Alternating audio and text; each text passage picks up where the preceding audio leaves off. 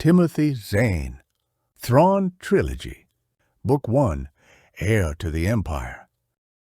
"Captain Pellaeon!" A voice called down the port-side crew pit through the hum of background conversation. "Message from the sentry line. The scout ships have just come out of light speed." Pellaeon, leaning over the shoulder of the man at the Chimera's bridge engineering monitor, ignored the shout. "Trace this line for me," he ordered, tapping a light pen at the schematic on the display. The engineer threw a questioning glance up at him. "Sir?" "I heard him," Pellaeon said. "You have an order, Lieutenant." "Yes, sir," the other said carefully, and keyed for the trace. "Captain Pellaeon?" the voice repeated, closer this time. Keeping his eyes on the engineering display, Pellaeon waited until he could hear the sound of the approaching footsteps. Then, with all the regal weight that 50 years spent in the Imperial fleet gave to a man, he straightened up and turned. The young duty officer's brisk walk faltered, came to an abrupt halt. Sir." He looked into Pellaeon's eyes, and his voice faded away. Pellaeon let the silence hang in the air for a handful of heartbeats, long enough for those nearest to notice. "This is not a cattle market in Shaum-He, Lieutenant Chell," he said at last, keeping his voice calm but icy cold. "This is the bridge of an Imperial Star Destroyer. Routine information is not, repeat not, simply shouted in the general direction of its intended recipient. Is that clear?" Chell swallowed. "Yes, sir." Pellaeon held his eyes a few seconds longer, then lowered his head in a slight nod. "Now, report." "Yes, sir." Chell swallowed again. "We've just received word from the sentry ships, sir. The scouts have returned from their scan raid on the Obroa sky system." "Very good," Pellaeon nodded. "Did they have any trouble?" "Only a little, sir. The natives apparently took exception to them pulling a dump of their central library system. The wing commander said there was some attempt at pursuit, but that he lost them." "I hope so," Pellaeon said grimly. Obroa Sky held a strategic position in the borderland regions, and intelligence reports indicated that the New Republic was making a strong bid for its membership and support. If they'd had armed emissary ships there at the time of the raid, well, he'd know soon enough. "Have the wing commander report to the bridge ready room with his report as soon as the ships are aboard," he told Chell, "and have the sentry line go to yellow alert." "Dismissed." "Yes, sir." Spinning around with a reasonably good imitation of a proper military turn, the lieutenant headed back toward the communications console. The young lieutenant, which was, Pellaeon thought with a trace of old bitterness, where the problem really lay.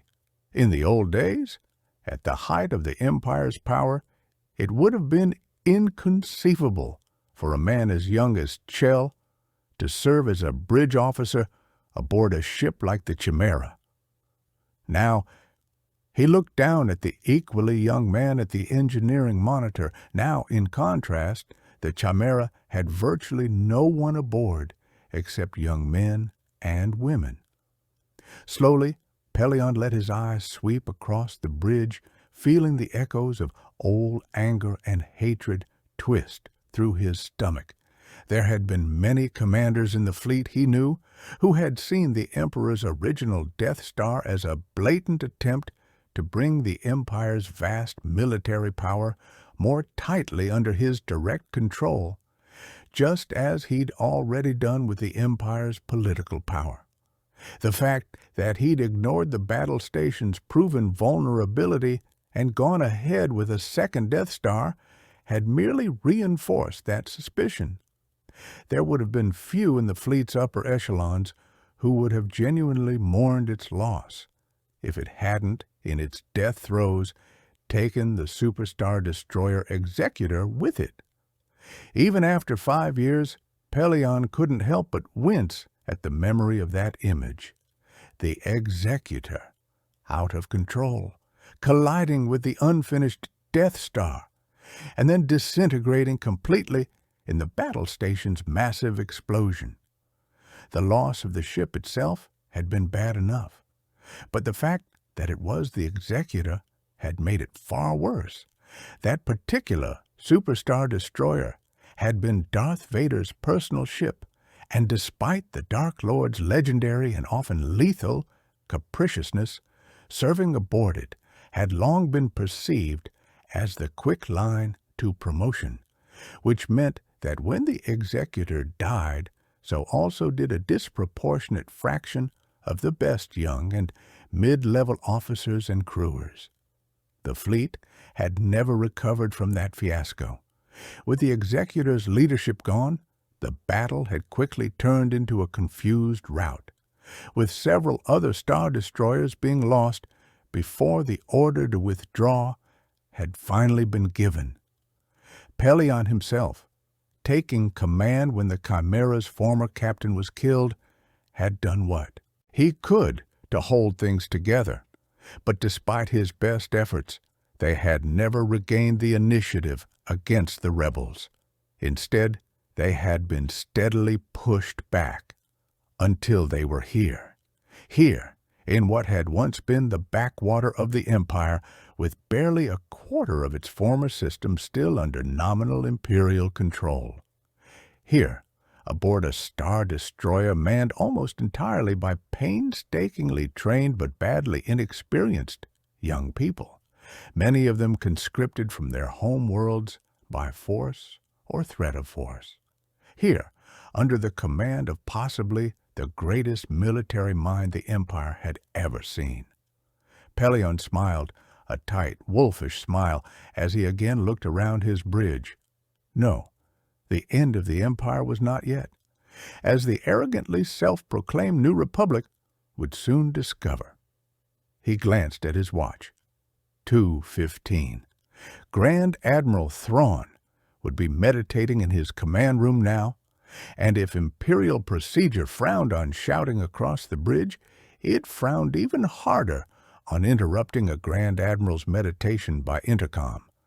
One spoke to him in person, or one did not speak to him at all. "Continue tracing those lines," Pelion ordered the engineering lieutenant as he headed for the door. "I'll be back shortly." The Grand Admiral's new command room was 2 levels below the bridge, in a space that had once housed the former commander's luxury entertainment suite. When Pelion had found Thrawn, or rather, when the Grand Admiral had found him, one of his first acts had been to take over the suite and convert it into what was essentially a secondary bridge. A secondary bridge, meditation room, and perhaps more. It was no secret aboard the Chimera that since the recent refitting had been completed, the Grand Admiral had been spending a great deal of his time here. What was secret was what exactly he did during those long hours. Stepping to the door, Pelion straightened his tunic and braced himself. Perhaps he was about to find out. "Captain Pelion to see Grand Admiral Thrawn," he announced. "I have informed—" The door slid open before he'd finished speaking. Mentally preparing himself, Pelion stepped into the dimly lit entry room. He glanced around, saw nothing of interest, and started for the door to the main chamber, 5 paces ahead. A touch of air on the back of his neck was his only warning. "Captain Pelion!" A deep, gravelly, cat-like voice mewed into his ear. Pelion jumped and spun around, cursing both himself and the short, wiry creature standing less than half a meter away. "Blast it, Rook!" he snarled. "What do you think you're doing?" For a long moment, Rook just looked up at him, and Pelion felt a drop of sweat trickle down his back. With his large, dark eyes, protruding jaw, and glistening needle teeth, Rook was even more of a nightmare in the dimness than he was in normal lighting, especially to someone like Pelion, who knew what Thrawn used Rook and his fellow Nogri for. "I'm doing my job," Rook said at last.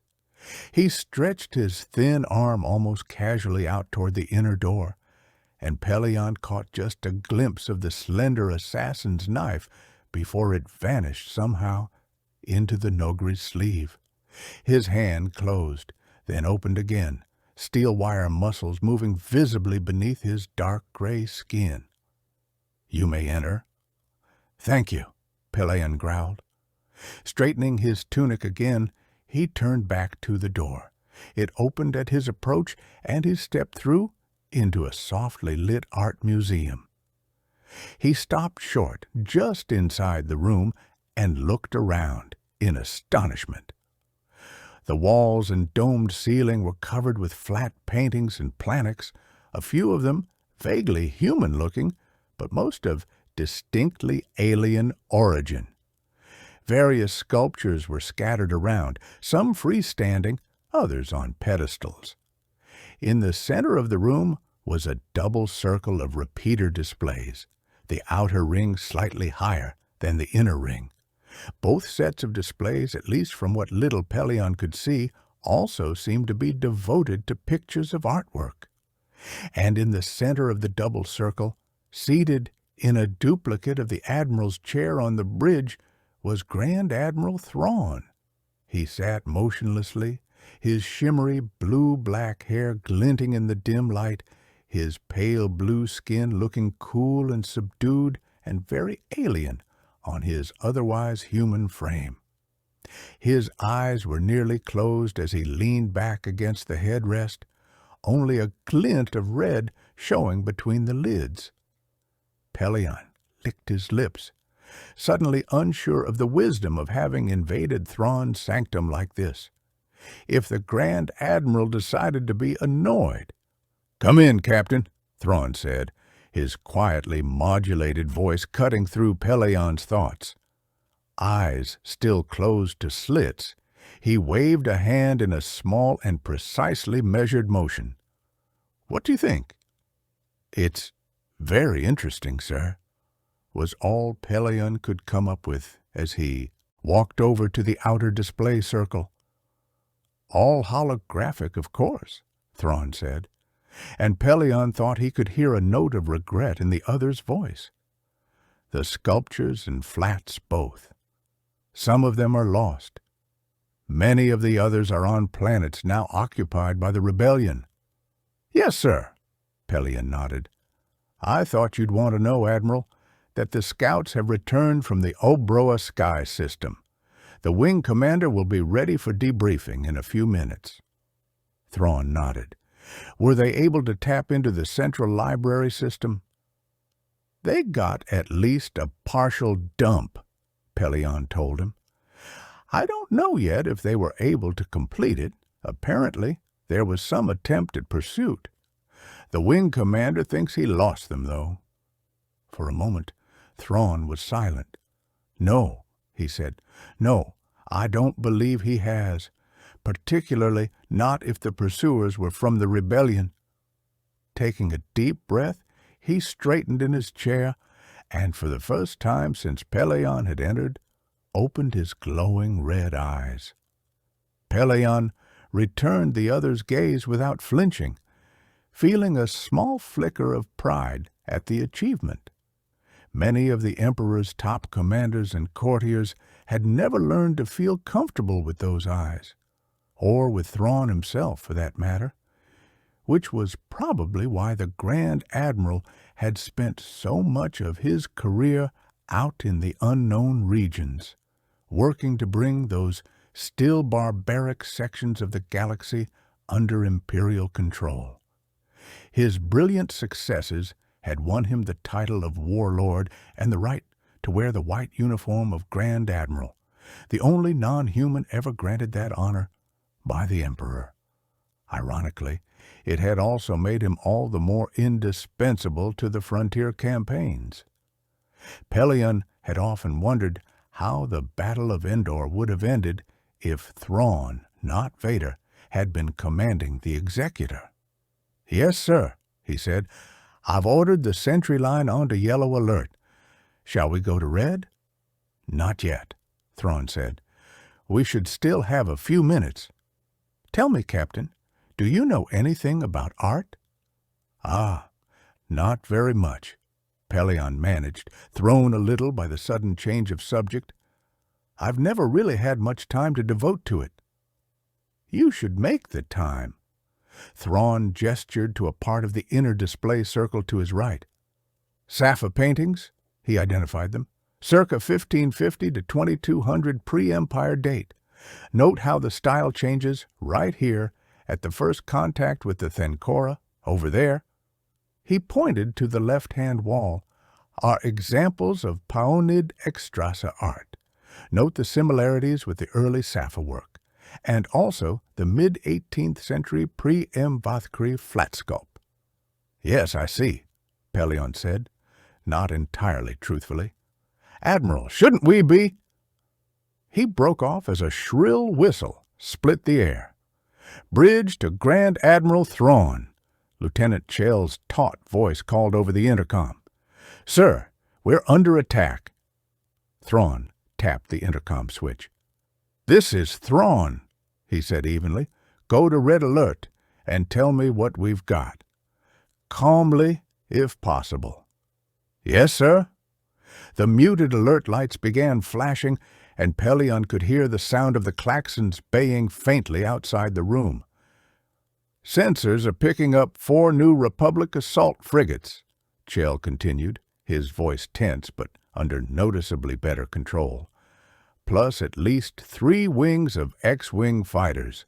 Symmetric Cloud V formation, coming in on our scout ship's vector."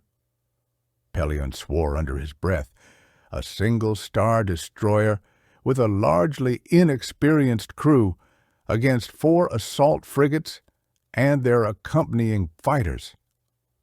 "Run engines to full power," he called toward the intercom. "Prepare to make the jump to light speed." He took a step toward the door. "Belay that jump order, Lieutenant," Thrawn said, still glacially calm. "TIE fighter crews to their stations. Activate deflector shields." Pelion spun back to him. "Admiral!" Thrawn cut him off with an upraised hand. "Come here, Captain," the Grand Admiral ordered. "Let's take a look, shall we?" He touched a switch, and abruptly the art show was gone. Instead, the room had become a miniature bridge monitor with helm, engine, and weapons readouts on the walls and double display circle. The open space had become a holographic tactical display.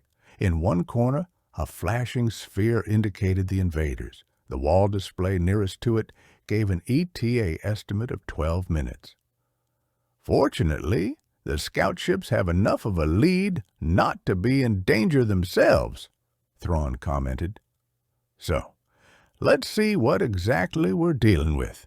Bridge, order the 3 nearest sentry ships to attack."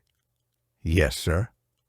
Across the room, 3 blue dots shifted out of the sentry line onto intercept vectors. From the corner of his eye, Pelion saw Thrawn lean forward in his seat as the assault frigates and accompanying X-wings shifted in response. One of the blue dots winked out. "Excellent," Thrawn said, leaning back in his seat. "That will do, Lieutenant. Pull the other 2 sentry ships back and order the Sector 4 line to scramble out of the invaders' vector." "Yes, sir," Chell said, sounding more than a little confused. A confusion Pelion could well understand. "Shouldn't we at least signal the rest of the fleet?" he suggested, hearing the tightness in his voice. "The Death's Head could be here in 20 minutes, most of the others in less than an hour." "The last thing we want to do right now is bring in more of our ships, Captain," Thrawn said. He looked up at Pelion, and a faint smile touched his lips. "After all, there may be survivors, and we wouldn't want the rebellion learning about us, would we?" He turned back to his displays. Bridge, I want a 20-degree port yaw rotation. Bring us flat to the invaders' vector, superstructure pointing at them. As soon as they're within the outer perimeter, the Sector 4 sentry line is to reform behind them and jam all transmissions. Yes, sir. Sir, you don't have to understand, Lieutenant, Thrawn said, his voice abruptly cold. Just obey. Yes, sir. Pelion took a careful breath as the displays showed the Chimera rotating as per orders. I'm afraid I don't understand either, Admiral, he said, turning our superstructure toward them. Again, Thrawn stopped him with an upraised hand. Watch and learn, Captain. That's fine, Bridge. Stop rotation and hold position here. Drop docking bay deflector shields. Boost power to all others. TIE fighter squadrons, launch when ready. Head directly away from the Chimera for 2 kilometers, then sweep around in open cluster formation. Backfire speed, zonal attack pattern. He got an acknowledgement, then looked up at Pelion. Do you understand now, Captain? Pelion pursed his lips. I'm afraid not, he admitted. I see now that the reason you turned the ship was to give the fighters some exit cover, but the rest is nothing but a classic Marg Sable closure maneuver. They're not going to fall for anything that simple. On the contrary, Thrawn corrected coolly, not only will they fall for it, they'll be utterly destroyed by it. Watch, Captain, and learn. The TIE fighters launched, accelerating away from the Chimera and then leaning hard into etheric rudders to sweep back around it like the spray of some exotic fountain. The invading ship spotted the attackers and shifted vectors. Pelion blinked. What in the Empire are they doing? They're trying the only defense they know of against a Marg Sable, Thrawn said, and there was no mistaking the satisfaction in his voice. Or, to be more precise, the only defense they are psychologically capable of attempting. He nodded toward the flashing sphere.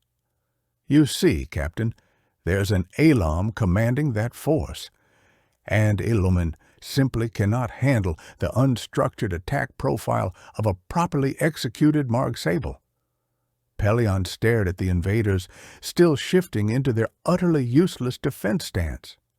And slowly it dawned on him what Thrawn had just done.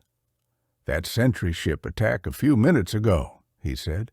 You were able to tell from that those were Eloman ships? Learn about art, Captain, Thrawn said, his voice almost dreamy. When you understand a species' art, you understand that species. He straightened in his chair. Bridge, bring us to flank speed. Prepare to join the attack. An hour later, it was all over. The ready room door slid shut behind the wing commander, and Pelion gazed back at the map still on the display. Sounds like Obroa's sky is a dead end, he said regretfully. There's no way we'll be able to spare the manpower that much pacification would cost. For now, perhaps, Thrawn agreed, but only for now. Pelion frowned across the table at him. Thrawn was fiddling with a data card, rubbing it absently between the finger and thumb as he stared out the viewport at the stars. A strange smile played about his lips. Admiral? He asked carefully. Thrawn turned his head, those glowing eyes coming to rest on Pelion. It's the second piece of the puzzle, Captain, he said softly, holding up the data card. The piece I've been searching for now for over a year. Abruptly, he turned to the intercom, jabbed it on. Bridge, this is Grand Admiral Thrawn. Signal the Death's Head. Inform Captain Harbid will be temporarily leaving the fleet. He's to continue making tactical surveys of the local systems and pulling data dumps wherever possible. Then set course for a planet called Merkar. The nav computer has its location." The bridge acknowledged, and Thrawn turned back to Pelion. "You seem lost, Captain," he suggested. "I take it you've never heard of Merker." Pelion shook his head, trying without success to read the Grand Admiral's expression. Should I have? Probably not. Most of those who have been smugglers, malcontents, and otherwise useless dregs of the galaxy— He paused, taking a measured sip from the mug at his elbow, a strong Forvish ale. From the smell of it, and Pelion forced himself to remain silent. Whatever the Grand Admiral was going to tell him, he was obviously going to tell it in his own way and time. "I ran across an offhand reference to it some 7 years ago," Thrawn continued, setting his mug back down. "What caught my attention was the fact that, although the planet had been populated for at least 300 years, both the Old Republic and the Jedi of that time had always left it strictly alone." He cocked one blue-black eyebrow slightly. "What would you infer from that, Captain?" Pelion shrugged. "That it's a frontier planet, somewhere too far away for anyone to care about." "Very good, Captain." "That was my first assumption, too, except that it's not. Merker is, in fact, no more than 150 light-years from here, close to our border with the Rebellion and well within the Old Republic's boundaries." Thrawn dropped his eyes to the data card still in his hand. "No, the actual explanation is far more interesting and far more useful." Pelion looked at the data card, too. "And that explanation became the first piece of this puzzle of yours?" Thrawn smiled at him. "Again, Captain. Very good. Yes. Merker, or more precisely, one of its indigenous animals, was the first piece. The second is on a world called Wayland." He waved the data card. "A world for which, thanks to the O'Browans, I finally have a location." "I congratulate you," Pelion said, suddenly tired of this game. "May I ask just what exactly this puzzle is?" Thrawn smiled, a smile that sent a shiver up Pelion's back. "Why, the only puzzle worth solving, of course," the Grand Admiral said softly. "The complete, total, and utter destruction of the Rebellion." "Luke?" The voice came softly but insistently. Pausing amid the familiar landscape of Tatooine, familiar yet oddly distorted, Luke Skywalker turned to look. An equally familiar figure stood there watching him. "Hello, Ben," Luke said, his voice sounding sluggish in his ears. "Been a long time." "It has indeed," Obi-Wan Kenobi said gravely, "and I'm afraid that it will be longer still until the next time. I've come to say goodbye, Luke." The landscape seemed to tremble, and abruptly a small part of Luke's mind remembered that he was asleep. Asleep in his suite in the Imperial Palace, and dreaming of Ben Kenobi.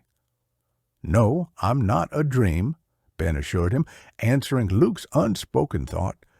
"But the distances separating us have become too great for me to appear to you in any other way. Now even this last path is being closed to me." "No," Luke heard himself say. "You can't leave us, Ben. We need you." Ben's eyebrows lifted slightly, and a hint of his old smile touched his lips. "You don't need me, Luke. You are a Jedi, strong in the Force." The smile faded, and for a moment his eyes seemed to focus on something Luke couldn't see. "At any rate," he added quietly, "the decision is not mine to make. I have lingered too long already, and can no longer postpone my journey from this life to what lies beyond." A memory stirred. Yoda on his deathbed, and Luke pleading with him not to die.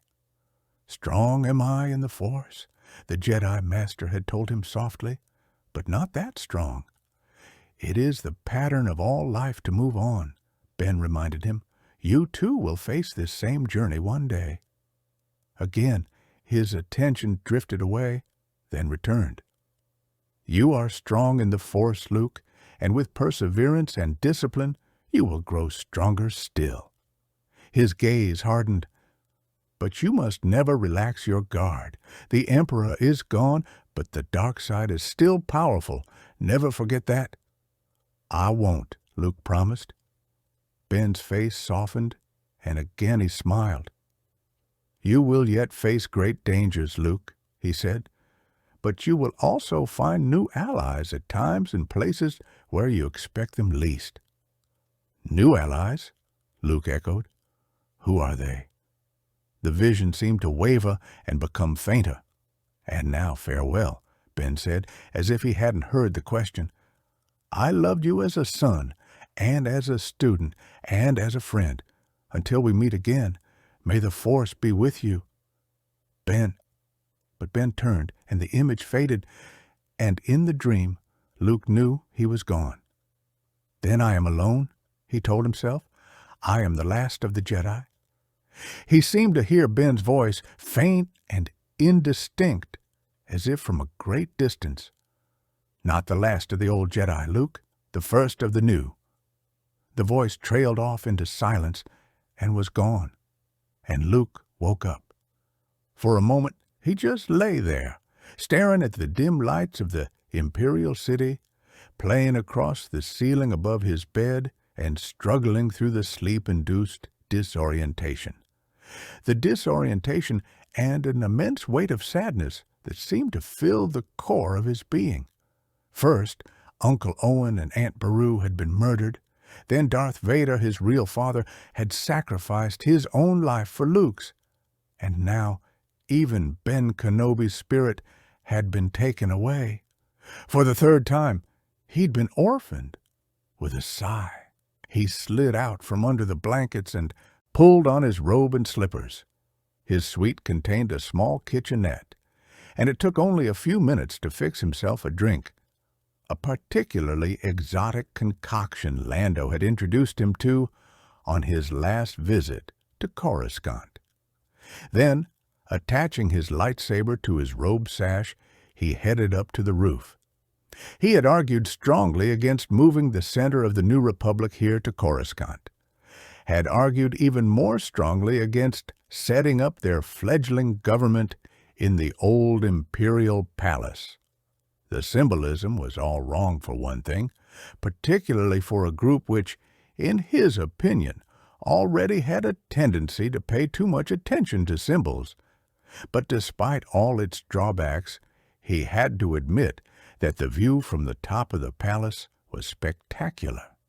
For a few minutes, he stood at the roof's edge, leaning against the chest-high wrought stone railing and letting the cool night breeze ruffle his hair. Even in the middle of the night, the Imperial City was a bustle of activity, with the lights of vehicles and streets intertwining to form a sort of flowing work of art. Overhead, lit by both the city lights and those of occasional air speeders flitting through them, the low-lying clouds were a dim sculptured ceiling stretching in all directions, with the same apparent endlessness as the city itself. Far to the south, he could just make out the Marai Mountains, their snow-covered peaks illuminated like the clouds, largely by reflected light from the city. He was gazing at the mountains when, 20 meters behind him, the door into the palace was quietly opened. Automatically, his hand moved toward his lightsaber, but the motion had barely begun before it stopped. The sense of the creature coming through the doorway. "I'm over here, 3PO," he called. He turned to see C-3PO shuffling his way across the roof toward him, radiating the droid's usual mixture of relief and concern. "Hello, Master Luke," he said, tilting his head to look at the cup in Luke's hand. "I'm terribly sorry to disturb you." "That's all right," Luke told him. "I just wanted some fresh air, that's all."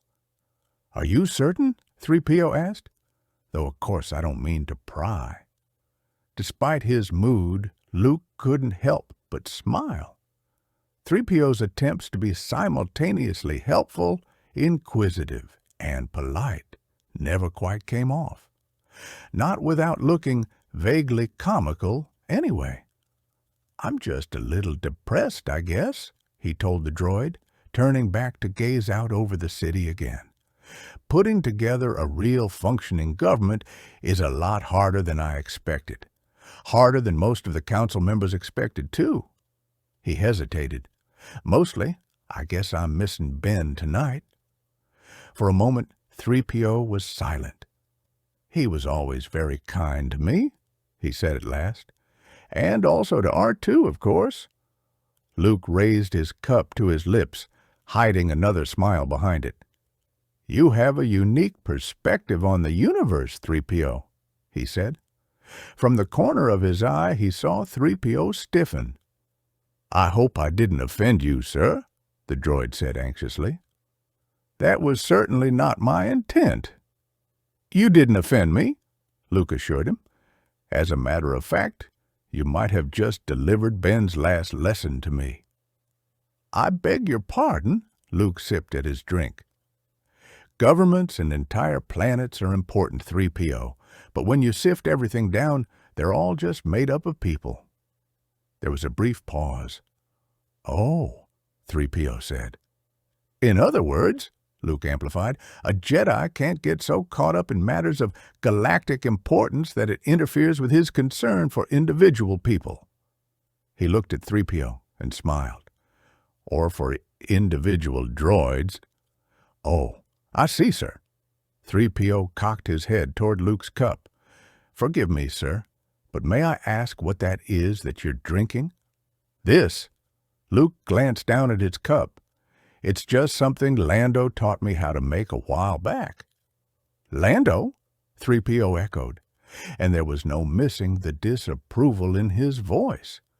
Programmed politeness or not, the droid had never really much cared for Lando, which wasn't very surprising, given the circumstances of their first meeting. "Yes, but in spite of such a shady origin, it's really quite good," Luke told him.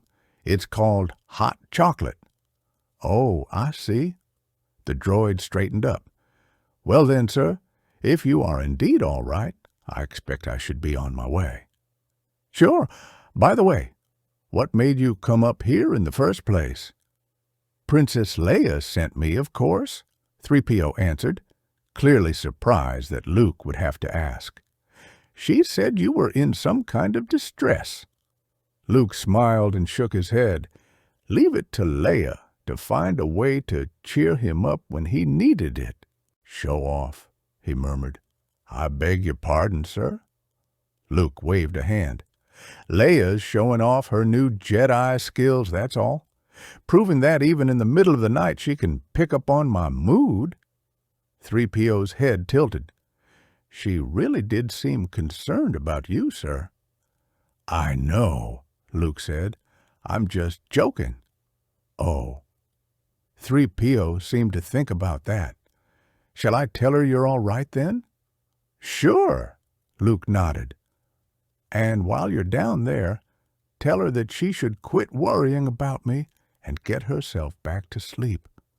Those bouts of morning sickness she still gets are bad enough when she isn't worn out tired." "I'll deliver the message, sir," 3PO said. "And," Luke added quietly, "tell her I love her." "Yes, sir. Good night, Master Luke." "Good night, 3PO." He watched the droid go, a fresh flow of depression threatening again to drag him down. 3PO wouldn't understand, of course. No one on the Provisional Council had understood either. But for Leia, just over 3 months pregnant, to be spending the bulk of her time here? He shivered, and not from the cool night air. "This place is strong with the dark side."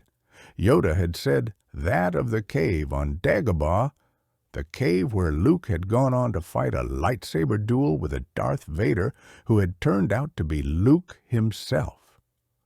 For weeks afterward, the memory of the sheer power and presence of the dark side had haunted his thoughts. Only much later had he finally realized that Yoda's primary reason for the exercise had been to show him how far he still had to go. Still, he'd often wondered how the cave had come to be the way it had. Wondered whether perhaps someone or something strong in the dark side had once lived there, as the Emperor had once lived here. He shivered again. The really maddening part of it was that he couldn't sense any such concentration of evil in the palace. The council had made a point of asking him about that, in fact, when they'd first considered moving operations here to the Imperial City. He'd had to grit his teeth and tell them that no, there seemed to be no residual effects of the Emperor's stay. But just because he couldn't sense it didn't necessarily mean it wasn't there. He shook his head. "Stop it," he ordered himself firmly. Jumping at shadows wasn't going to gain him anything but paranoia.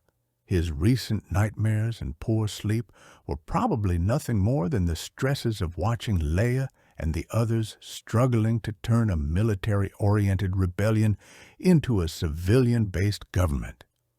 Certainly Leia would never have agreed to come anywhere near this place if she'd had any doubts herself about it. Leia. With an effort, Luke forced his mind to relax and let his Jedi senses reach outward. Halfway across the palace's upper section, he could feel Leia's drowsy presence, her presence and that of the twins she carried within her. For a moment, he held the partial contact, keeping it light enough to hopefully not wake her any further, marveling again at the strange feel of the unborn children within her. The Skywalker heritage was indeed with them. The fact that he could sense them at all implied they must be tremendously strong in the Force. At least, he assumed that was what it meant. It had been something he'd hoped he would someday have a chance to ask Ben about. And now, that chance was gone. Fighting back sudden tears, he broke the contact. His mug felt cold against his hand. Swallowing the rest of the chocolate, he took one last look around. At the city, at the clouds, and in his mind's eye, at the stars that lay beyond them. Stars around which revolved planets, upon which lived people, billions of people, many of them still waiting for the freedom and light the new republic had promised them. He closed his eyes against the bright lights and the equally bright hopes. There was, he thought wearily, no magic wand that could make everything better, not even for a Jedi. 3PO shuffled his way out of the room, and with a tired sigh, Leia Organa Solo settled back against the pillows. Half a victory is better than none. The old saying crossed her mind. The old saying she'd never believed for a minute. Half a victory, to her way of thinking, was also half a defeat. She sighed again, feeling the touch of Luke's mind. His encounter with 3PO had lightened his dark mood as she'd hoped it would. But with the droid gone, the depression was threatening to overtake him again. Perhaps she should go to him herself. See if she could get him to talk through whatever it was that had been bothering him for the past few weeks. Her stomach twisted, just noticeably. "It's all right," she soothed, rubbing her hand gently across her belly. "It's all right. I'm just worried about your Uncle Luke, that's all." Slowly, the twisting eased. Picking up the half-filled glass on the nightstand, Leia drank it down, trying not to make a face. Warm milk was pretty far down on her list of favorite drinks, but it had proved to be one of the fastest ways to soothe these periodic twinges from her digestive tract. The doctors had told her that the worst of her stomach troubles should begin disappearing any day now. She hoped rather fervently that they were right. Faintly, from the next room, came the sound of footsteps. Quickly, Leia slapped the glass back on the nightstand with one hand as she hauled the blankets up to her chin with the other. The bedside light was still glowing, and she reached out with the force to try and turn it off. The lamp didn't even flicker. Gritting her teeth, she tried again. Again, it didn't work. Still not enough fine control over the force, obviously, for something as small as a light switch. Untangling herself from the blankets, she tried to make a lunge for it.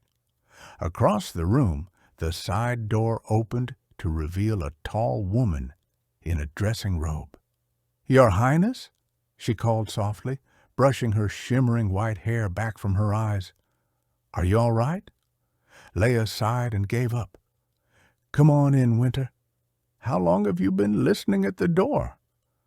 "I haven't been listening," Winter said as she glided into the room, sounding almost offended that Leia would even suggest such a thing of her. "I saw the light coming from under your door and thought you might need something." "I'm fine," Leia assured her, wondering if this woman would ever cease to amaze her. Awakened in the middle of the night, dressed in an old robe with her hair in total disarray, Winter still looked more regal than Leia herself could manage on her best days.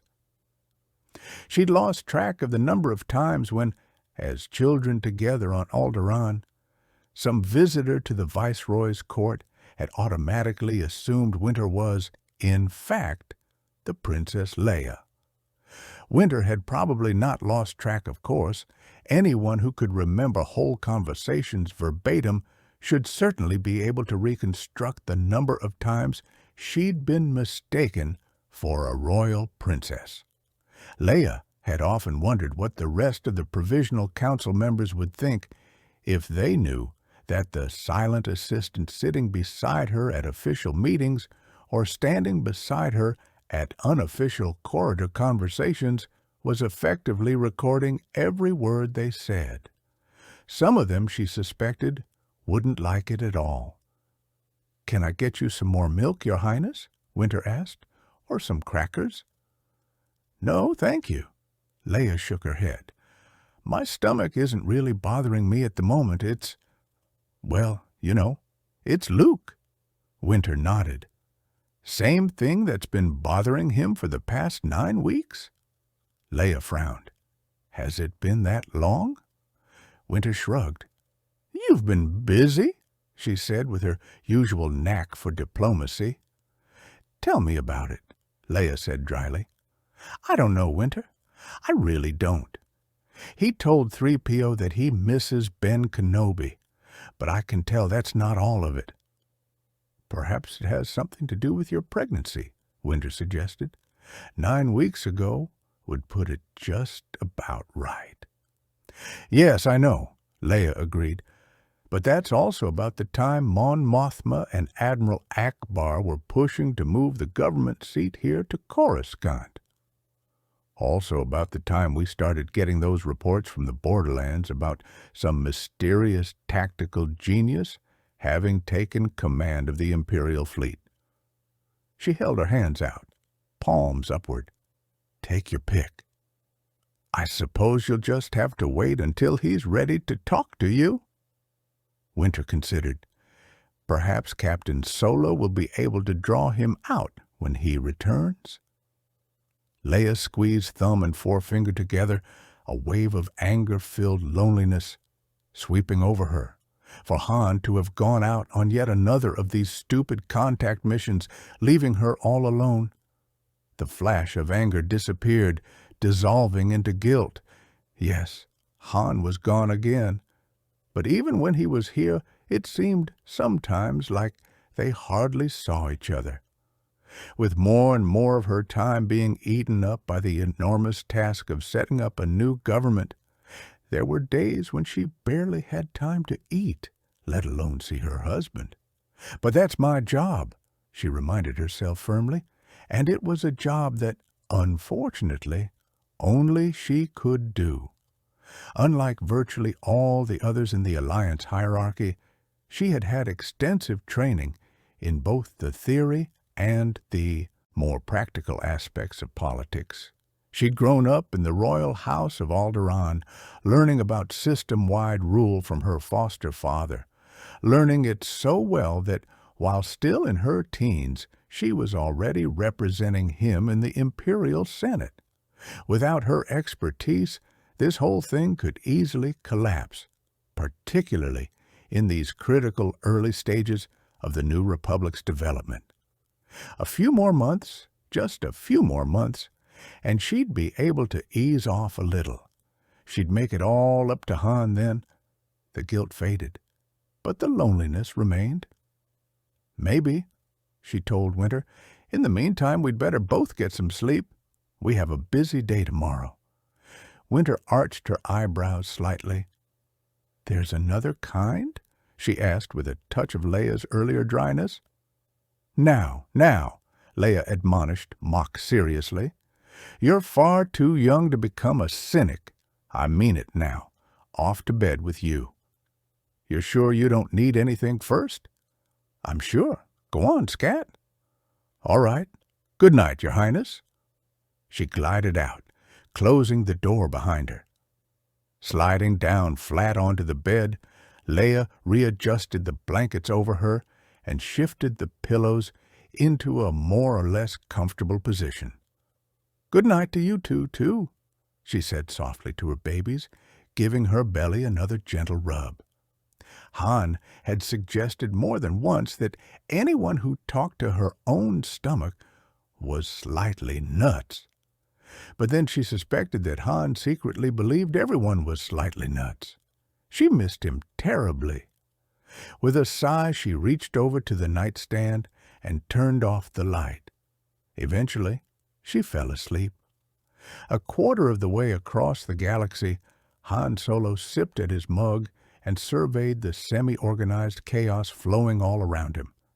"Didn't we," he quoted to himself, "just leave this party?" Still, it was nice to know that in a galaxy busily turning itself upside down, there were some things that never changed. The band playing off in the corner was different, and the upholstery in the booth was noticeably less comfortable. But apart from that, the Mos Eisley Cantina looked exactly the same as it always had before. The same as it had looked the day he'd first met Luke Skywalker and Obi-Wan Kenobi. It felt like a dozen lifetimes ago. Beside him, Chewbacca growled softly. "Don't worry, he'll be here," Han told him. "It's just Dravis. I don't think he's ever been on time for anything in his whole life." Slowly, he let his eyes drift over the crowd. "No," he amended to himself. There was one other thing different about the cantina.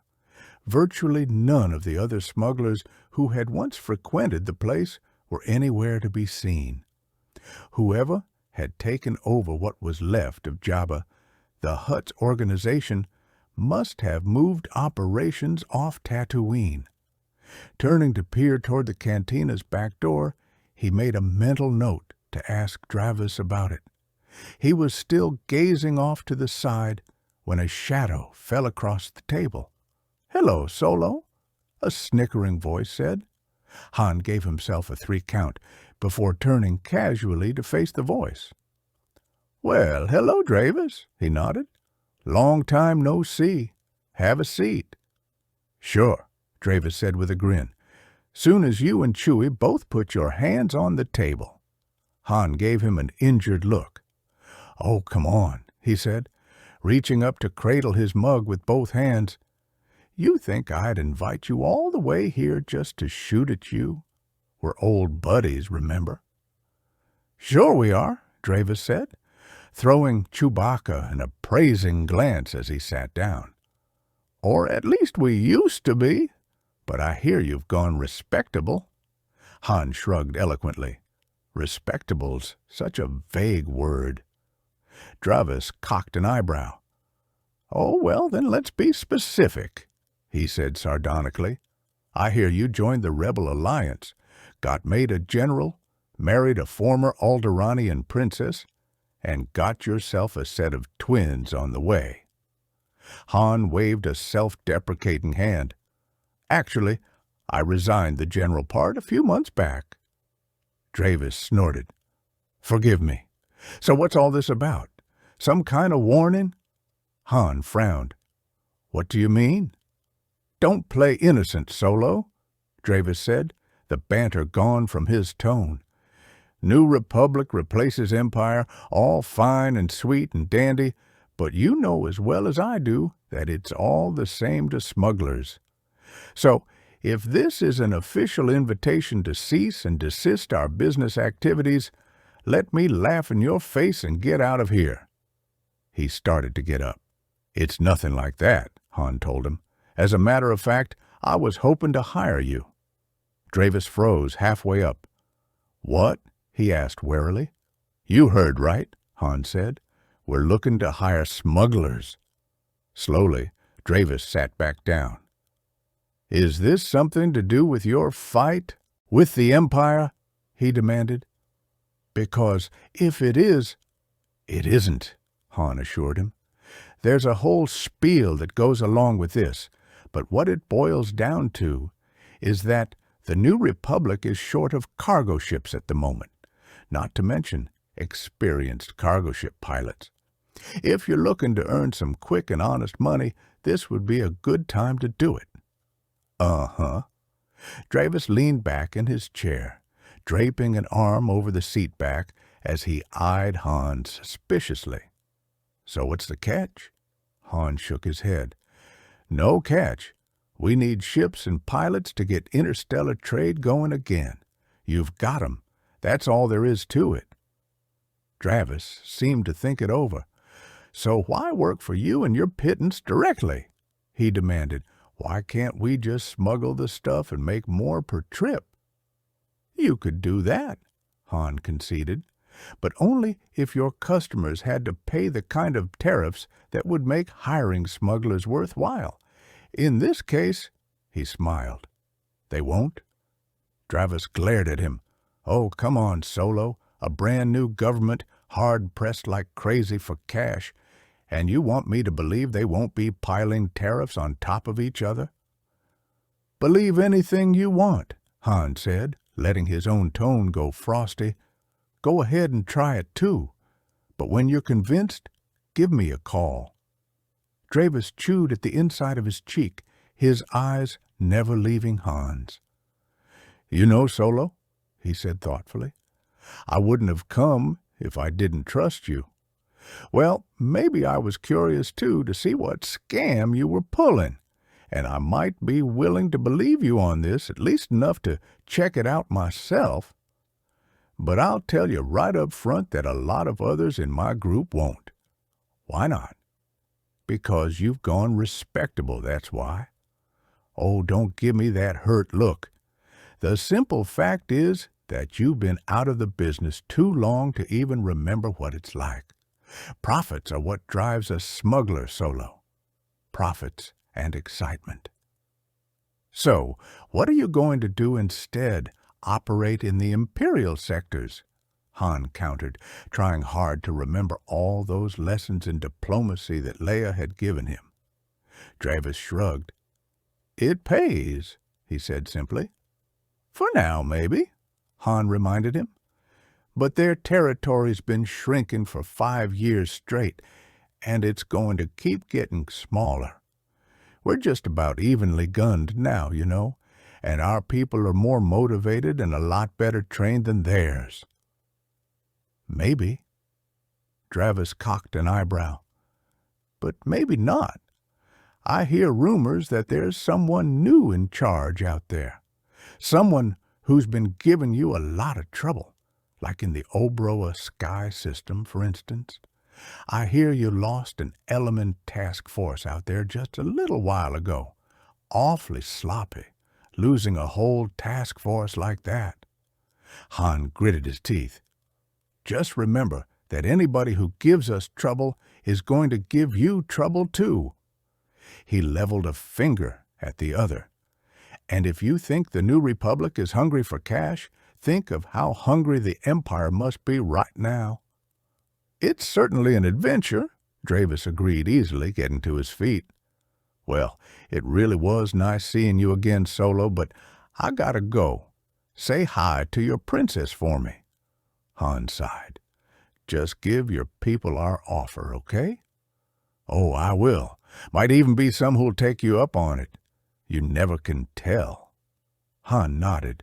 It was, really, all he could have expected out of this meeting. "One other thing, Dravis. Who exactly is the big fish in the pond now that Jabba's gone?" Dravis eyed him thoughtfully. "Well, I guess it's not really a secret," he decided.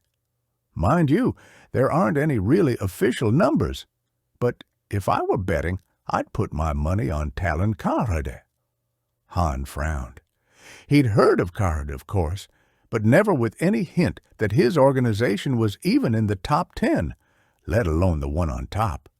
Either Dravis was wrong, or Karrde was the type who believed in keeping a low profile. "Where can I find him?" Dravis smiled slyly. "You'd like to know that, wouldn't you? Maybe someday I'll tell you." "Dravis, gotta go. See you around, Chewie." He started to turn, paused. "Oh, by the way, you might tell your pal over there that he's got to be the worst excuse for a backup man I've ever seen. Just thought you'd like to know." With another grin, he turned again and headed back into the crowd. Han grimaced as he watched him go. Still, at least Dravis had been willing to turn his back on them as he left.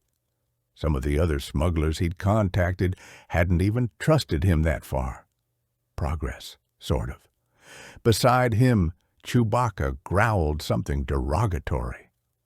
"Well, what do you expect with Admiral Akbar sitting on the council?" Han shrugged. "The Calamarians were death on smugglers even before the war, and everyone knows it. Don't worry, they'll come around. Some of them, anyway. Dravis can blather all he wants about profit and excitement, but you offer them secure maintenance facilities, no Jabba-style skimming, and no one shooting at them, and they'll get interested. Come on, let's get going." He slid out of the booth and headed for the bar, and the exit just visible beyond it. Halfway across, he stopped at one of the other booths and looked down at its lone occupant. "I've got a message for you," he announced. "I'm supposed to tell you that you're the worst excuse for a backup man that Dravis has ever seen." Wedge Antilles grinned up at him as he slid out from behind the table. "I thought that was the whole idea," he said, running his fingers through his black hair. "Yes, but Dravis didn't. Though privately, Han would be the first to admit that Dravis had a point. As far as he was concerned, the only times Wedge didn't stick out like a lump on plate glass was when he was sitting in the cockpit of an X-Wing blasting TIE fighters into dust. "So where's Paige, anyway?" he asked, glancing around. "Right here, sir," a quiet voice said at his shoulder. Han turned. Beside them had appeared a medium-height, medium-build, totally nondescript-looking man. The kind of man no one would really notice, the kind who could blend invisibly into almost any surroundings, which had, again, been the whole idea. "You see anything suspicious?"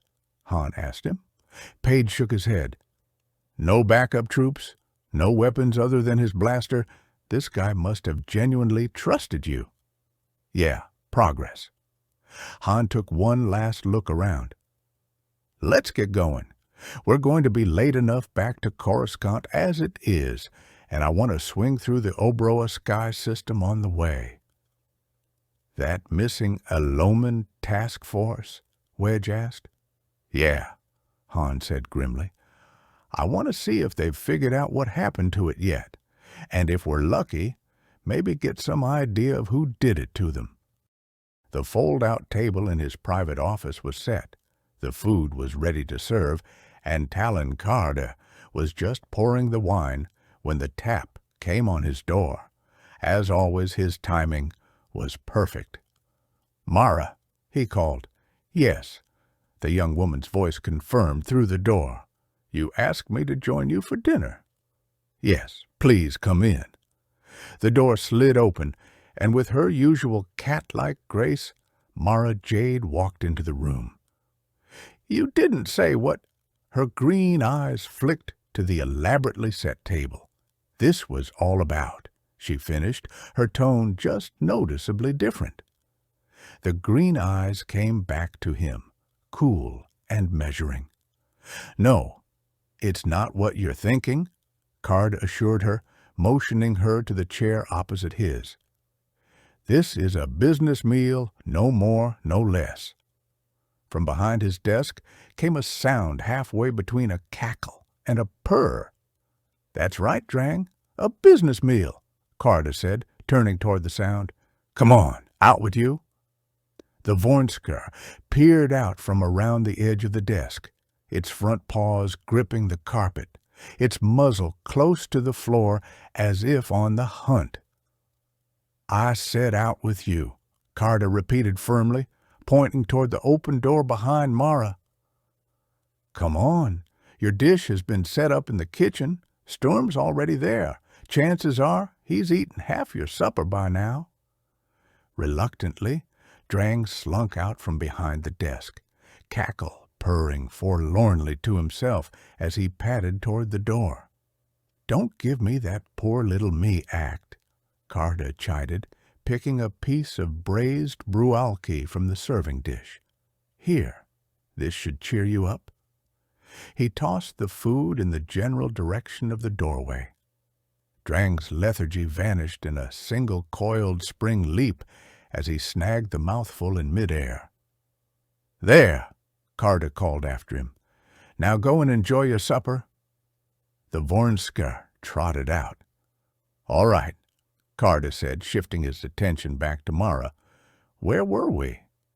"You were telling me this was a business meal," she said, her voice still a little cool as she slid into the seat across from his and surveyed the table. "It's certainly the nicest business meal I've had in quite a while." "Well, that's the point, really," Carter told her, sitting down himself and reaching over to the serving tray. "I think it's occasionally good for us to remember that being a smuggler doesn't necessarily require one to be a barbarian, too." "Ah," she nodded, sipping at her wine, "and I'm sure most of your people are so very grateful for that reminder."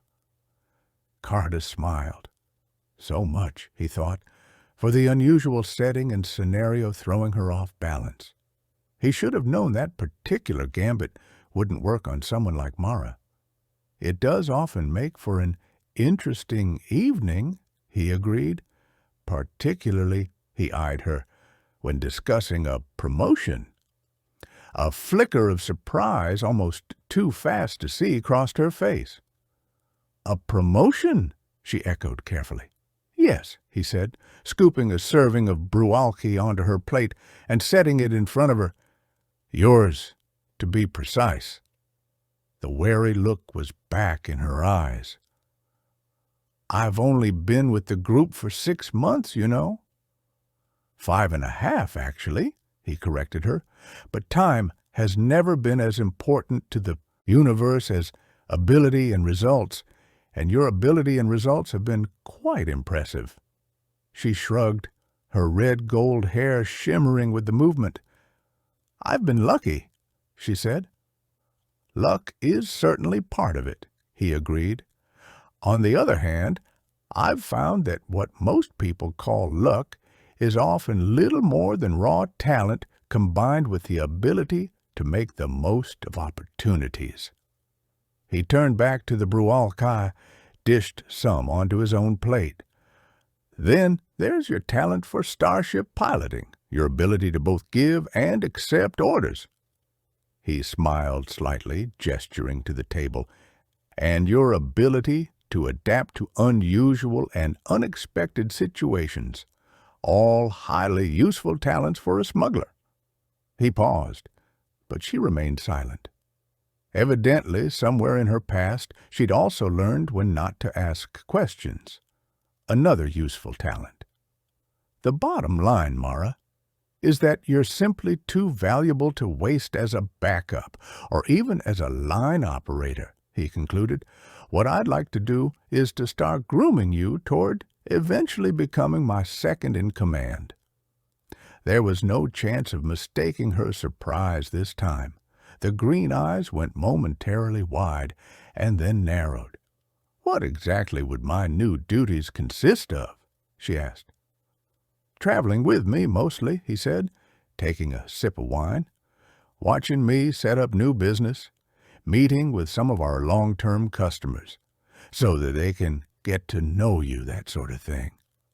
She was still suspicious. He could tell that from her eyes. Suspicious that the offer was a smokescreen to mask some more personal request or demand on his part. "You don't have to answer now," he told her. "Think about it, or talk to some of the others who've been with the organization longer." He looked her straight in the eye.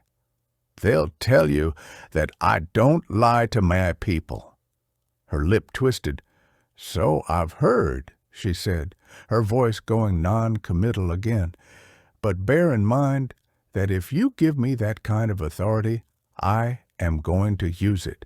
There's some revamping of the whole organizational structure." She broke off as the intercom on his desk warbled. "Yes?" Carter called toward it. "It's Aves," a voice said. "Thought you'd like to know we've got company. An Imperial Star Destroyer just made orbit." Carter glanced at Mara as he got to his feet. "Any make on it yet?" he asked, dropping his napkin beside his plate and stepping around the desk to where he could see the screen. "They're not exactly broadcasting ID SIGs these days." Aves shook his head. "The lettering on the side is hard to read at this distance, but Torva's best guess is that it's the Chimera." "Interesting," Carter murmured. "Grand Admiral Thrawn himself." "Have they made any transmissions?"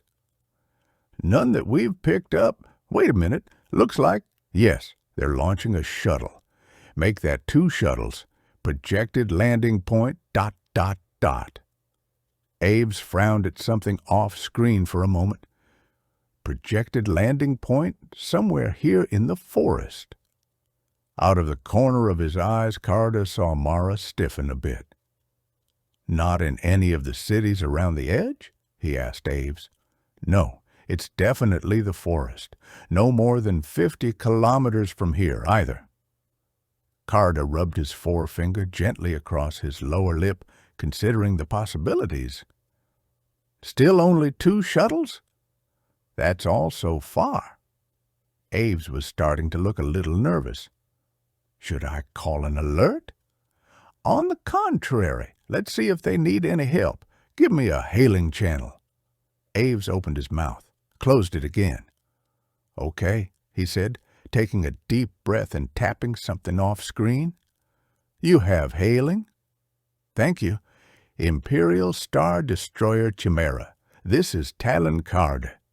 May I be of any assistance to you?" No response. Aves muttered. "You think maybe they didn't want to be noticed?" "If you don't want to be noticed, you don't use a Star Destroyer," Card pointed out. "No, they're most likely busy running my name through ship's records. Be interesting to see someday just what they have on me, if anything." He cleared his throat. "Star Destroyer Chimera, this is—" Abruptly, Aves's face was replaced by that of a middle-aged man wearing a captain's insignia. "This is Captain Pelion of the Chimera," he said brusquely. "What is it you want?" "Merely to be neighborly," Carter told him evenly. "We tracked 2 of your shuttles coming down, and wondered if you or Grand Admiral Thrawn might require any assistance." The skin around Pelion's eyes tightened, just a bit. Who? Ah, Carter nodded, allowing a slight smile. Of course, I haven't heard of Grand Admiral Thrawn either. Certainly not in connection with the Chimera, or with some intriguing information raids on several systems in the Pionid Obroa Sky region either. The eyes tightened a little more. "You're very well informed, Mr. Card," Pelion said, his voice silky but with menace lurking beneath it. One might wonder how a lowly smuggler would come by such information. Carter shrugged. "My people hear stories and rumors. I take the pieces and put them together, much the same way your own intelligence units operate, I imagine. Incidentally, if your shuttles are planning to put down in the forest, you need to warn the crews to be careful. There are several dangerous predator species living here, and the high metal content of the vegetation makes sensor readings unreliable at best." "Thank you for the advice," Pelion said, his voice still frosty. "But they won't be staying long." "Ah," Card nodded, running the possibilities through his mind. There were, fortunately, not all that many of them. "Doing a little hunting, are they?" Pelion favored him with a slightly indulgent smile. "Information on Imperial activities is very expensive. I'd have thought a man in your line of work would know that." "Indeed," Carter agreed, watching the other closely. "But occasionally one finds bargains. It's the Isalamiri you're after, isn't it?" The other's smile froze. "There are no bargains to be had here, Carter," he said after a moment, his voice very soft. "And expensive can also mean costly." "True," Carter said, "unless, of course, it's traded for something equally valuable. I presume you're already familiar with the Isalamiri's rather unique characteristics. Otherwise, you wouldn't be here. Can I assume you're also familiar with the somewhat esoteric art of safely getting them off their tree branches?" Pelion studied him, suspicion all over his face.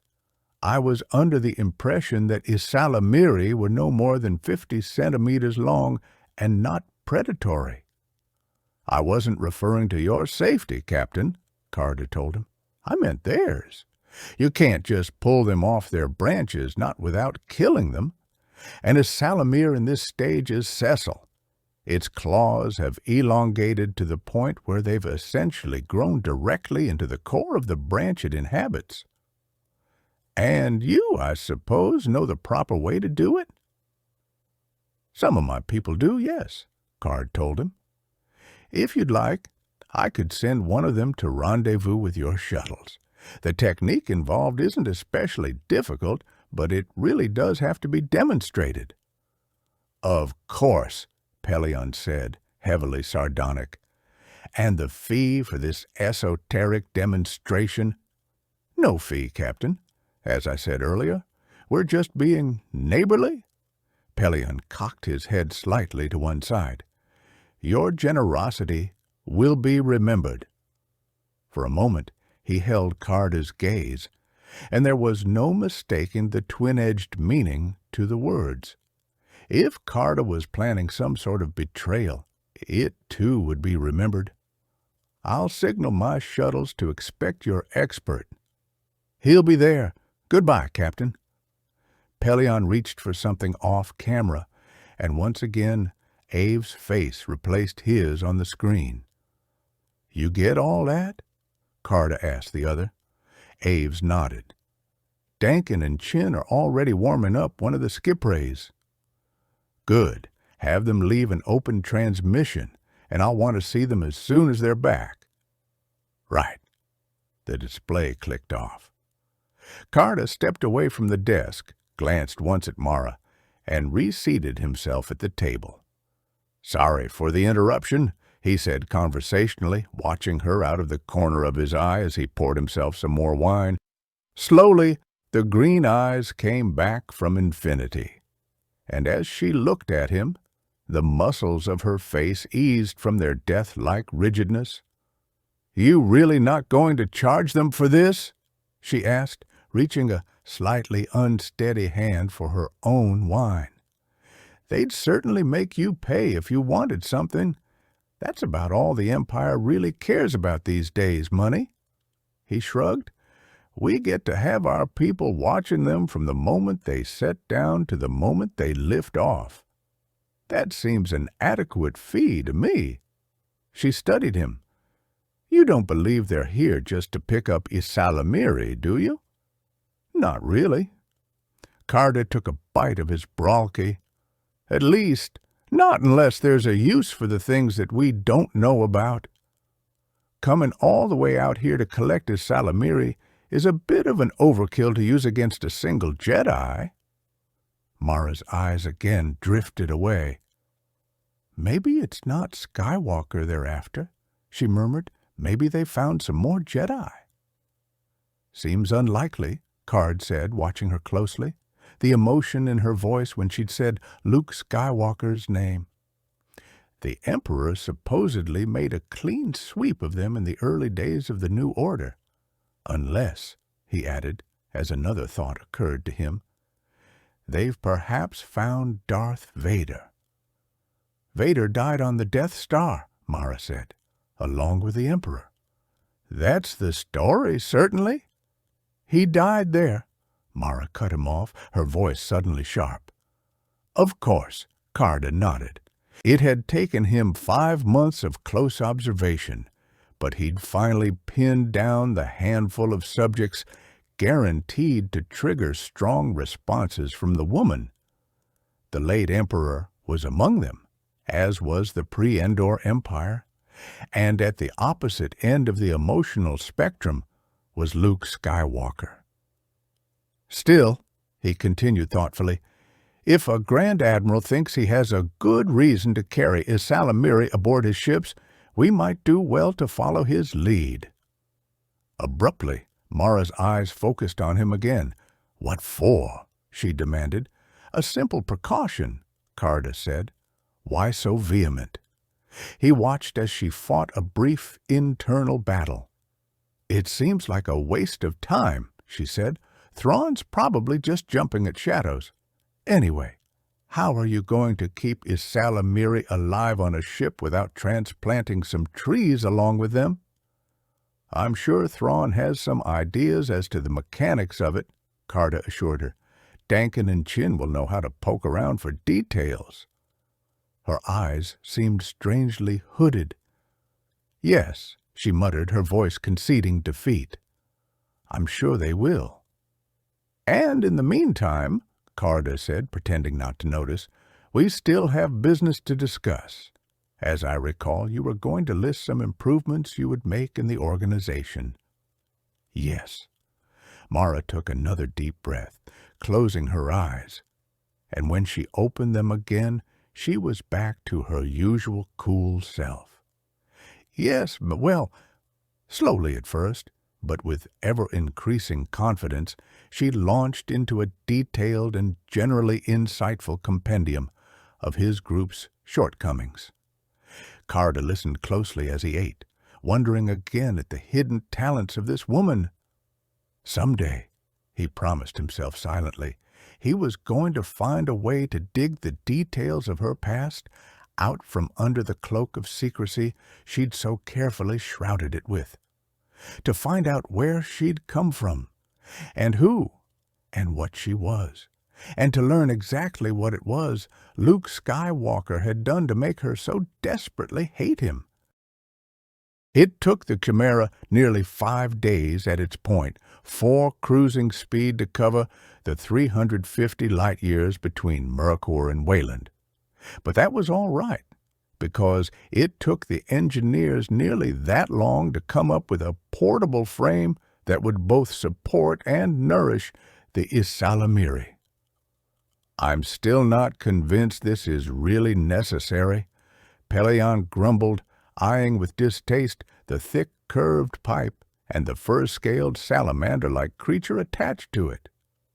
The pipe and its attached frame were blasted heavy, and the creature itself didn't smell all that good. If this guardian you're expecting was put on Wayland by the Emperor in the first place, then I don't see why we should have any problems with him." "Call it a precaution, Captain," Thrawn said, settling into the shuttle's co-pilot seat and fastening his own straps. "It's conceivable we could have trouble convincing him of who we are, or even that we still serve the Empire." He sent a casual glance across the displays and nodded to the pilot. "Go." There was a muffled clank, and with a slight jolt, the shuttle dropped from the Chimera's docking bay and started its descent toward the planet's surface. "We might have had an easier time convincing him with a squad of stormtroopers along," Pelion muttered, watching the repeater display beside his seat. "We might also have irritated him," Thrawn pointed out. "A dark Jedi's pride and sensibilities are not to be taken lightly, Captain. Besides," he looked over his shoulder, "that's what Rook is for. Any close associate of the Emperor ought to be familiar with the glorious role the Noghri have played over the years." Pelion glanced at the silent nightmare figure seated across the aisle. "You seem certain, sir, that the Guardian will be a dark Jedi." "Who else would the Emperor have chosen to protect his personal storehouse?" Thrawn countered. "A legion of stormtroopers, perhaps, equipped with AT-ATs and the kind of advanced weaponry and technology you could detect from orbit with your eyes closed?" Pelion grimaced. That, at least, was something they wouldn't have to worry about. The Chimera's scanners had picked up nothing beyond bow and arrow stage anywhere on Wayland's surface. It wasn't all that much comfort. "I'm just wondering whether the Emperor might have pulled him off Wayland to help against the rebellion." Thrawn shrugged. "We'll know soon enough." The gentle roar of atmospheric friction against the shuttle's hull was growing louder now, and on Pelion's repeater display details of the planet's surface were becoming visible. Much of the area directly beneath them appeared to be forest, spotted here and there with large grassy plains. Ahead, occasionally visible through the haze of clouds, a single mountain rose above the landscape. "Is that Mount Tantus?" he asked the pilot. "Yes, sir," the other confirmed. "The city ought to be visible soon." "Right." Reaching surreptitiously to his right thigh, Pelion adjusted his blaster in its holster. Thrawn could be as confident as he liked, both in the Isalamiri and in his own logic. For his part, Pelion still wished they had more firepower. The city, nestled against the southwestern base of Mount Tantus, was larger than it had looked from orbit, with many of its squat buildings extending deep under the cover of the surrounding trees. Thrawn had the pilot circle the area twice, and then put down in the center of what appeared to be the main city square, facing a large and impressively regal-looking building. "Interesting," Thrawn commented, looking out the viewports as he settled his Isalamir backpack onto his shoulders. "There are at least 3 styles of architecture out there, human plus 2 different alien species. It's not often you see such diversity in the same planetary region, let alone side by side in the same city. In fact, that palace thing in front of us has itself incorporated elements from all 3 styles." "Yes," Pelion agreed absently, peering out the viewports himself. At the moment, the buildings were of far less interest to him than the people the lifeform sensors said were hiding behind and inside them. "Any idea whether those alien species are hostile toward strangers?" "Probably," Thrawn said, stepping to the shuttle's exit ramp, where Rook was already waiting. "Most alien species are Shall we go? The ramp lowered with a hiss of released gases. Gritting his teeth, Pelion joined the other two. With Rook in the lead, they headed down. No one shot at them as they reached the ground and took a few steps away from the shuttle. Nor did anyone scream, call out, or make any appearance at all. "Shy, aren't they?" Pelion murmured, keeping his hand on his blaster as he looked around. "Understandably," Thrawn said, pulling a megaphone disc from his belt. "Let's see if we can persuade them to be hospitable." Cupping the disc in his hand, he raised it to his lips. "I seek the guardian of the mountain." His voice boomed across the square, the last syllable echoing from the surrounding buildings. "Who will take me to him?" The last echo died away into silence. Thrawn lowered the disc and waited, but the seconds ticked by without any response. "Maybe they don't understand basic," Pelion suggested doubtfully. "No, they understand," Thrawn said coldly. "The humans do, at any rate. Perhaps they need more motivation." He raised the megaphone again. "I seek the guardian of the mountain," he repeated. "If no one will take me to him, this entire city will suffer." The words were barely out of his mouth when, without warning, an arrow flashed toward them from the right.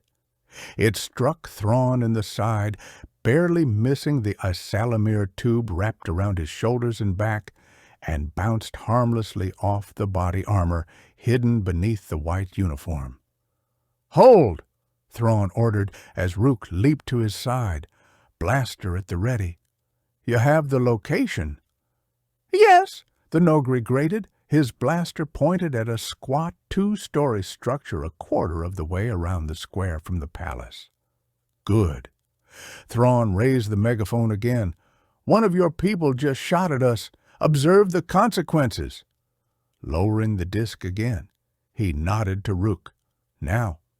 And with a tight grin of his needle teeth, Rook proceeded, quickly, carefully, and scientifically, to demolish the building. He took out the windows and doors first, putting perhaps a dozen shots through them to discourage any further attack.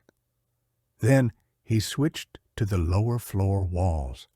By the 20th shot, the building was visibly trembling on its foundations. A handful of shots into the upper floor walls, a few more into the lower. And with a thunderous crash, the building collapsed in on itself. Thrawn waited until the sound of crunching masonry had died away before raising the megaphone again. "Those are the consequences of defying me," he called. "I ask once more, who will take me to the guardian of the mountain?" "I will," a voice said from their left. Pelion spun around. The man standing in front of the palace building was tall and thin, with unkempt gray hair and a beard that reached almost to the middle of his chest. He was dressed in shin-laced sandals and an old brown robe, with a glittering medallion of some sort half hidden behind the beard. His face was dark and lined and regal to the point of arrogance as he studied them, his eyes holding a mixture of curiosity and disdain. "You are strangers," he said, the same mixture in his voice. "Strangers." He glanced up at the shuttle towering over them, from off-world. "Yes, we are," Thrawn acknowledged. "And you?" The old man's eyes flicked to the smoking rubble Rook had just created. "You destroyed one of my buildings," he said. "There was no need for that." "We were attacked," Thrawn told him coolly. "Were you its landlord?" The stranger's eyes might have flashed. At the distance, Pelion couldn't say for certain. "I rule," he said, his voice quiet, hut with menace beneath it. "All that is here is mine." For a handful of heartbeats, he and Thrawn locked eyes. Thrawn broke the silence first. I am Grand Admiral Thrawn, warlord of the Empire, servant of the Emperor. I seek the guardian of the mountain." The old man bowed his head slightly. "I will take you to him." Turning, he started back toward the palace. "Stay close together," Thrawn murmured to the others as he moved to follow. "Be alert for a trap." No more arrows came as they crossed the square and walked under the carved keystone archway framing the palace's double doors. "I would have thought the guardian would be living in the mountain," Thrawn said as their guide pulled open the doors. They came easily.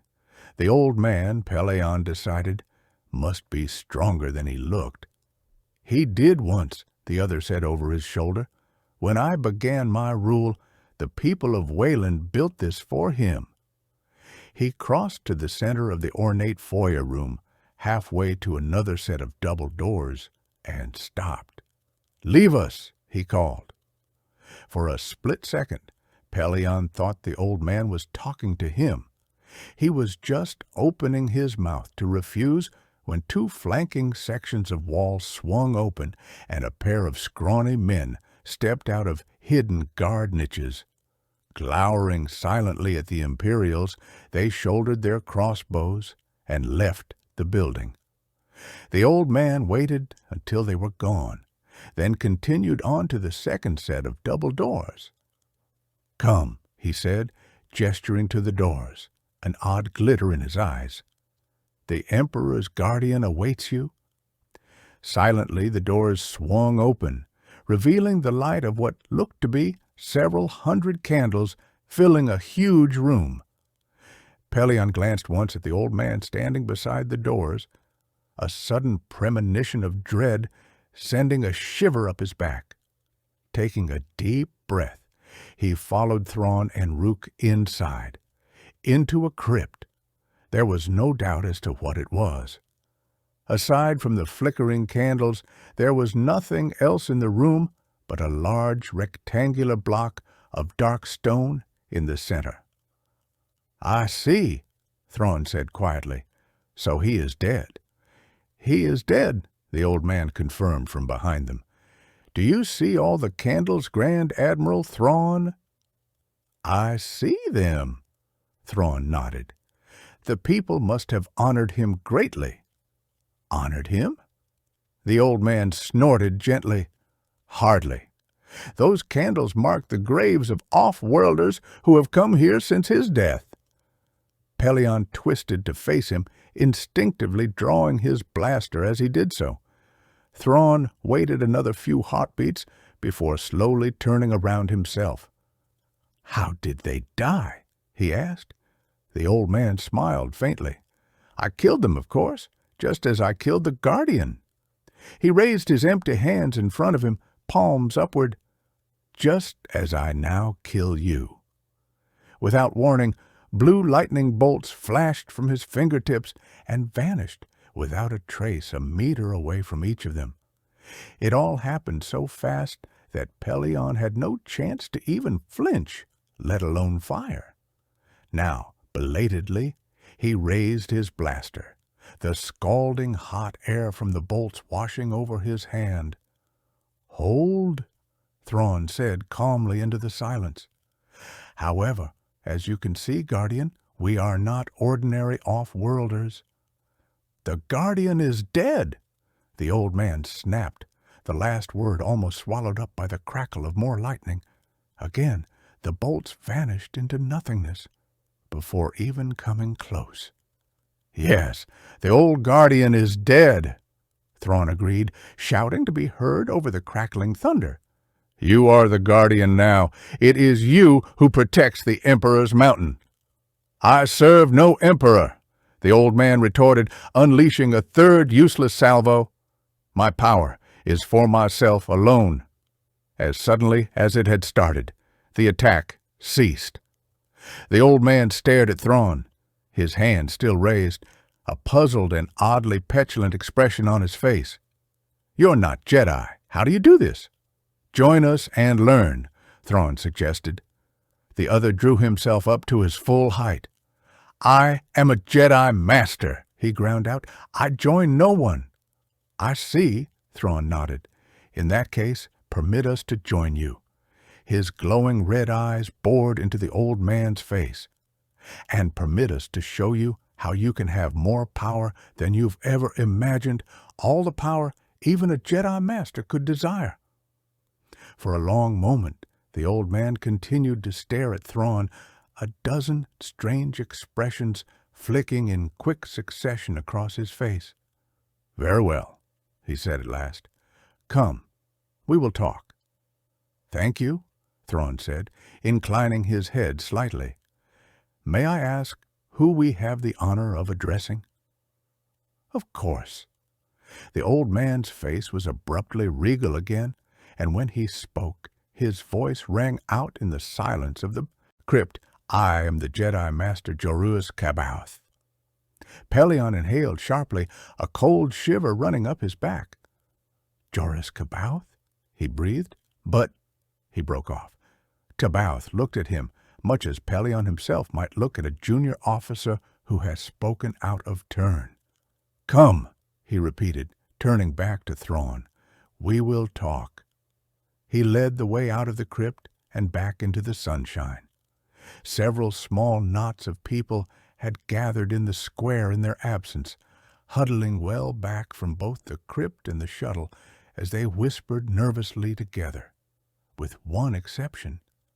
Standing directly in their path a few meters away was one of the two guards C'baoth had ordered out of the crypt. On his face was an expression of barely controlled fury. In his hands, cocked and ready, was his crossbow. "You destroyed his home," C'baoth said, almost conversationally. "Doubtless he would like to exact vengeance." The words were barely out of his mouth when the guard suddenly snapped the crossbow up and fired.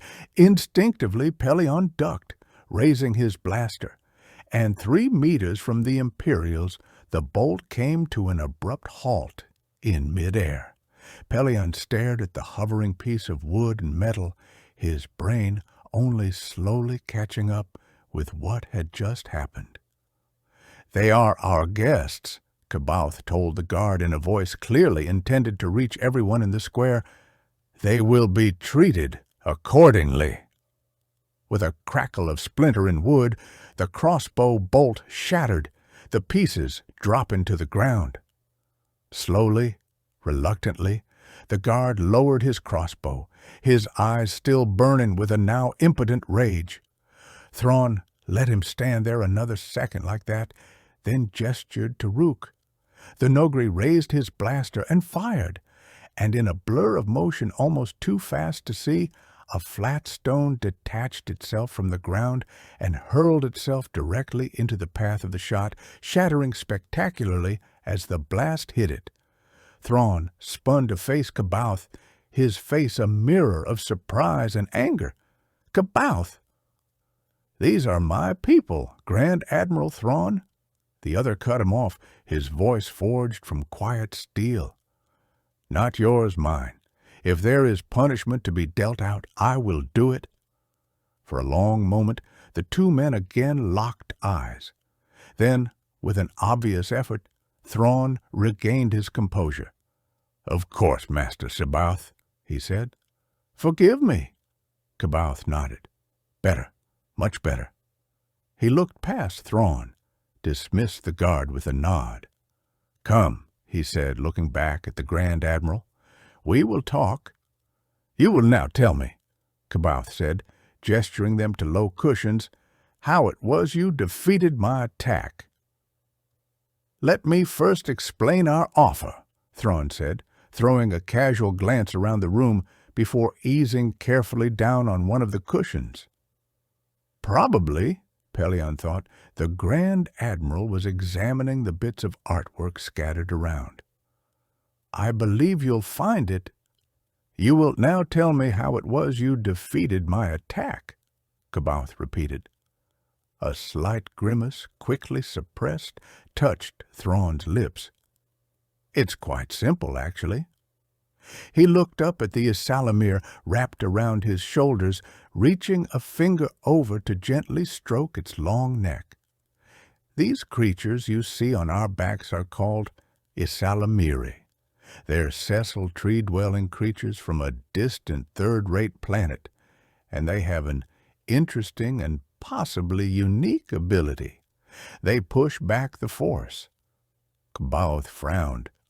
What do you mean, push it back? They push its presence out away from themselves, Thrawn explained. Much the same way a bubble is created by air pushing outward against water. A single Isalamir can occasionally create a bubble as large as 10 meters across. A whole group of them, reinforcing one another, can create much larger ones. I've never heard of such a thing, C'baoth said, staring at Thrawn's Isalamir with an almost childlike intensity. How could such a creature have come about? I really don't know, Thrawn conceded. I assume the talent has some survival value, but what that would be I can't imagine. He cocked an eyebrow. Not that it matters. For the moment, the ability itself is sufficient for my purpose. C'baoth's face darkened. That purpose being to defeat my power? Thrawn shrugged. We were expecting to find the Emperor's guardian here. I needed to make certain he would allow us to identify ourselves and explain our mission. He reached up again to stroke the Isalamir's neck. Though, as it happens, protecting us from the guardian was really only an extra bonus. I have something far more interesting in mind for our little pets. That being, Thrawn smiled. All in good time, Master C'baoth, and only after we've had a chance to examine the Emperor's storehouse in Mount Tantus. C'baoth's lip twisted. So, the mountain is all you really want. I need the mountain, certainly, Thrawn acknowledged, or rather, what I hope to find within it. And that is, Thrawn studied him for a moment. There were rumors, just before the Battle of Endor, that the Emperor's researchers had finally developed a genuinely practical cloaking shield. I want it.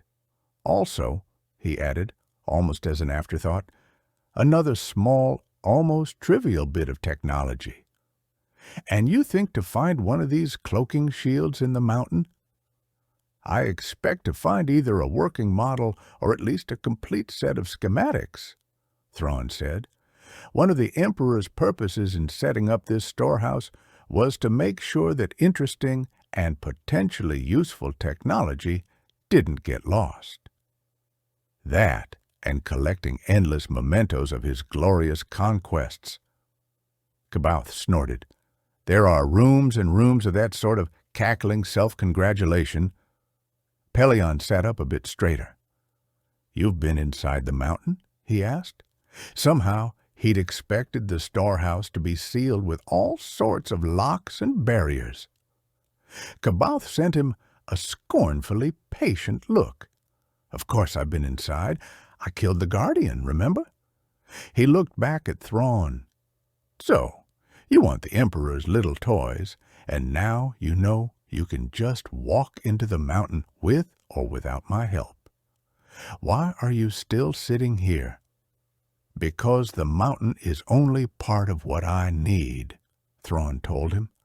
I also require the partnership of a Jedi Master like yourself. C'baoth settled back into his cushion, a cynical smile showing through his beard. Ah, we finally get down to it. This, I take it, is where you offer me all the power even a Jedi Master could desire? Thrawn smiled back. It is indeed. Tell me, Master C'baoth, are you familiar with the Imperial fleet's disastrous defeat at the Battle of Endor 5 years ago? I've heard rumors. One of the off-worlders who came here spoke about it.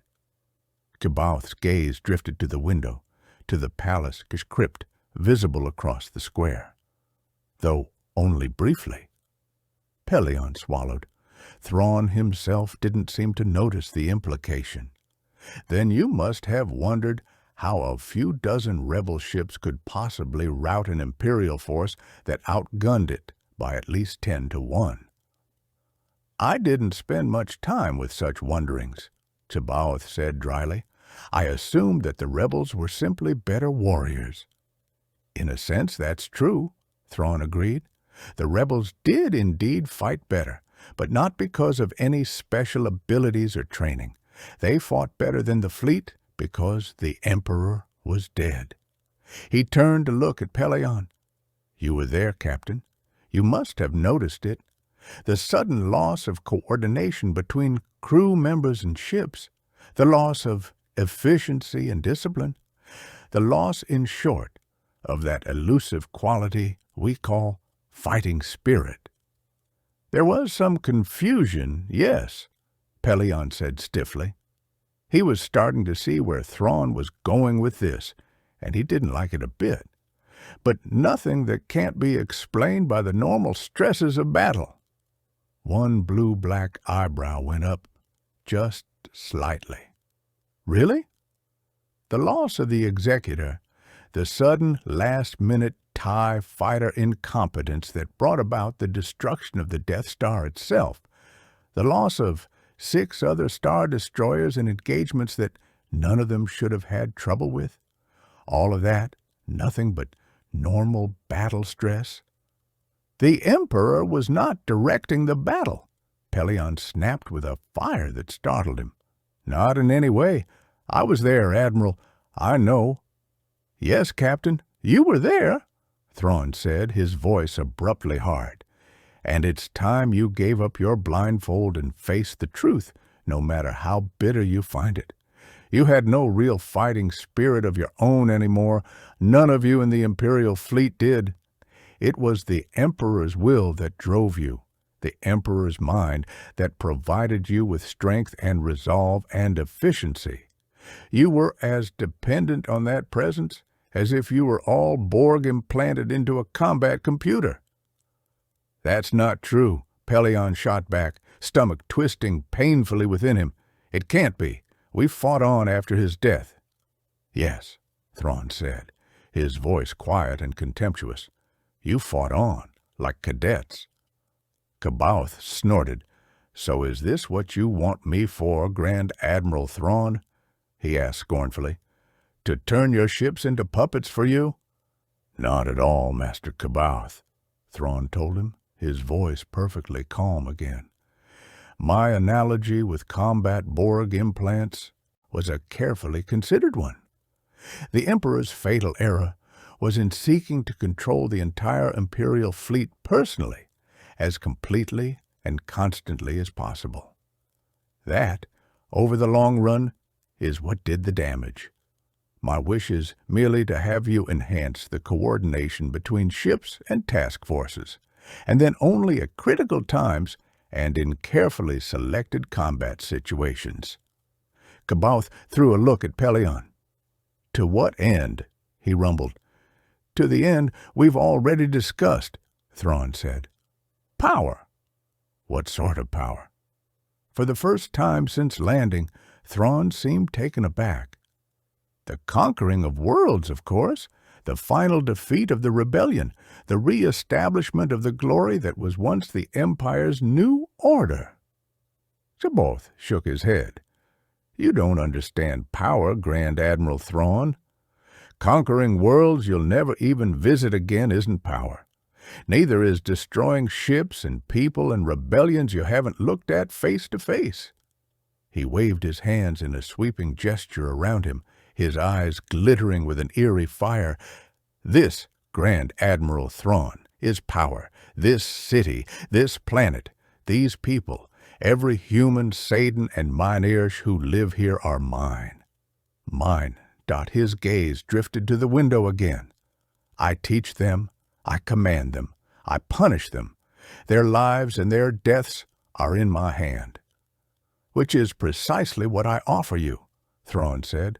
Millions of lives, billions if you wish, all those lives to do with as you please.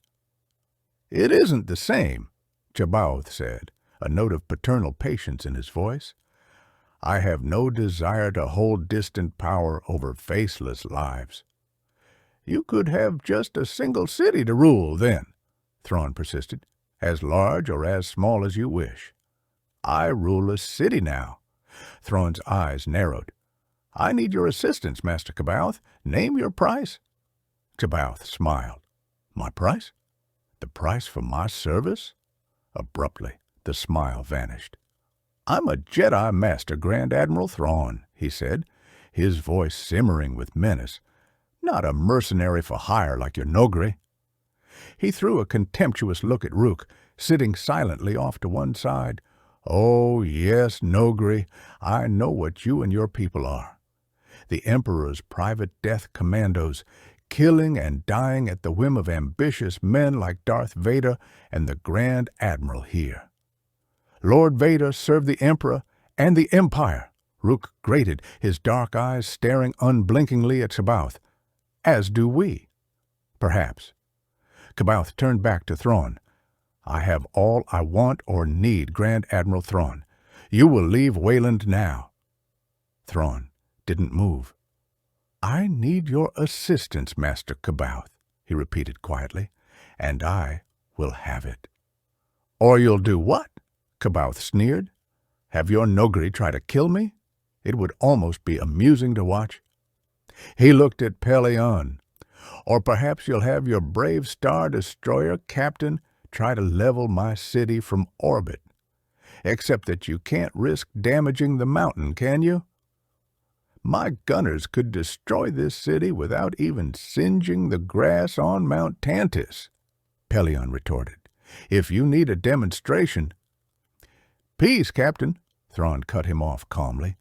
So it's the personal face-to-face sort of power you prefer, Master C'baoth? Yes, I can certainly understand that. Not that there can be much challenge left in it. Not anymore. Of course, he added reflectively, glancing out the window. That may be the whole idea. I expect that even Jedi Masters eventually get too old to be interested in anything except to sit out in the sun. C'baoth's forehead darkened. Have a care, Grand Admiral Thrawn, he warned, or perhaps I'll seek challenge in your destruction. That would hardly be a challenge for a man of your skill and power, Thrawn countered with a shrug. But then you probably already have other Jedi here under your command. C'baoth frowned, obviously thrown by the sudden change in subject. Other Jedi? He echoed. Of course. Surely it's only fitting that a Jedi Master have lesser Jedi serving beneath him. Jedi whom he may teach and command and punish at will. Something like a shadow crossed C'baoth's face. There are no Jedi left, he murmured. The Emperor and Vader hunted them down and destroyed them. Not all of them, Thrawn told him softly. 2 new Jedi have arisen in the past 5 years. Luke Skywalker and his sister, Leia Organa Solo. And what is that to me? I can deliver them to you. For a long minute, C'baoth stared at him, disbelief and desire struggling for supremacy on his face. The desire won. Both of them? Both of them, Thrawn nodded. Consider what a man of your skill could do with brand new Jedi. Mold them, change them, recreate them in any image you chose. He cocked an eyebrow. And with them would come a very special bonus, because Leia Organa Solo is pregnant, with twins. C'baoth inhaled sharply.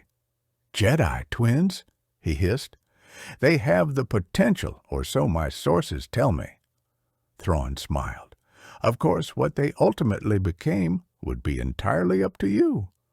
C'baoth's eyes darted to Pellaeon, back to Thrawn. Slowly, deliberately, he stood up. Very well, Grand Admiral Thrawn, he said. In return for the Jedi, I will assist your forces.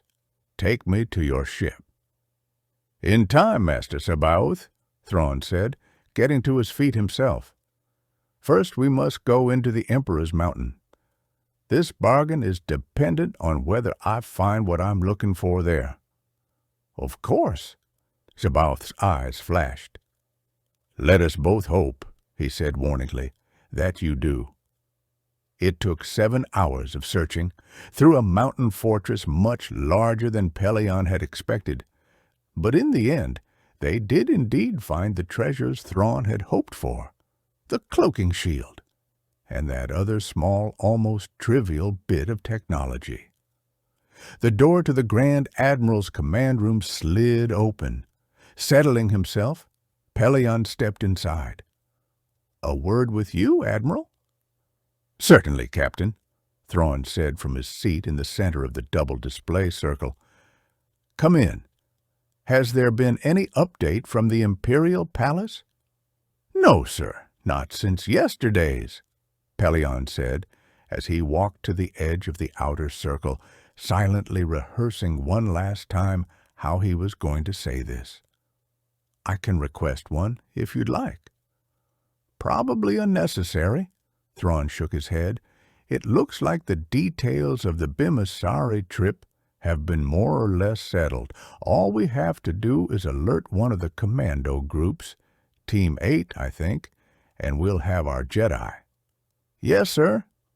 Pelion braced himself. "Admiral, I have to tell you that I'm not convinced dealing with C'baoth is a good idea. To be perfectly honest, I don't think he's entirely sane." Thrawn cocked an eyebrow. "Of course he's not sane. But then he's not Joruus C'baoth either." Pelion felt his mouth fall open. "What?" "Joruus C'baoth is dead," Thrawn said.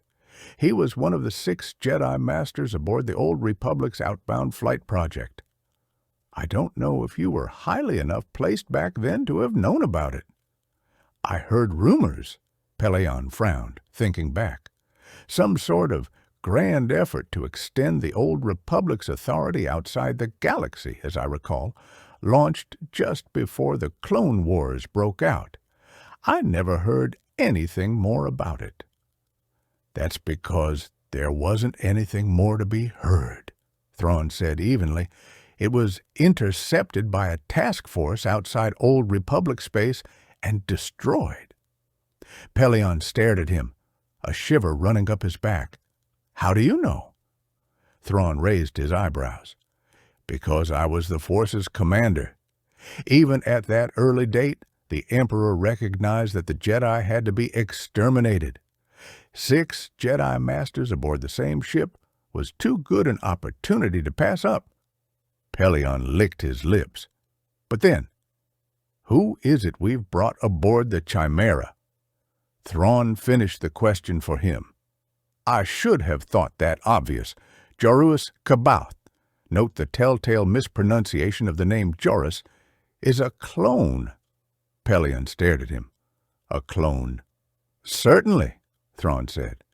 "Created from a tissue sample, probably sometime just before the real C'baoth's death." "Early in the war, in other words," Pelion said, swallowing hard.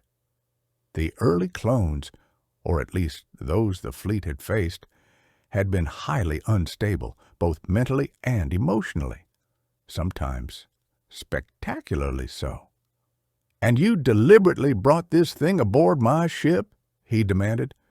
"Would you rather we have brought back a full-fledged Dark Jedi?"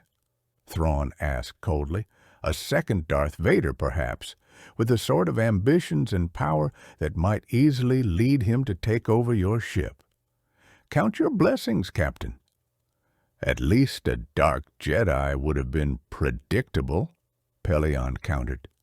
"C'baoth is predictable enough," Thrawn assured him. "And for those times when he isn't." He waved a hand at the half-dozen frameworks encircling his command center. "That's what the Ysalamiri are for." Pelion grimaced. "I still don't like it, Admiral. We can hardly protect the ship from him while at the same time having him coordinate the fleet's attacks." "There's a degree of risk involved," Thrawn agreed, "but risk has always been an inescapable part of warfare. In this case, The potential benefits far outweigh the potential dangers. Reluctantly, Pelion nodded. He didn't like it, was fairly certain he would never like it, but it was clear that Thrawn had made up his mind. "Yes, sir," he muttered. "You mentioned a message to Team 8. Will you be wanting me to transmit that?" "No, I'll handle it myself." Thrawn smiled sardonically. "Their glorious leader and all that. You know how Noghri are. If there's nothing more—" It was clearly a dismissal. "No, sir," Pelion said. "I'll be on the bridge if you require me." He turned to go. "It will bring us victory, Captain," the Grand Admiral called softly after him. "Quiet your fears and concentrate on that. If it doesn't kill us all." "Yes, sir," Pelion said aloud, and left the room. Han finished his report, sat back, and waited for the criticism to start. It was a very short wait. "So once again, your smuggler friends refused to commit themselves," Admiral Akbar said, sounding more than a little disgusted. His high-domed head bobbed twice in some indecipherable Calamarian gesture, his huge eyes blinking in time with the head movements. "You'll recall that I disagreed with this idea all along," he added, waving a webbed hand toward Han's report case. Han glanced across the table at Leia. "It's not a matter of commitment, Admiral," he told the other. "It's a matter that most of them just don't see any real gain in switching from their current activities to straight shipping." "Or else it's a lack of trust," a melodic alien voice put in. Could that be it? Han grimaced before he could stop himself. "It's possible," he said, forcing himself to look at Borsk Phalia. "Possible?" Phalia's violet eyes widened, the fine cream-colored fur covering his body rippling slightly with the motion. It was a Bothan gesture of polite surprise, one which Phalia seemed to use a lot. "You said possible, Captain Solo?" Han sighed quietly and gave up. Phalia would only maneuver him into saying it some other way if he didn't. "Some of the groups I've talked to don't trust us," he conceded. "They think the offer might be some sort of trap to bring them out into the open." "Because of me, of course," Akbar growled, his normal salmon color turning a little darker. "Haven't you tired of retaking this same territory, Counselor Phalia?" Phalia's eyes widened again, and for a moment he gazed silently at Akbar as the tension around the table quickly rose to the level of thick paste. They had never liked each other, Han knew, not from the day Phalia had first brought his sizable faction of the Bothan race into the alliance after the Battle of Yavin. Right from the start, Phalia had been jockeying for position and power, cutting deals wherever and whenever he could, and making it abundantly clear that he expected to be given a high position in the fledgling political system Mon Mothma was putting together. Akbar had considered such ambitions to be a dangerous waste of time and effort, particularly given the bleak situation the alliance was facing at the time, and with typical bluntness had made no effort to conceal that opinion. Given Akbar's reputation and subsequent successes, Han had little doubt that Phalia would ultimately have been shunted off to some relatively unimportant government post in the New Republic, if it hadn't happened that the spies who discovered the existence and location of the Emperor's new Death Star had been a group of Phalia's Bothans. Preoccupied at the time with more urgent matters, Han had never learned the details of how Phalia had managed to parlay that serendipity into his current position on the council. And to be perfectly honest, he wasn't sure he wanted to. "I merely seek to clarify the situation in my own mind, Admiral," Phalia said at last, into the heavy silence. It's hardly worthwhile for us to continue sending a valuable man like Captain Solo out on these contact missions if each is predoomed to failure." "They're not predoomed to failure," Han cut in. Out of the corner of his eye, he saw Leia give him a warning look. He ignored it. "The kind of smugglers we're looking for are conservative business people. They don't just jump into something new without thinking it through first. They'll come around." Faelia shrugged, his fur again rippling. "And meanwhile, we expend a great deal of time and effort with nothing to show for it. Look, you can't build up any—" A gentle, almost diffident tap of a hammer from the head of the table cut off the argument.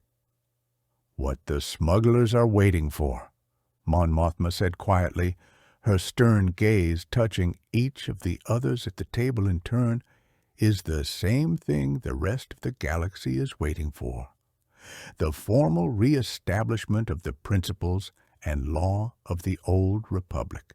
That is our first and primary task, counselors, to become the new republic in fact as well as in name."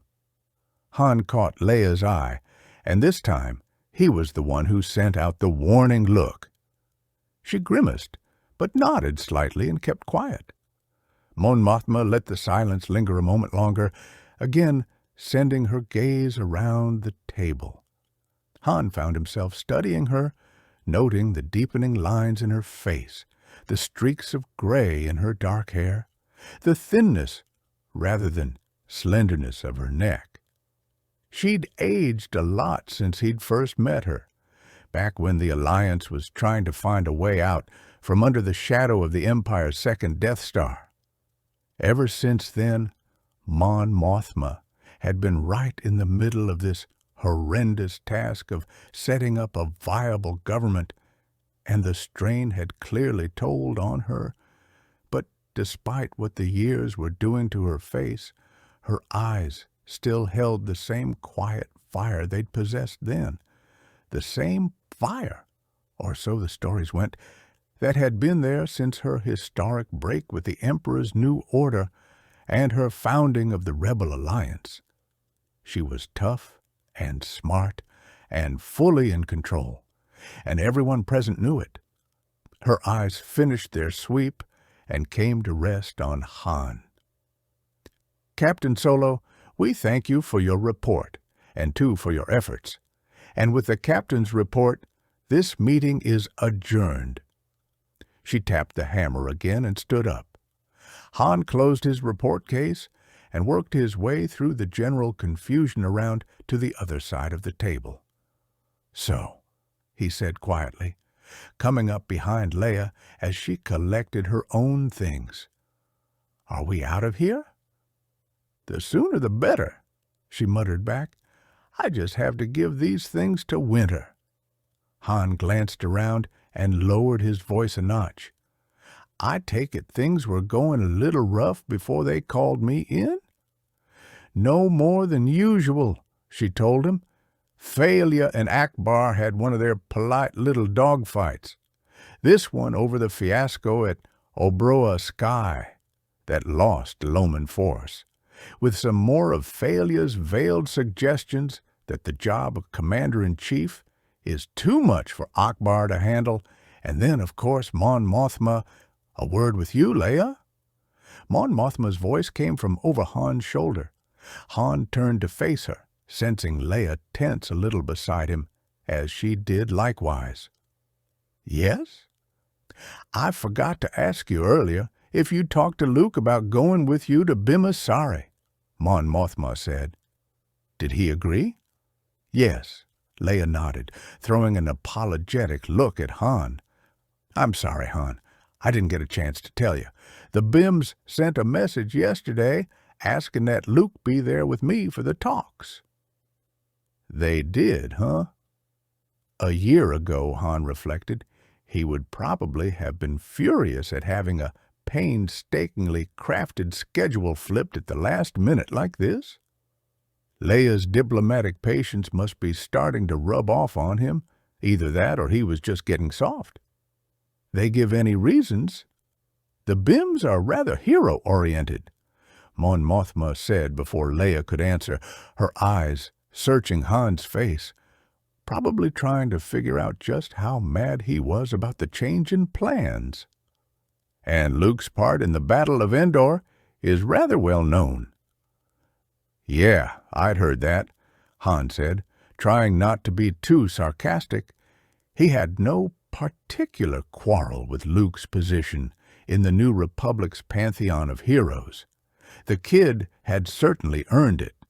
But if having Jedi around to brag about was so important to Mon Mothma, then she ought to be letting Leia get on with her own studies instead of foisting all this extra diplomatic work on her. As it was, he would bet on an ambitious snail to make full Jedi before she did. Leia found his hand, squeezed it. He squeezed back to show that he wasn't mad, though she probably already knew that. "We'd better get going," she told Mon Mothma, using her grip on Han's hand to start steering him away from the table. "We still have to collect our droids before we leave." "Have a good trip," Mon Mothma said gravely. "And good luck."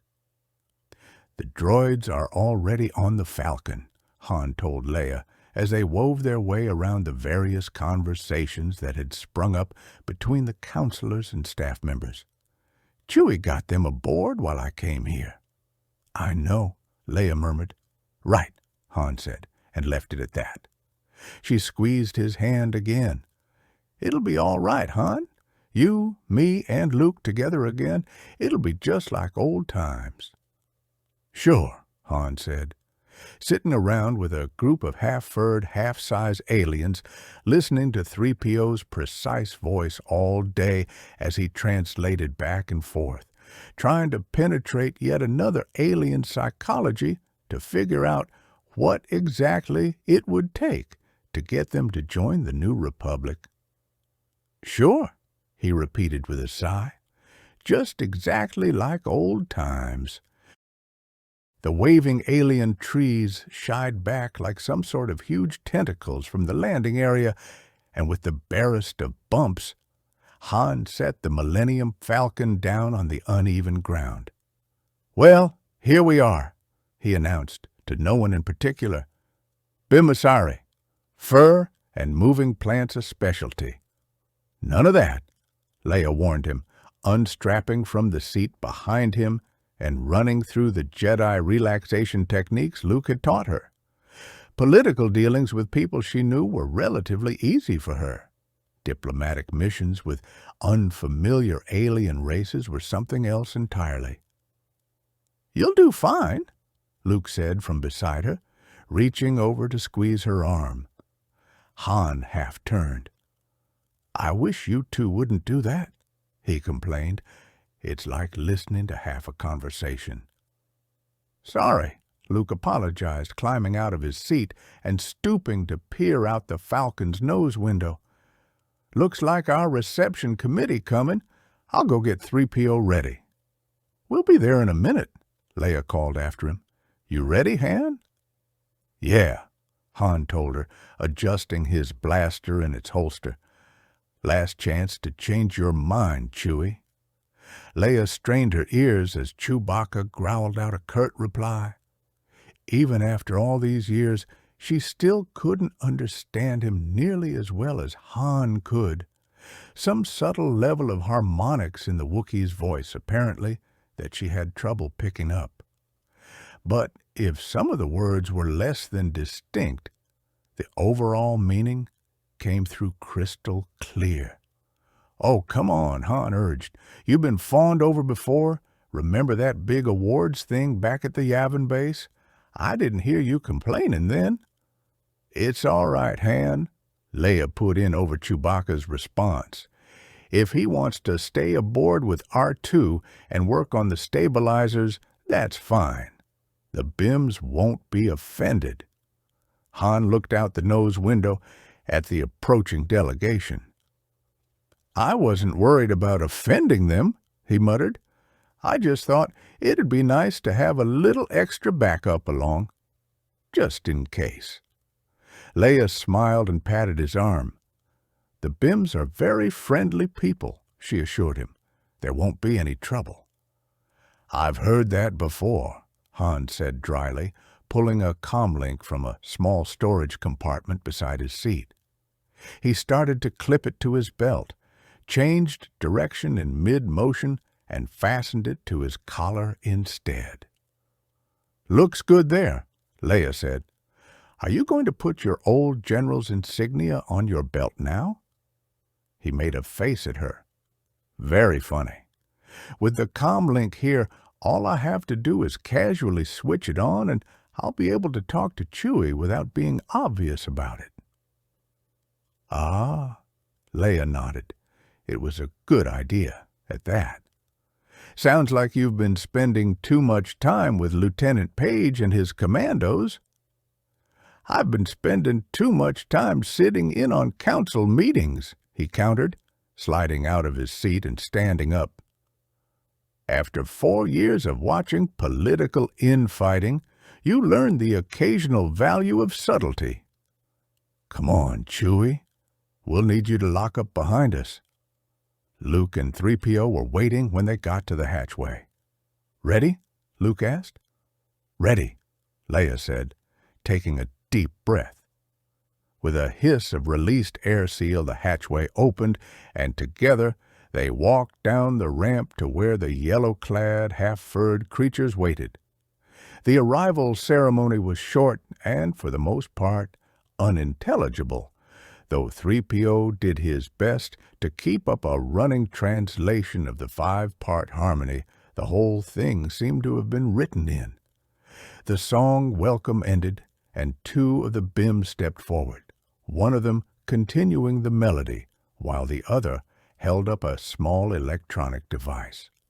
"He offers greetings to distinguished visitor Counselor Leia Organa Solo," 3PO said, "and hopes your discussions with the law elders will be fruitful. He also requests that Captain Solo return his weapon to the ship." The droid said it so matter-of-factly that it took a second for the words to penetrate. "What was that last?" Leia asked. "Captain Solo must leave his weapon aboard the ship," 3PO repeated.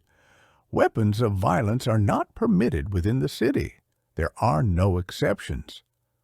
"Terrific," Han murmured into her ear. "You didn't tell me this one was coming." "I didn't know this one was coming," Leia countered quietly, giving the 2 Bims a reassuring smile. "Doesn't look like we've got any choice." "Diplomacy," Han growled, making a curse out of the word.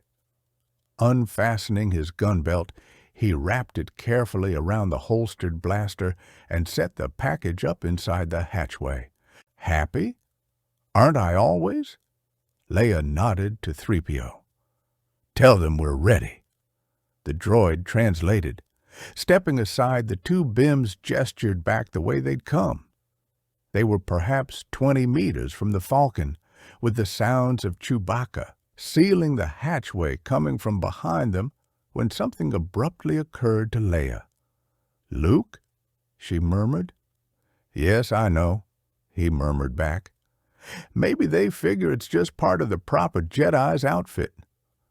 Or else their weapons detector doesn't read lightsabers," Han put in quietly from Leia's other side. "Either way, what they don't know won't hurt them." "I hope so," Leia said, forcing down her reflexive diplomatic misgivings. After all, if the Bims themselves hadn't objected to it. Good skies! Would you look at that crowd?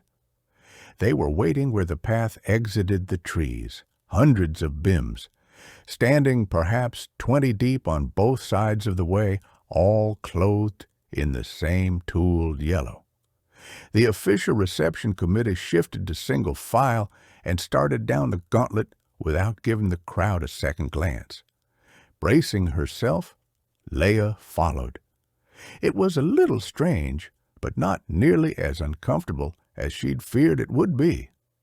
Each Bim reached out a hand as she passed, touching her with a feathery lightness on shoulder or head or arm or back. It was all done in complete silence and complete order, with the aura of perfect civilization about it. Still, she was glad that Chewbacca had decided not to come. He hated, rather violently, being pawed by strangers. They passed through the crowd, and the Bim walking nearest Leia sang something. "He says the Tower of Law is just ahead," 3PO translated. "It's the location of their planetary council." Leia peered over the heads of the leading Bims. There, obviously, was the Tower of Law, and next to it... "3PO, ask what that thing is beside it," she instructed the droid. "That building that looks like a 3-level dome with the sides and most of the roof cut away." The droid sang, and the Bim replied. "It's the city's main marketplace," 3PO told her. "He says they prefer the open air whenever possible." "That roof probably stretches to cover more of the dome framework when the weather's bad," Han added from behind her. "I've seen that design in a few other places." "He says that perhaps you can be given a tour of the facility before you leave," 3PO added. "Sounds great," Han said. "Wonderful place to pick up souvenirs."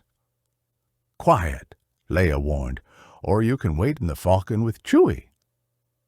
The Bimasari Tower of Law was fairly modest, as planetary council meeting places went, topping the 3-level marketplace beside it by only a couple of floors.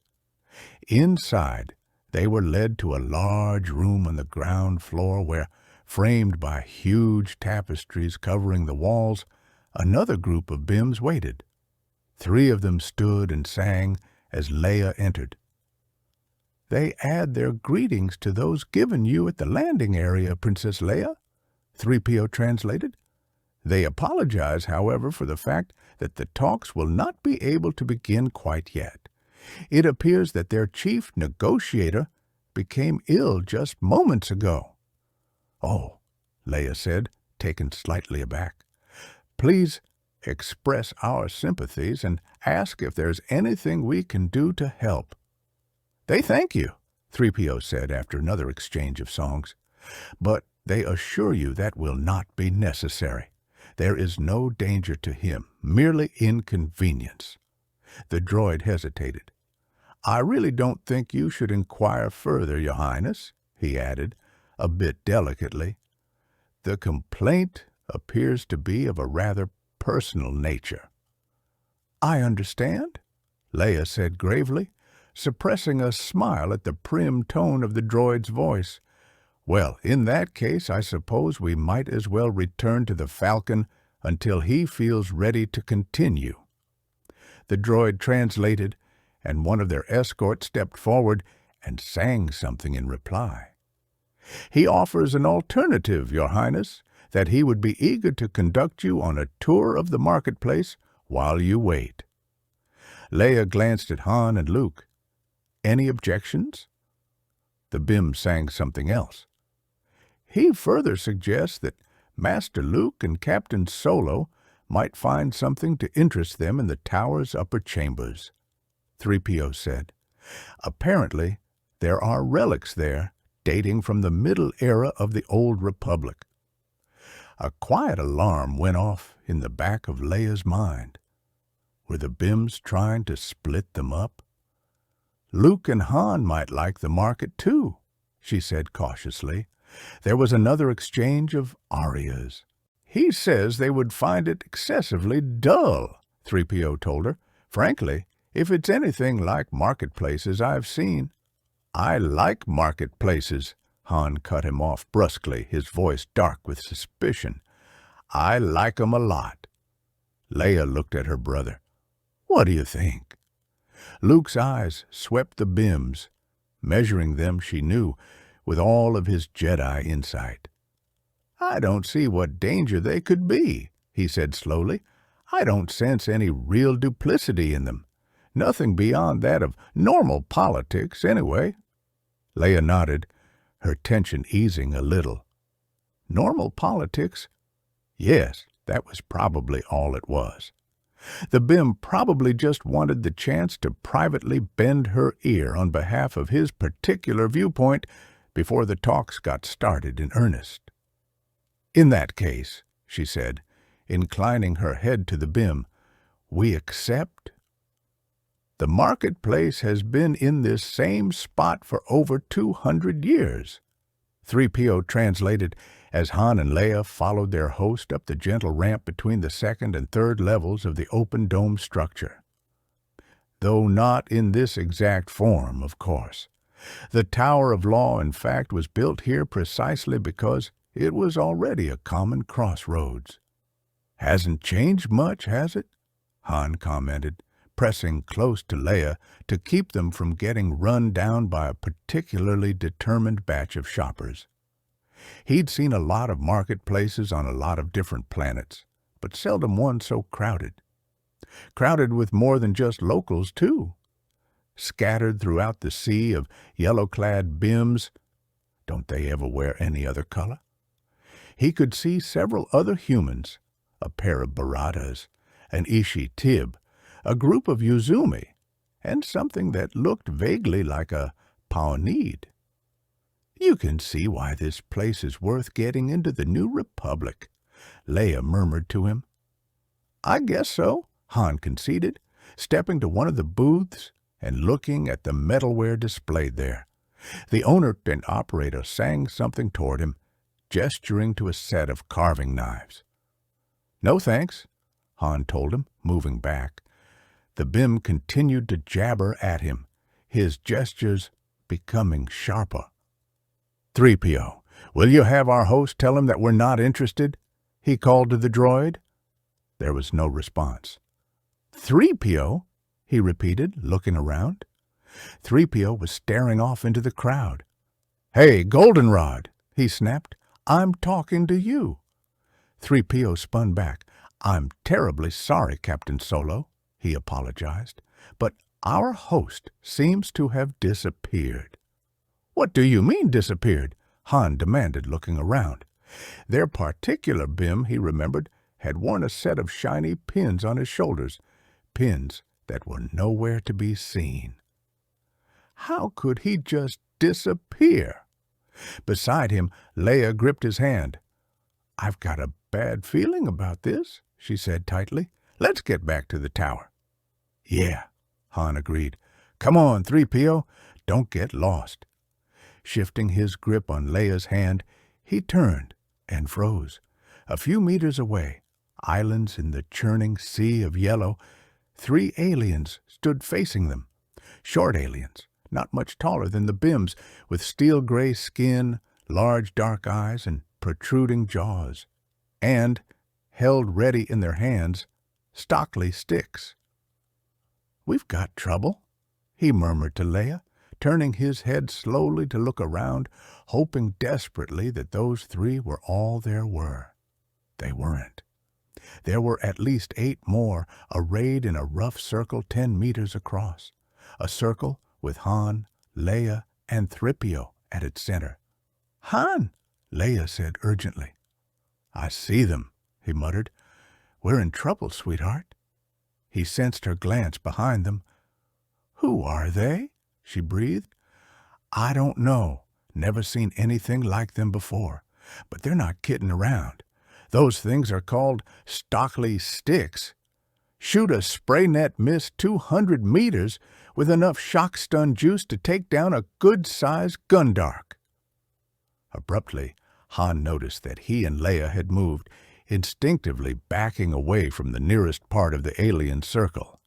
He glanced over his shoulder. "They're herding us toward the down ramp," he told her. "Must be trying to take us without stirring up the crowd."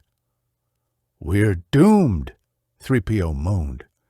Leia gripped Han's hand. "What are we going to do?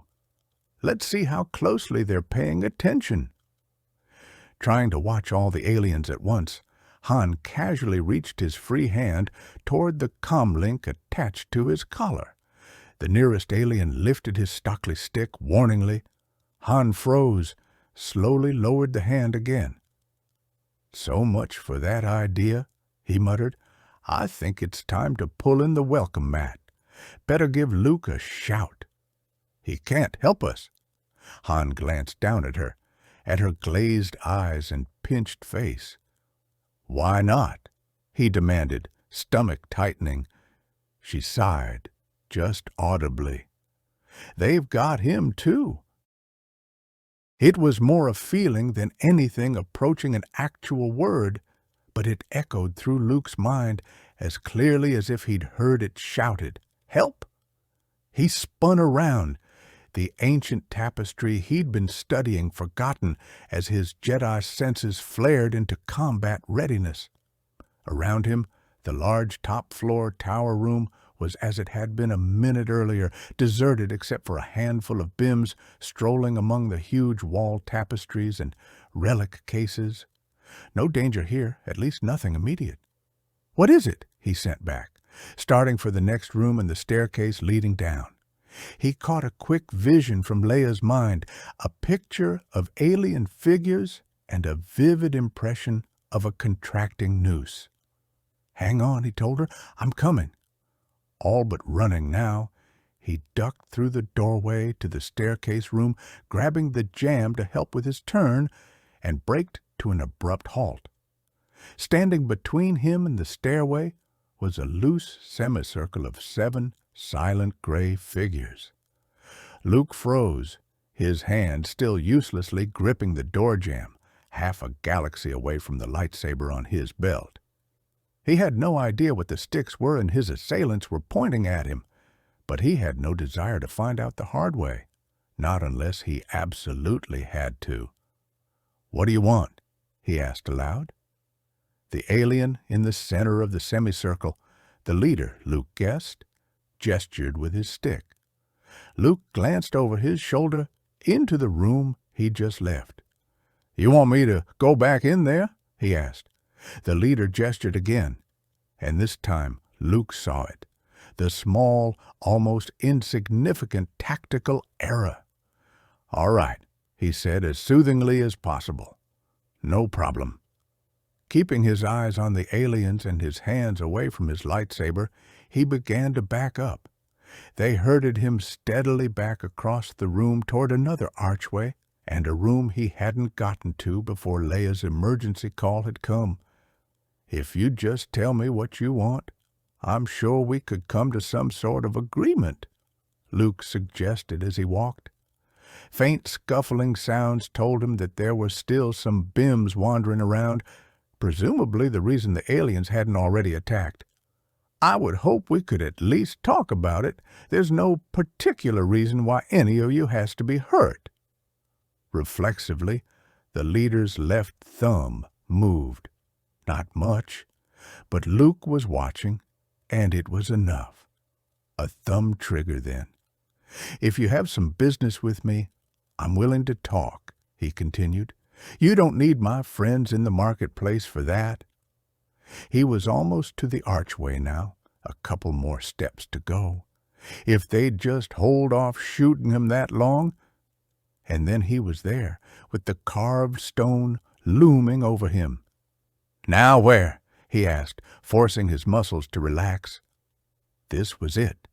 Again, the leader gestured with his stick, and midway through the motion, for a single instant, the weapon was pointed not at Luke, but at 2 of his own companions. And reaching out through the force, Luke triggered the thumb switch. There was a loud, sharp hiss as the stick bucked in its owner's hands, and what looked like a fine spray shot out the end. Luke didn't wait to see what exactly the spray did. The maneuver had bought him maybe a half-second of confusion, and he couldn't afford to waste any of it. Throwing himself back and to the side, he did a flip into the room behind him, angling to get to the slight protection afforded by the wall beside the doorway. He just barely made it. Even as he cleared the archway, there was a stuttering salvo of sharp hisses, and as he flipped back to his feet, he saw that the door jamb had grown strange, semi-solid tendrils, of some thin, translucent material. Another tendril shot through the doorway as he hastily backed farther away, sweeping in a spiral curve that seemed to turn from fine mist to liquid stream to solid cylinder, even as it curved. His lightsaber was in his hand now, igniting with a snap hiss of its own. They'd be through that doorway in seconds, he knew, all efforts at subtlety abandoned. And when they came, he clenched his teeth, a memory of his brief skiff battle encounter with Boba Fett flashing through his mind. Wrapped in the bounty hunter's smart rope, he'd escaped only by snapping the cable with a deflected blaster shot. But here there would be no blasters to try that trick with. For that matter, he wasn't absolutely sure what his lightsaber could do directly against the sprays. It would be like trying to cut through a rope that was continually recreating itself, or rather, like trying to cut 7 such ropes. He could hear their footsteps now, sprinting toward his room, even as the spiraling tendril sweeping the doorway made sure he stayed too far back to ambush them as they came through it. A standard military technique played out with a kind of precision that showed he wasn't dealing with amateurs.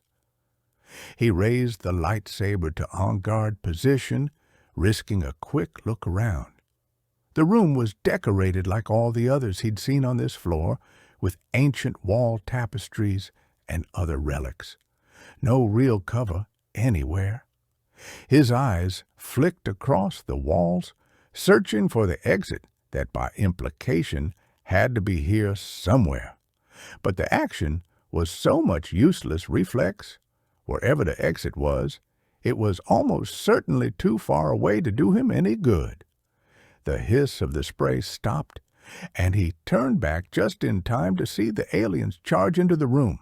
They spotted him, spun around to bring their weapons to bear, and reaching up with the force, Luke ripped one of the tapestries from the wall beside him and brought it down on top of them.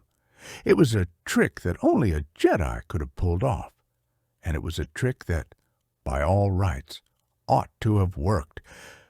All 7 of the aliens were in the room by the time he got the tapestry loose, and all 7 were beneath it as it began its fall. But by the time it landed in a huge wrinkled pile on the floor, all 7 had somehow managed to back completely out of its way.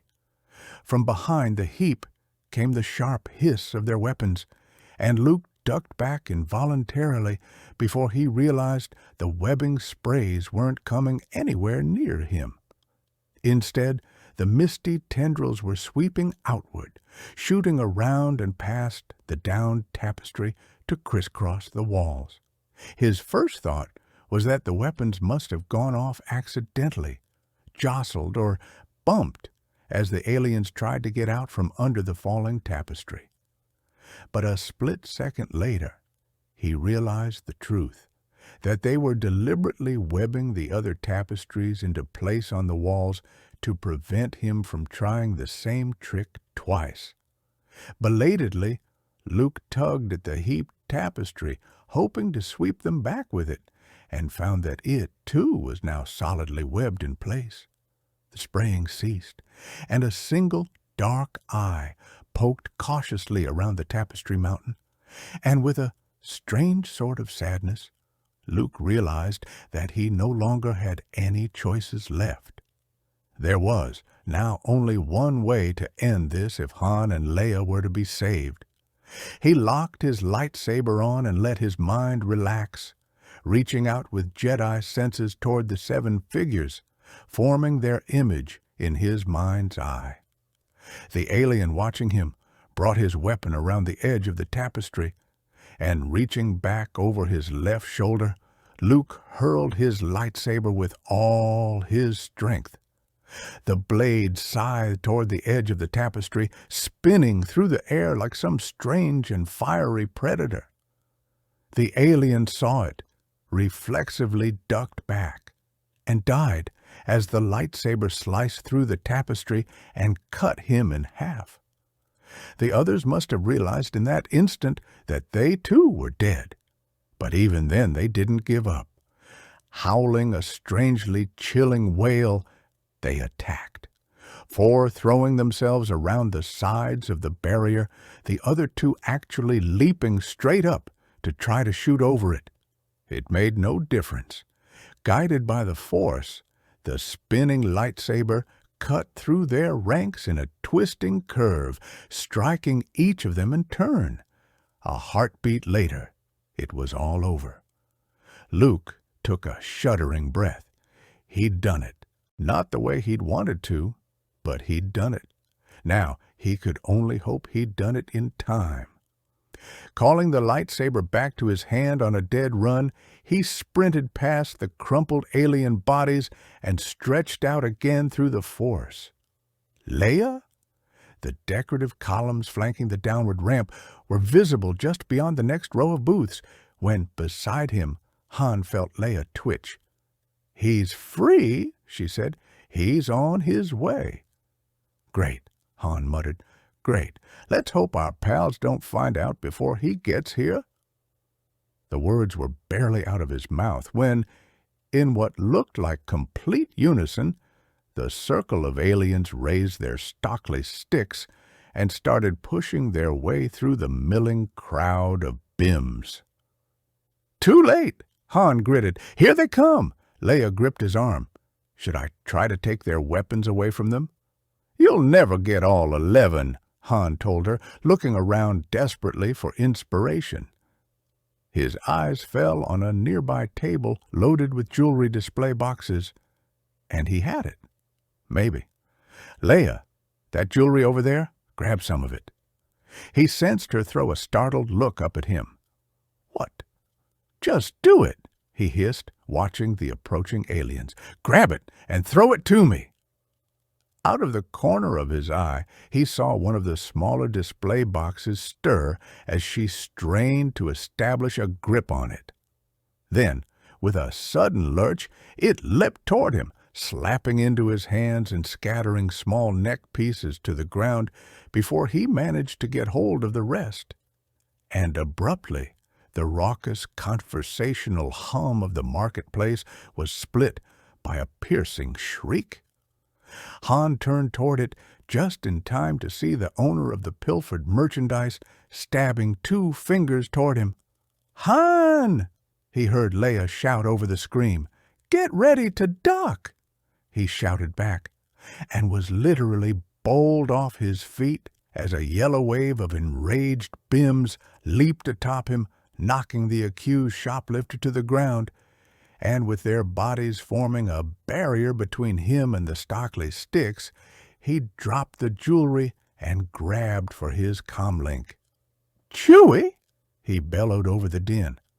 Luke heard the shriek even from the top tower floor, and from the sudden turmoil in Leia's mind, it was instantly clear that he would never make it to the marketplace in time.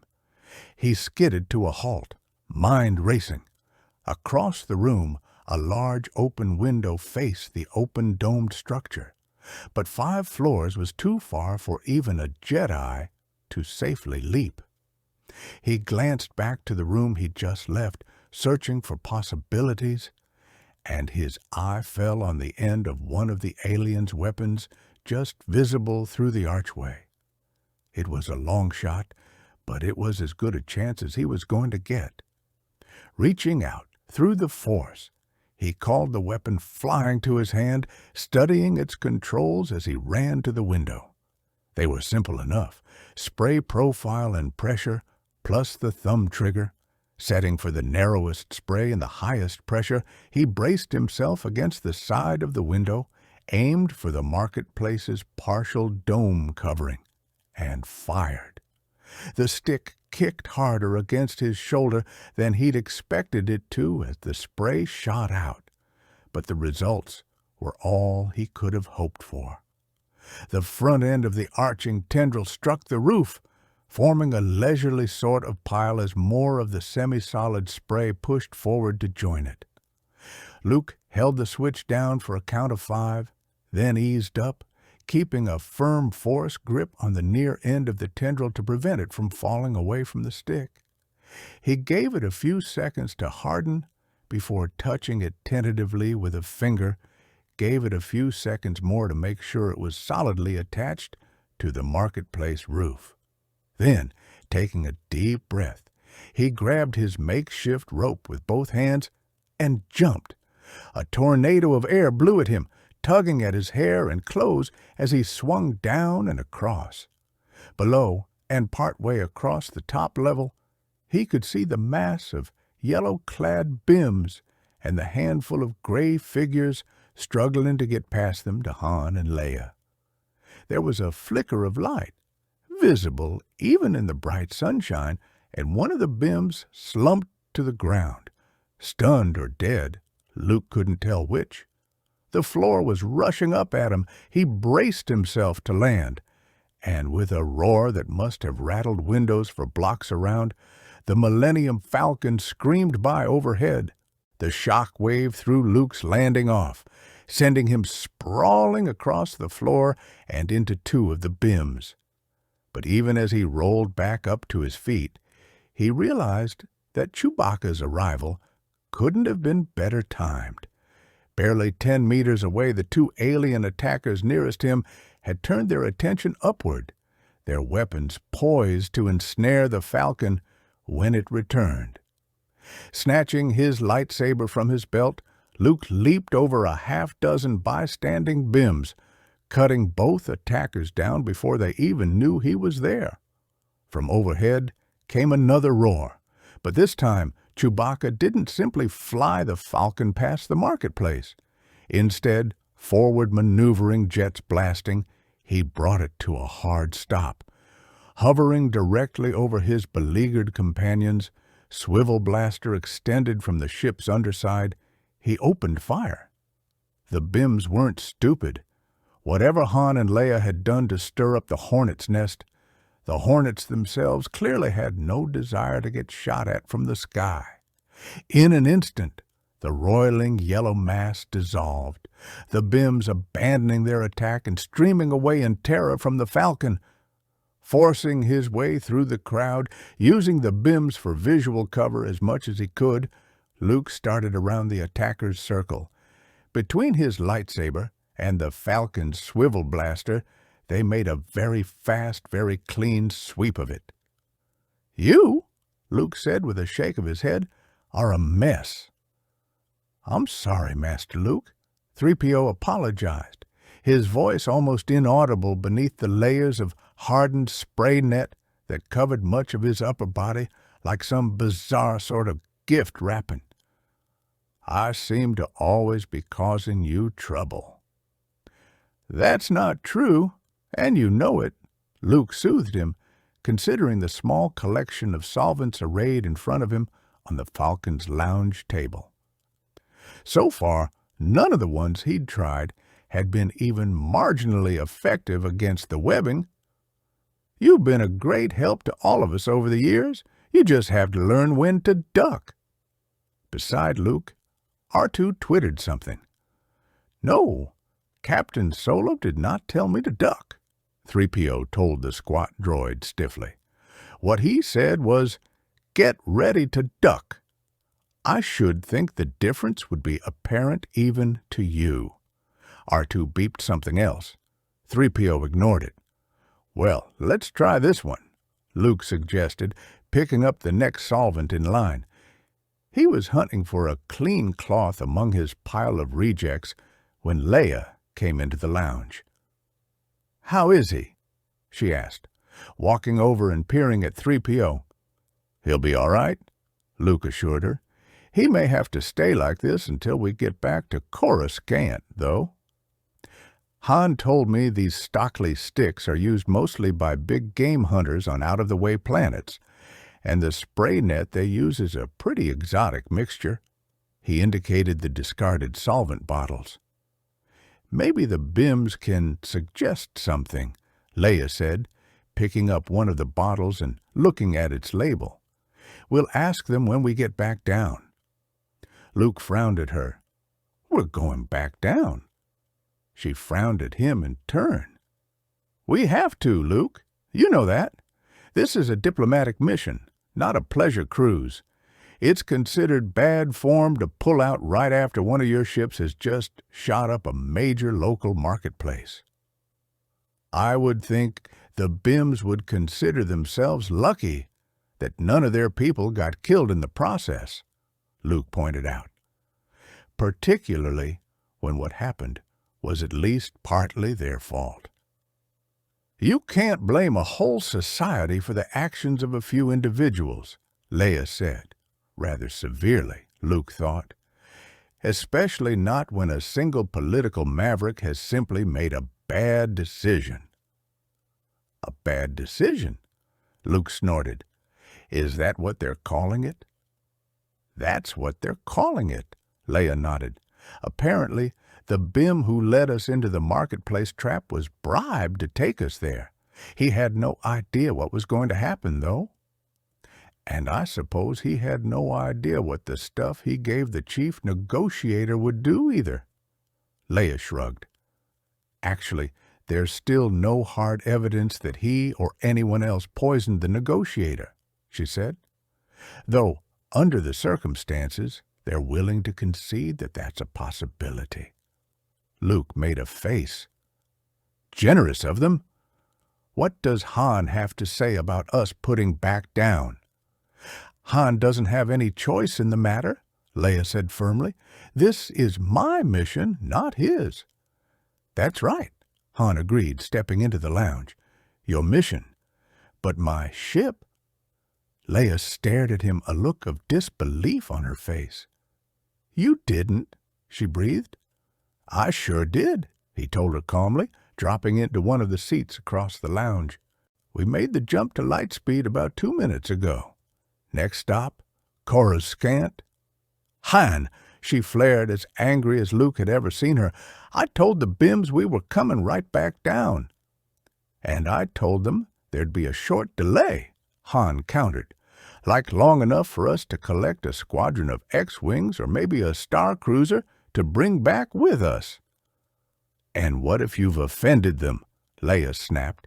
Do you have any idea how much groundwork went into this mission? Yeah, as it happens, I do, Han said, his voice hardening. I also have a pretty good idea what could happen if our late pals with the Stockley sticks brought friends with them.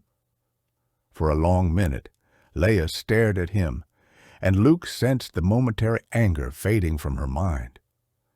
You still shouldn't have left without consulting me first, she said. You're right, Han conceded. But I didn't want to take the time. If they did have friends, those friends probably had a ship. He tried a tentative smile. There wasn't time to discuss it in committee. Leia smiled lopsidedly in return. I am not a committee, she said wryly. And with that, the brief storm passed, and the tension was gone. Someday, Luke promised himself, he would get around to asking one of them just what that particular private joke of theirs referred to.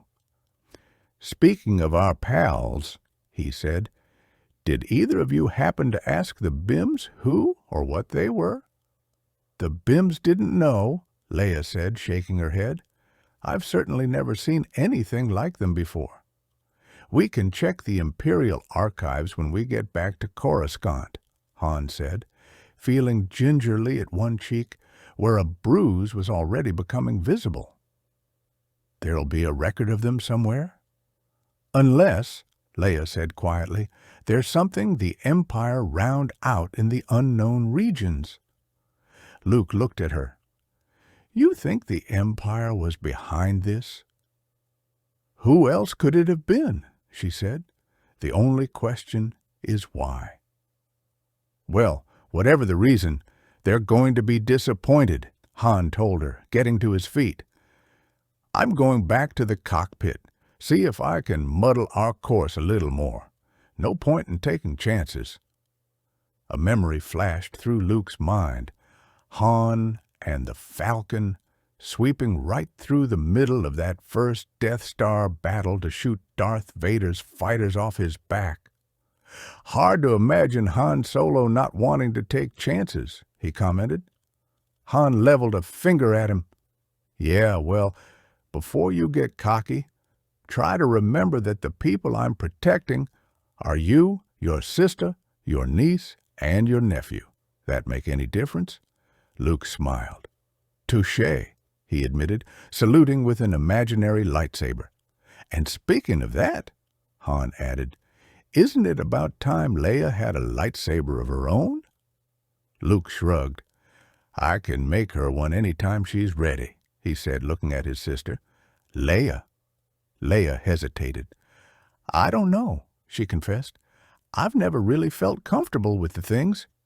She looked at Han. But I suppose I ought to make the effort. I think you should, Luke agreed. Your talents may lie along a different direction, but you should still learn all the basics. As far as I can tell, nearly all the Jedi of the Old Republic carried lightsabers, even those who were primarily healers or teachers. She nodded. All right, she said. As soon as my workload lightens up a little. Before your workload lightens, Han insisted. I mean that, Leia. All these wonderful diplomacy skills of yours aren't going to do you or anyone else any good if the Empire locks you away in an interrogation room somewhere. Reluctantly, Leia nodded again. I suppose you're right. As soon as we get back, I'll tell Mon Mothma she's just going to have to cut down on my assignments. She smiled at Luke. I guess semester break's over, teacher. I guess so, Luke said, trying to hide the sudden lump in his throat. Leia noticed it anyway, and for a wonder misinterpreted it. Oh, come on, she chided gently. I'm not that bad a student. Anyway, look on it as good practice. After all, someday you'll have to teach all this to the twins, too. I know, Luke said softly. Good, Han said. That's settled, then. I'm heading up. See you later. Bye, Leia said. Now, she turned to give 3PO a critical look. Let's see what we can do about all this goop. Leaning back in his seat, Luke watched her tackle the hardened webbing, a familiar hollow pain in the pit of his stomach. I took it upon myself, Ben Kenobi had said about Darth Vader, to train him as a Jedi. I thought that I could instruct him just as well as Yoda. I was wrong. The words echoed through Luke's mind all the way back to Coruscant. For a long minute, Grand Admiral Thrawn sat in his chair, surrounded by his holographic works of art, and said nothing. Pellaeon kept himself at a motionless attention, watching the other's expressionless face and glowing red eyes, and trying not to think about the fate couriers of bad news had often suffered at the hands of Lord Vader. All died but the coordinator, then? Thrawn asked at last. Yes, sir, Pellaeon confirmed. He glanced across the room to where C'baoth stood studying one of the wall displays and lowered his voice a bit. We're still not entirely sure what went wrong. Instruct Central to give the coordinator a thorough debriefing, Thrawn said. What report from Wayland? Pellaeon had thought they'd been talking too quietly for C'baoth to hear them. He was wrong. Is that it, then? C'baoth demanded, turning away from the display and striding over to tower over Thrawn's command chair. Your Noghri have failed. So too bad, and on to more pressing business. You promised me Jedi, Grand Admiral Thrawn. Thrawn gazed coolly up at him.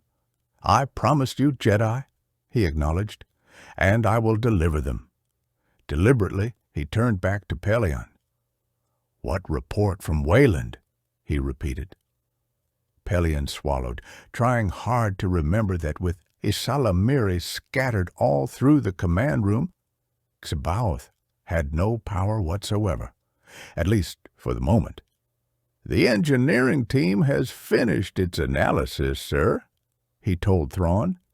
They report that the cloaking shield schematics seem complete, but that to actually build one will take some time. It'll also be highly expensive, at least for a ship the size of the Chimera. Fortunately, they won't have to start with anything nearly this big, Thrawn said, handing Pelion a data card. Here are the specs for what we'll need at Sluis Van. The shipyards? Pelion frowned, taking the data card. The Grand Admiral had so far been very secretive about both his goals and the strategy for that attack. Yes, and we're also going to need some advanced mining machines. Mole miners, I believe they're informally called. Have intelligence start a record search. We'll need a minimum of 40. Yes, sir. Pelion made a note on his data pad. One other thing, sir. He threw a quick glance at C'baoth. The engineers also report that nearly 80% of the Sparty cylinders we'll need are functional or can be restored to working order with relative ease. Sparty cylinders? C'baoth frowned. What are those?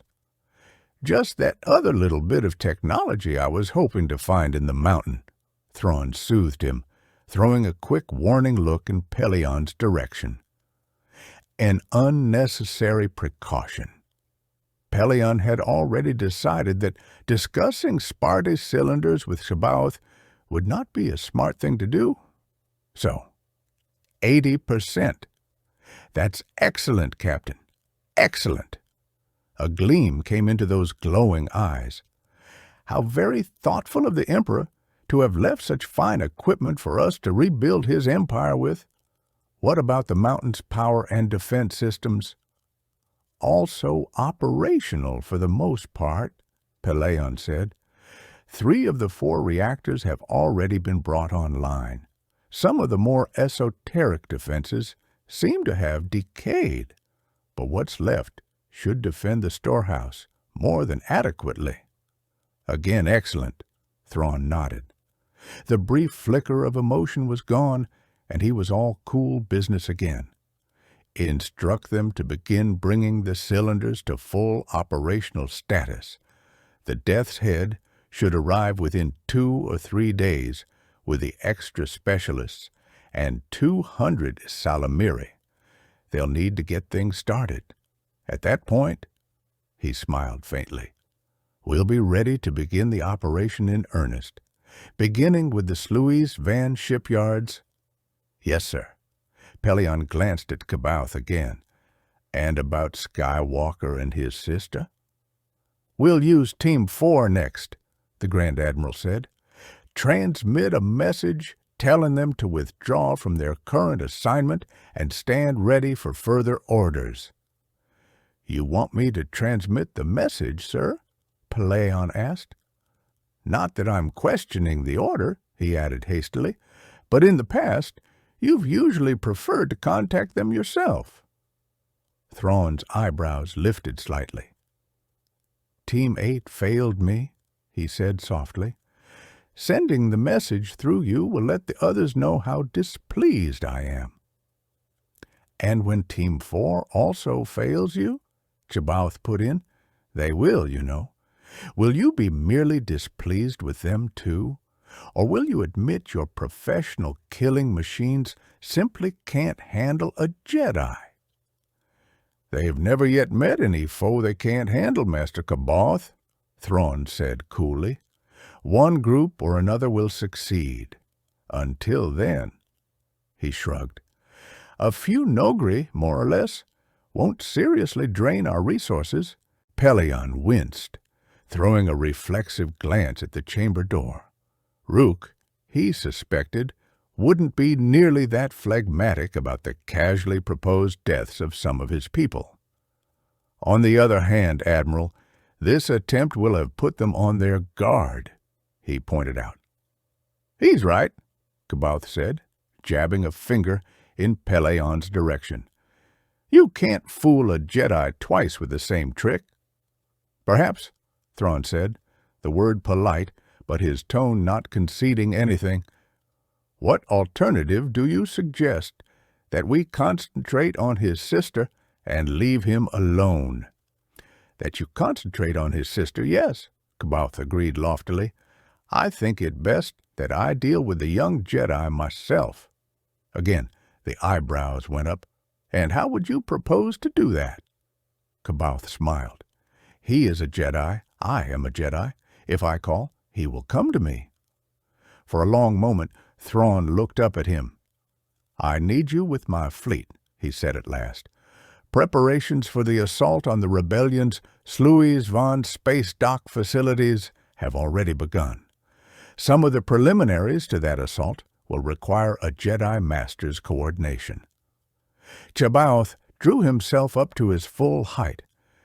My assistance was promised only upon your promise to deliver my Jedi to me. I will have them, Grand Admiral Thrawn. Thrawn's glowing eyes bored into C'baoth's. Does a Jedi Master go back on his word, then? You knew that obtaining Skywalker for you might take some time. All the more reason for me to begin now, C'baoth shot back. Why can't we do both? Pellaeon cut in. Both looked at him. Explain, Captain, Thrawn ordered, a hint of threat audible in his tone. Pellaeon gritted his teeth, but it was too late to back out now. We could begin by starting rumors of your presence somewhere, Master C'baoth, he said. Some sparsely populated world where you might have lived for years without anyone really noticing. Rumors of that sort would be certain to make their way back to the rebellion, he corrected, glancing at Thrawn, particularly with the name Joruus C'baoth attached to them. C'baoth snorted. And you think that on the strength of an idle rumor he'll rush foolishly to find me? Let him be as cautious as he likes, Thrawn said thoughtfully, the threat gone from his voice. Let him bring half the rebellion's forces with him if he chooses. There will be nothing there to connect you to us. Pellaeon nodded. And while we find a suitable planet and start the rumors into motion, you can remain here to assist with the Sluiz Van preliminaries. Hopefully, their response to our activities will keep Skywalker too busy to check out the stories until after the Sluiz Van part is over. And if not, Thrawn added, we'll know when he makes his move, and in plenty of time to get you there ahead of him. C'baoth murmured, stroking his long beard, his gaze drifting off to infinity. Pellaeon held his breath, and after a minute the other abruptly nodded. Very well, he said. The plan is sound. I will go to my chambers now, Grand Admiral Thrawn, and choose a world from which to make my appearance. With an almost regal nod to each of them, he strode out. Congratulations, Captain, Thrawn said, eyeing Pellaeon coolly. Your idea seems to have caught Master C'baoth's fancy. Pellaeon forced himself to meet that gaze. I apologize, Admiral, if I spoke out of turn. Thrawn smiled faintly. You served too long under Lord Vader, Captain, he said. I have no qualms about accepting a useful idea merely because it wasn't my own. My position and ego are not at stake here. Except, perhaps, when dealing with C'baoth. Yes, sir, Pellaeon said aloud.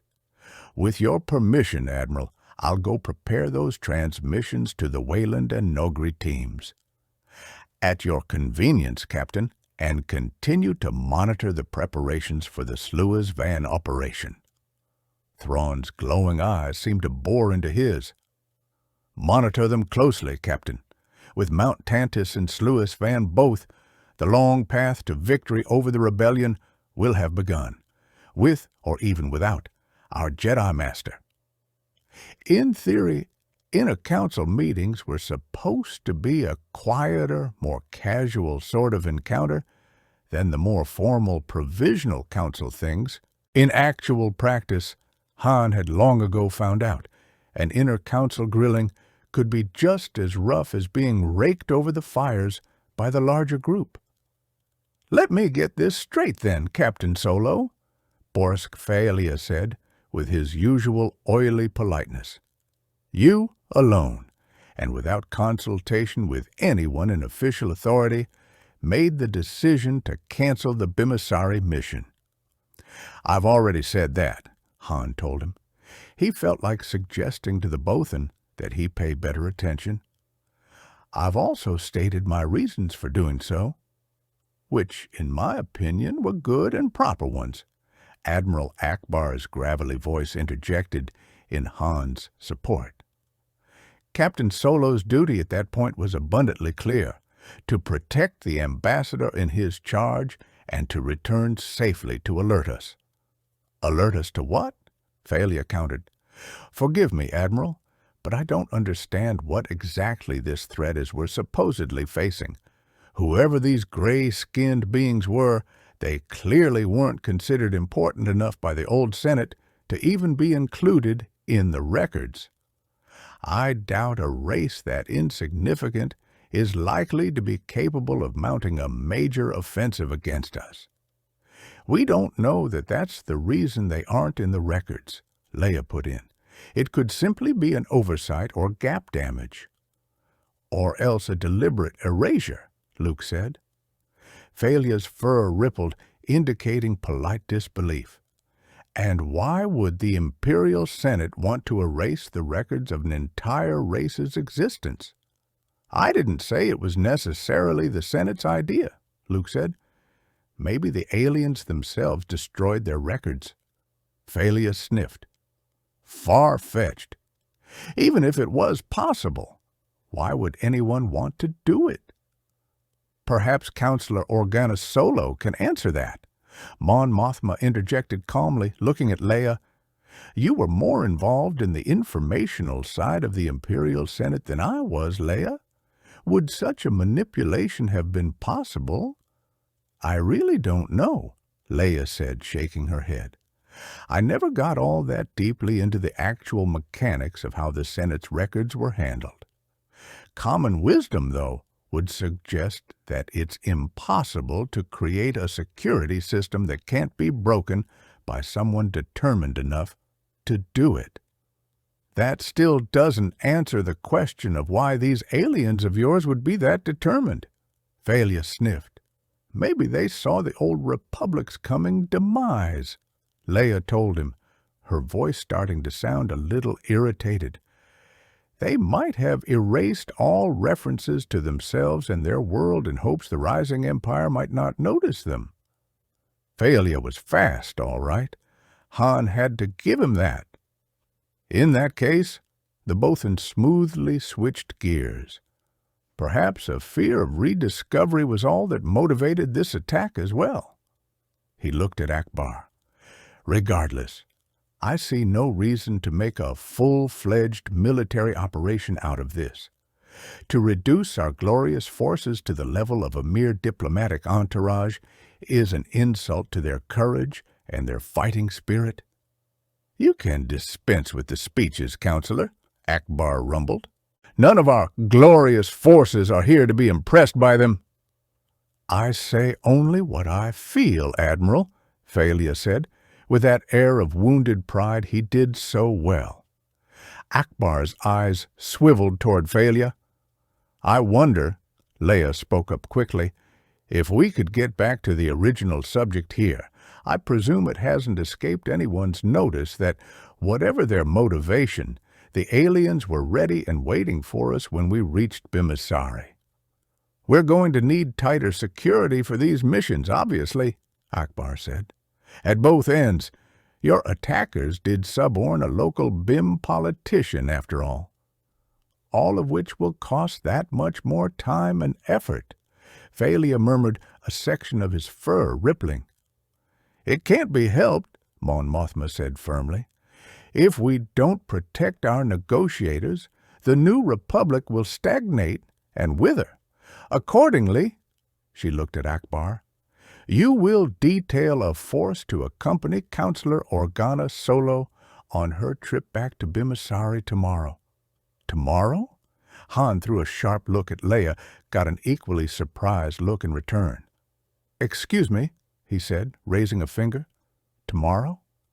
Mon Mothma looked at him, an expression of mild surprise on her face. "Yes, tomorrow. The Bims are still waiting, Captain."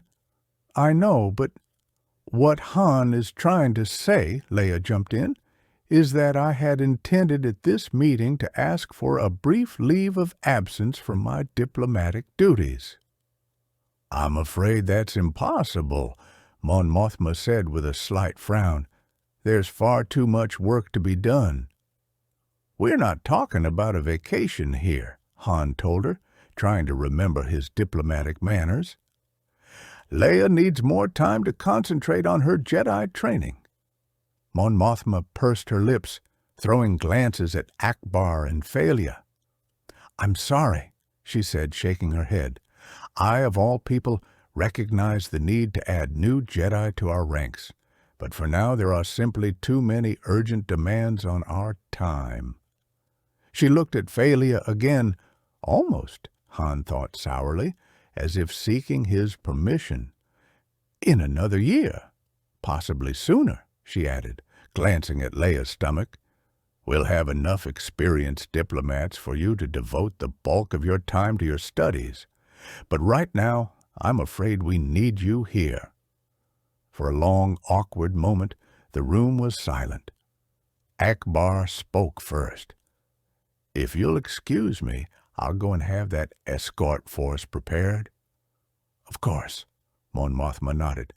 "Unless there's something more, we stand adjourned." And that was that. Jaw clenched tightly, Han began collecting his data cards together.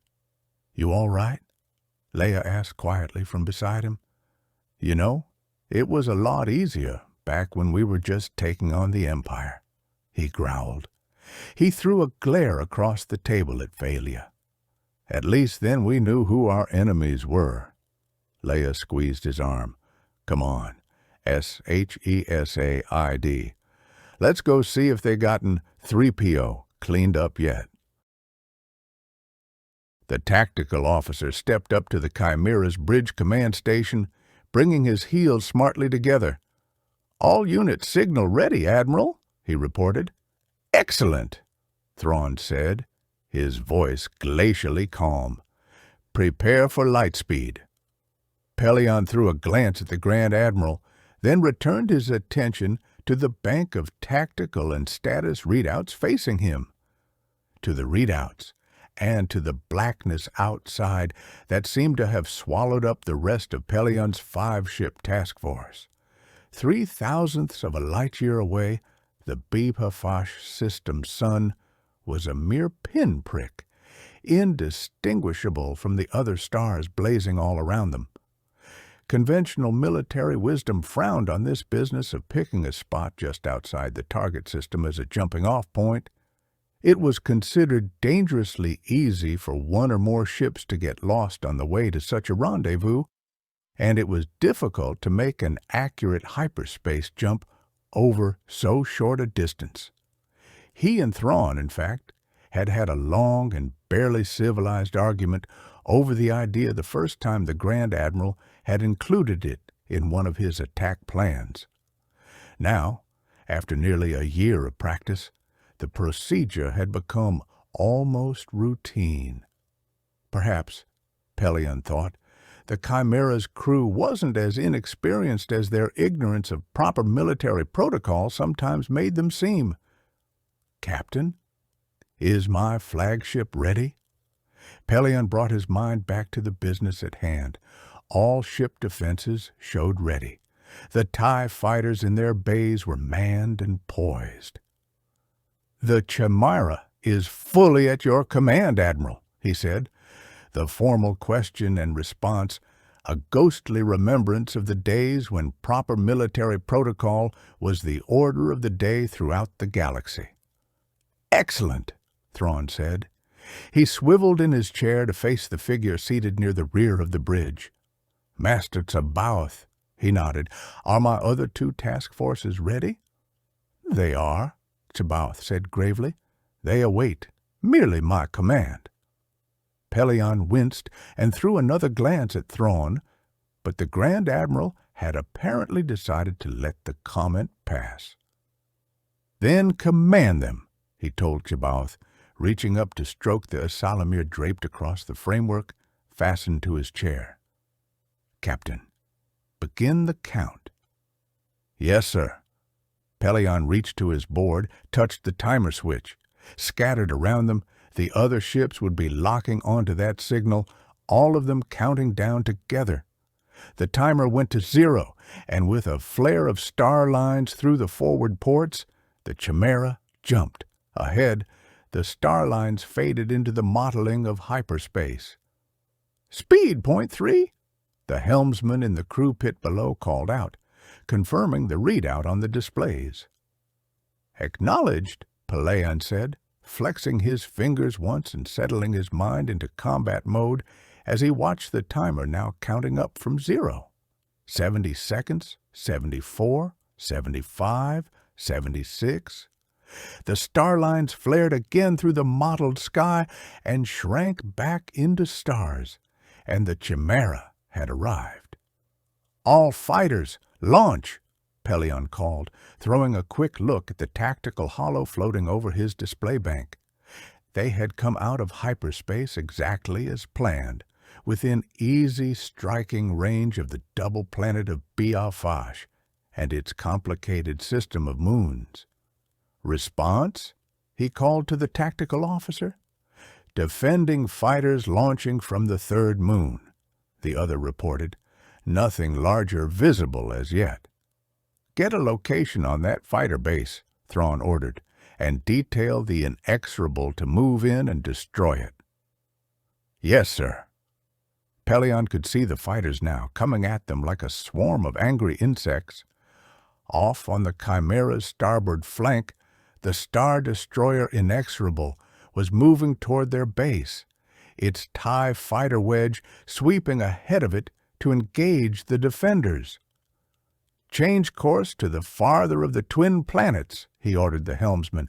"TIE fighters to set up an advanced screen. The Judicator will take the other planet." He looked at Thrawn. "Any special orders, Admiral?" Thrawn was gazing at a mid-distant scan of the twin planets. "Stay with the program for now, Captain," he said. "Our preliminary data appear to have been adequate. You may choose targets at will.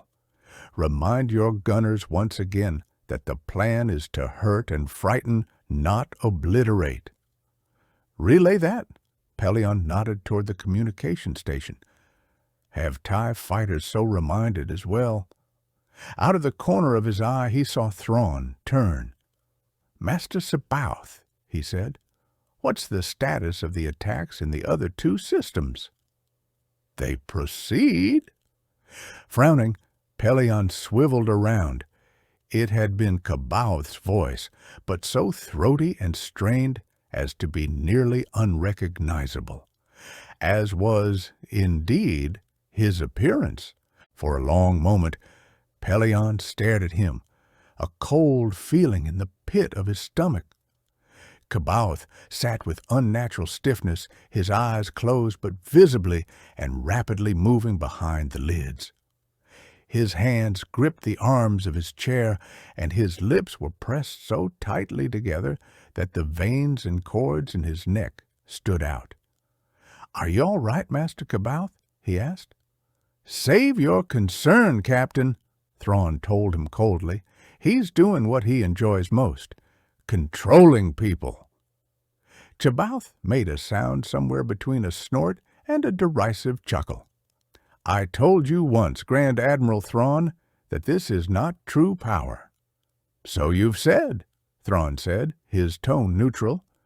"Can you tell what sort of resistance they're facing?" C'baoth's frowning face frowned harder. "Not precisely, but neither force is in danger. That much I can feel in their minds." "Good. Then have the Nemesis break off from the rest of its group and report back to the rendezvous to await us." Pelion frowned at the Grand Admiral. "Sir—" Thrawn turned to him, a warning gleam in his glowing eyes. "Attend to your duties, Captain," he said, and with a sudden flash of insight, Pelion realized that this multi-edged attack on New Republic territory was more than simply part of the setup for the Sluis Van raid. It was, in addition, a test of C'baoth's abilities, yes, but also a test of his willingness to accept orders. "Yes, Admiral," Pelion murmured, and turned back to his displays. The Chimera was in range now, and tiny sparks started to appear on the tactical holo as the ship's huge turbo-laser batteries began firing. Communication stations flared and went black. Planet-side industrial targets flared, went dark, then flared again as secondary fires were ignited. A pair of old Carrack-class light cruisers swept in from starboard, the Chimera's TIE fighter screen breaking formation to engage them. Off in the distance, the Stormhawk's batteries were blazing against an orbiting defense platform, and even as Pelion watched, the station flared into vapor. The battle seemed to be going well. Remarkably well, in fact. An unpleasant feeling began to stir in the pit of Pelion's stomach as he checked his board's real-time status readout. Thus far, the Imperial forces had lost only 3 TIE fighters and sustained superficial damage to the Star Destroyers, compared to 8 of the enemy's line ships and 18 of its fighters gone. Granted, the Imperials vastly outgunned the defenders, but still, slowly, reluctantly, Pelion reached to his board. A few weeks back, he'd made up a statistical composite of the Chimera's battle profiles. For the past year, he called it up, superimposed it over the current analysis. There was no mistake. In every single category and subcategory of speed, coordination, efficiency, and accuracy, the Chimera and its crew were running no less than 40% more effective than usual. He turned to look at C'baoth's strained face, an icy shiver running up his back. He'd never really bought into Thrawn's theory as to how and why the fleet had lost the Battle of Endor. Certainly, he'd never wanted to believe it. But now, suddenly, the issue was no longer open to argument, and with the bulk of his attention and power on the task of mentally communicating with 2 other task forces nearly 4 light-years away, C'baoth still had enough left to do all this. Pelion had wondered, with a certain private contempt, just what had given the old man the right to add the word master to his title. Now he knew. "Getting another set of transmissions," the communications officer reported. "A new group of mid-range planetary cruisers launching." "Have the Stormhawk move to intercept," Thrawn ordered. "Yes, sir. We've now also pinpointed the location of their distress transmissions, Admiral." Shaking away his musings, Pelion glanced across the holo. The newly flashing circle was on the farthest of the system's moons. "Order Squadron 4 to move in and destroy it," he ordered. "Belay that," Thrawn said. "We'll be long gone before any reinforcements can arrive. We might as well let the rebellion waste its resources rushing useless forces to the rescue. In fact," the Grand Admiral consulted his watch, "I believe it's time for us to take our leave, order fighters back to their ships, all ships to light speed as soon as their fighters are aboard." Pelion tapped keys at his station, giving the Chimera's status a quick pre-light speed check. Another bit of conventional military wisdom was that Star Destroyers should play the role of mobile siege stations in this kind of full-planet engagement, that to employ them in hit-and-fade operations was both wasteful and potentially dangerous. But then, proponents of such theories had obviously never watched someone like Grand Admiral Thrawn in action. "Order the other 2 forces to break off their attacks as well," Thrawn told C'baoth. "I presume you are in close enough contact to do that?" "You question me too much, Grand Admiral Thrawn," C'baoth said, his voice even huskier than it had been earlier. "Far too much." "I question all that is not yet familiar to me," Thrawn countered, swiveling back around again. "Call them back to the rendezvous point." "As you command," the other hissed. Pellaeon glanced back at C'baoth. Testing the other's abilities under combat conditions was all good and proper, but there was such a thing as pushing too far. "He must learn who's in command here," Thrawn said quietly, as if reading Pellaeon's thoughts. "Yes, sir," Pellaeon nodded, forcing his voice to remain steady. Thrawn had proved time and again that he knew what he was doing. Still, Pellaeon couldn't help but wonder uneasily if the Grand Admiral recognized the extent of the power he'd awakened from its sleep on Wayland. Thrawn nodded. "Good. Have there been any further leads on those mole miners I asked for?"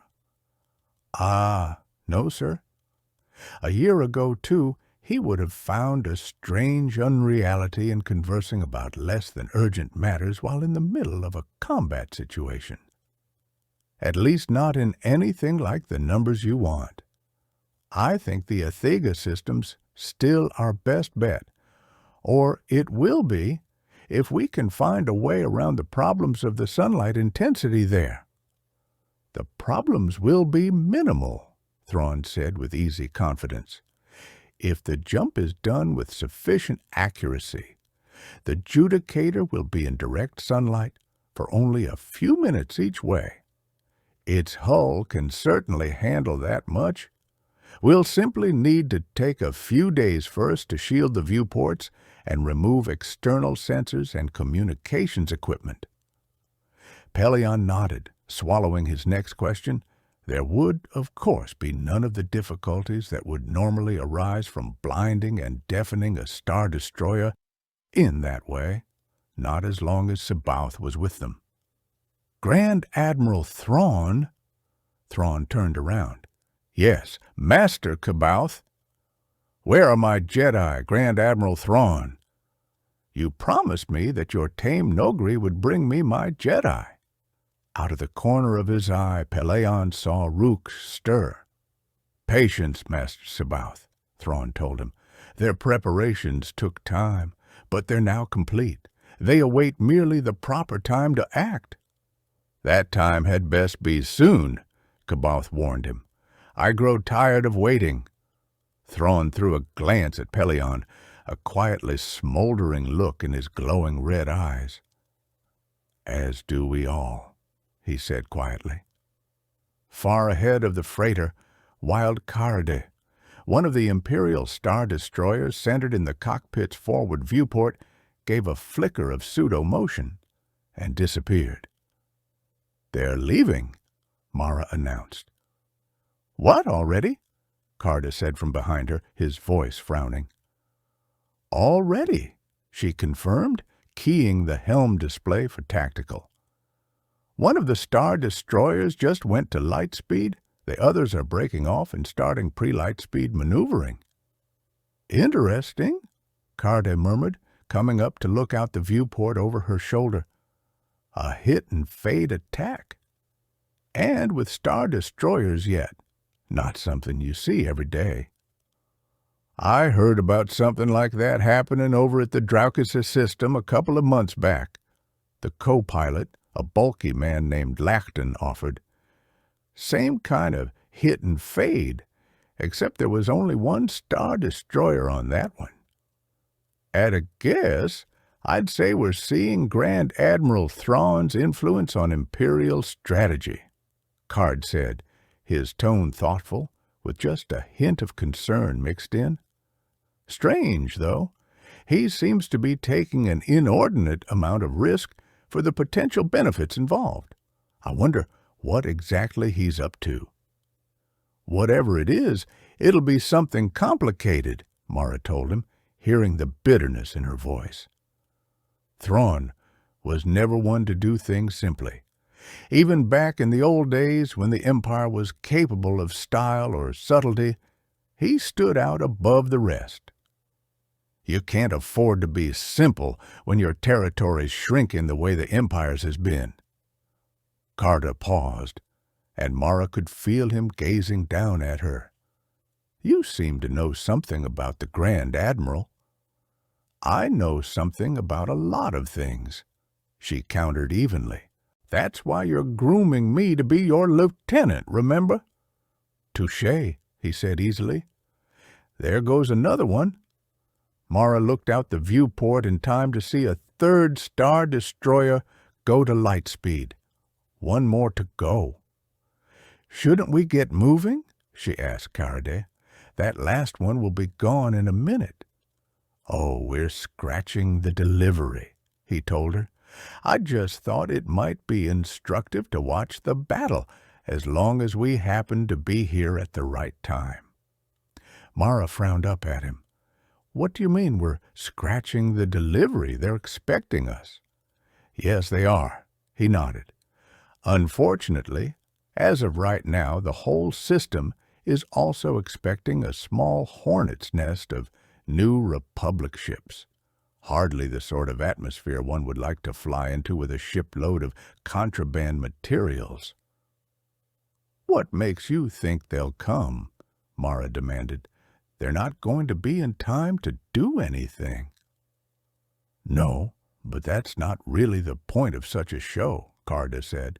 The point is to score domestic political gains by bustling around, presenting a comforting display of force, and otherwise convincing the locals that something like this can never happen again. And promising to help clean up the wreckage, Lockton put in. That goes without saying, Card agreed dryly. Regardless, it's not a situation we really want to fly into. We'll send a transmission from our next stop telling them we'll try to make delivery again in a week. I still don't like it, Mara insisted. We promised them we'd do it. We promised... There was a short pause. It's standard procedure, Carter told her, a touch of curiosity almost hidden beneath the usual urbane smoothness of his voice. I'm sure they'd prefer late delivery to losing the entire shipment. With an effort, Mara forced the black haze of memory away. Promises. I suppose so, she conceded, blinking her attention back to the control board. While they'd been talking, the last Star Destroyer had apparently gone to light speed, leaving nothing behind but enraged and impotent defenders and mass destruction. A mess for the New Republic's politicians and military people to clean up. For a moment, she gazed out at the distant planets, wondering if Luke Skywalker might be among those the New Republic would send to help clean up that mess. Whenever you're ready, Mara. With an effort, she shook away the thought. Yes, sir, she said, reaching for the board. Not yet, she told herself silently. Not yet, but soon. Very, very soon. The remote swooped, hesitated, swooped again, hesitated again, swooped once more, and fired. Leia, swinging her new lightsaber in an overlarge arc, was just a shade too slow. Gah! She grunted, taking a step backward. You're not giving the Force enough control, Luke told her. You have to. Wait a minute. Reaching out with the Force, he put the remote on pause. He remembered vividly that first practice session on the Falcon, when he'd had to concentrate on Ben Kenobi's instructions while at the same time keeping a wary eye on the remote. Doing both together hadn't been easy, but perhaps that had been the whole idea. Perhaps a lesson learned under stress was learned better. He wished he knew. I'm giving it all the control I can, Leia said, rubbing her arm where the remote's stinger blast had caught her. I just don't have the proper techniques down yet. She impaled him with a look. Or else I just wasn't cut out for this sort of fighting." "You can learn it," Luke said firmly. "I learned it, and I never had any of that self-defense training you got when you were growing up on Alderaan." "Maybe that's the problem," Leia said. "Maybe all those old fighting reflexes are getting in my way." "I suppose that's possible," Luke admitted, wishing he knew that too. "In that case, the sooner you start unlearning them, the better. Now, ready?" The door buzzed. "It's Han," Leia said, stepping away from the remote and closing down her lightsaber. "Come in," she called. "Hi," Han said as he walked into the room, glancing in turn at Leia and Luke. He wasn't smiling. "How's the lesson going?" "Not bad," Luke said. "Don't ask," Leia countered, frowning at her husband. "What's wrong?"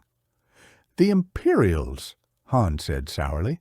"They just pulled a 3-prong hit and fade on 3 systems in the Sluice sector. Someplace called Beep Fash, and 2 unpronounceable ones." Luke whistled softly. "3 at once. Getting pretty cocky, aren't they?" "That seems par for them these days." Leia shook her head, the skin around her eyes tight with concentration. "They're up to something, Han. I can feel it. Something big, something dangerous." She waved her hands helplessly. "But I can't for the life of me figure out what it could be." "Yeah, Akbar's been saying the same thing." Han nodded. "Problem is, he's got nothing to back it up. Except for the style and tactics, this is all pretty much the same rearguard harassment the Empire's been pulling for probably the last year and a half." "I know," Leia gritted, "but don't sell Akbar short. He's got good military instincts, no matter what certain other people say." Han cocked an eyebrow. "Hey, sweetheart, I'm on your side, remember?" She smiled wanly. "Sorry, how bad was the damage?" Han shrugged. "Not nearly as bad as it could have been, especially considering that they hit each place with 4 Star Destroyers. But all 3 systems are pretty shook up." "I can imagine," Leia sighed. "Let me guess. Mon Mothma wants me to go out there and assure them that the New Republic really is able and willing to protect them." "How'd you guess?" Han growled.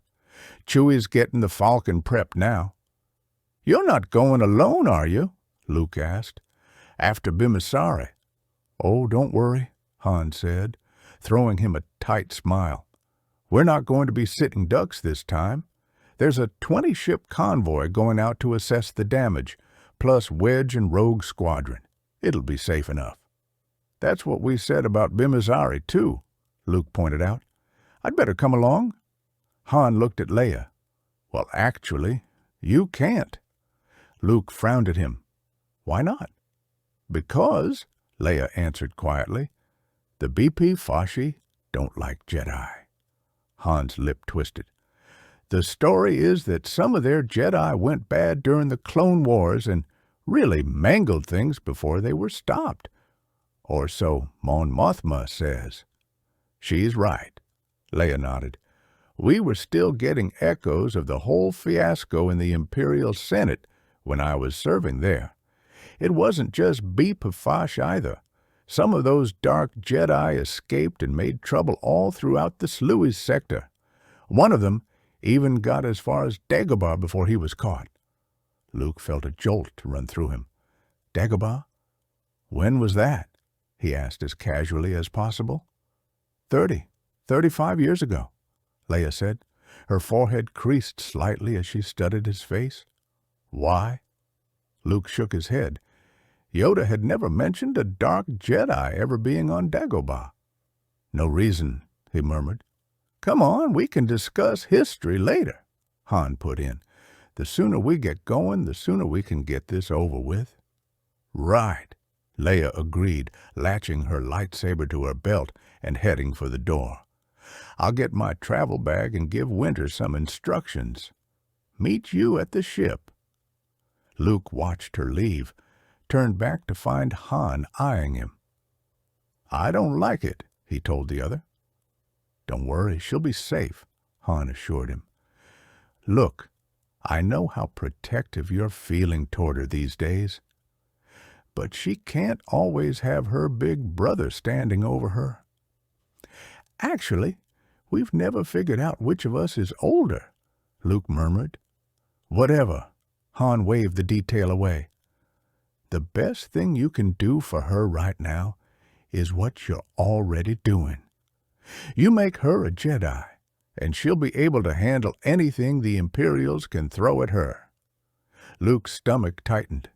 I suppose so. As long as Chewie and me are with her, that is, Han amended, heading for the door. See you when we get back. Be careful, Luke called after him. Han turned, one of those hurt, innocent expressions on his face. Hey, he said, it's me. He left, and Luke was alone. For a few moments, he wandered around the room, fighting against the heavy weight of responsibility that seemed sometimes on the verge of smothering him. Risking his own life was one thing, but to have Leia's future in his hands was something else entirely.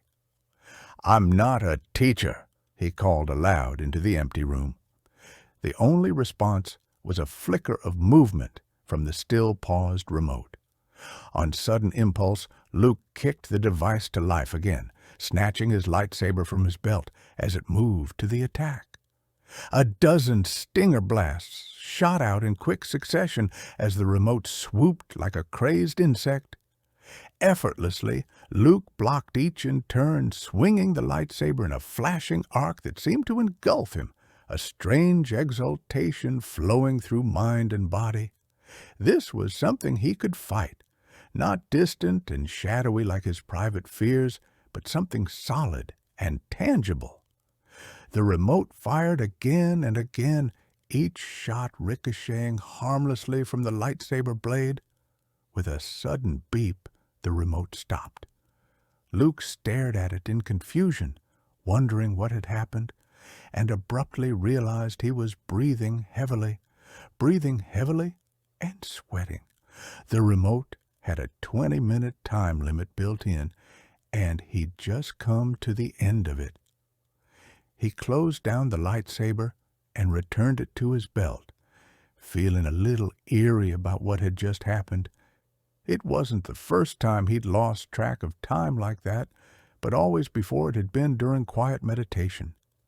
The only times it had happened in anything like a combat situation were back on Dagobah, under Yoda's supervision.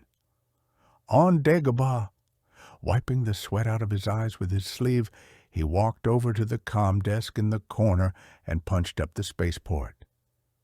This is Skywalker, he identified himself. I'd like my X-Wing prepped for launch in 1 hour. Yes, sir, the young maintenance officer said briskly. We'll need you to send over your astromech unit first. Right, Luke nodded. He'd refused to let them wipe the X-Wing's computer every few months, as per standard procedure. The inevitable result was that the computer had effectively molded itself around R2's unique personality, so much so that the relationship was almost up to true droid counterpart level. It made for excellent operational speed and efficiency. Unfortunately, it also meant that none of the maintenance computers could talk to the X-Wing anymore.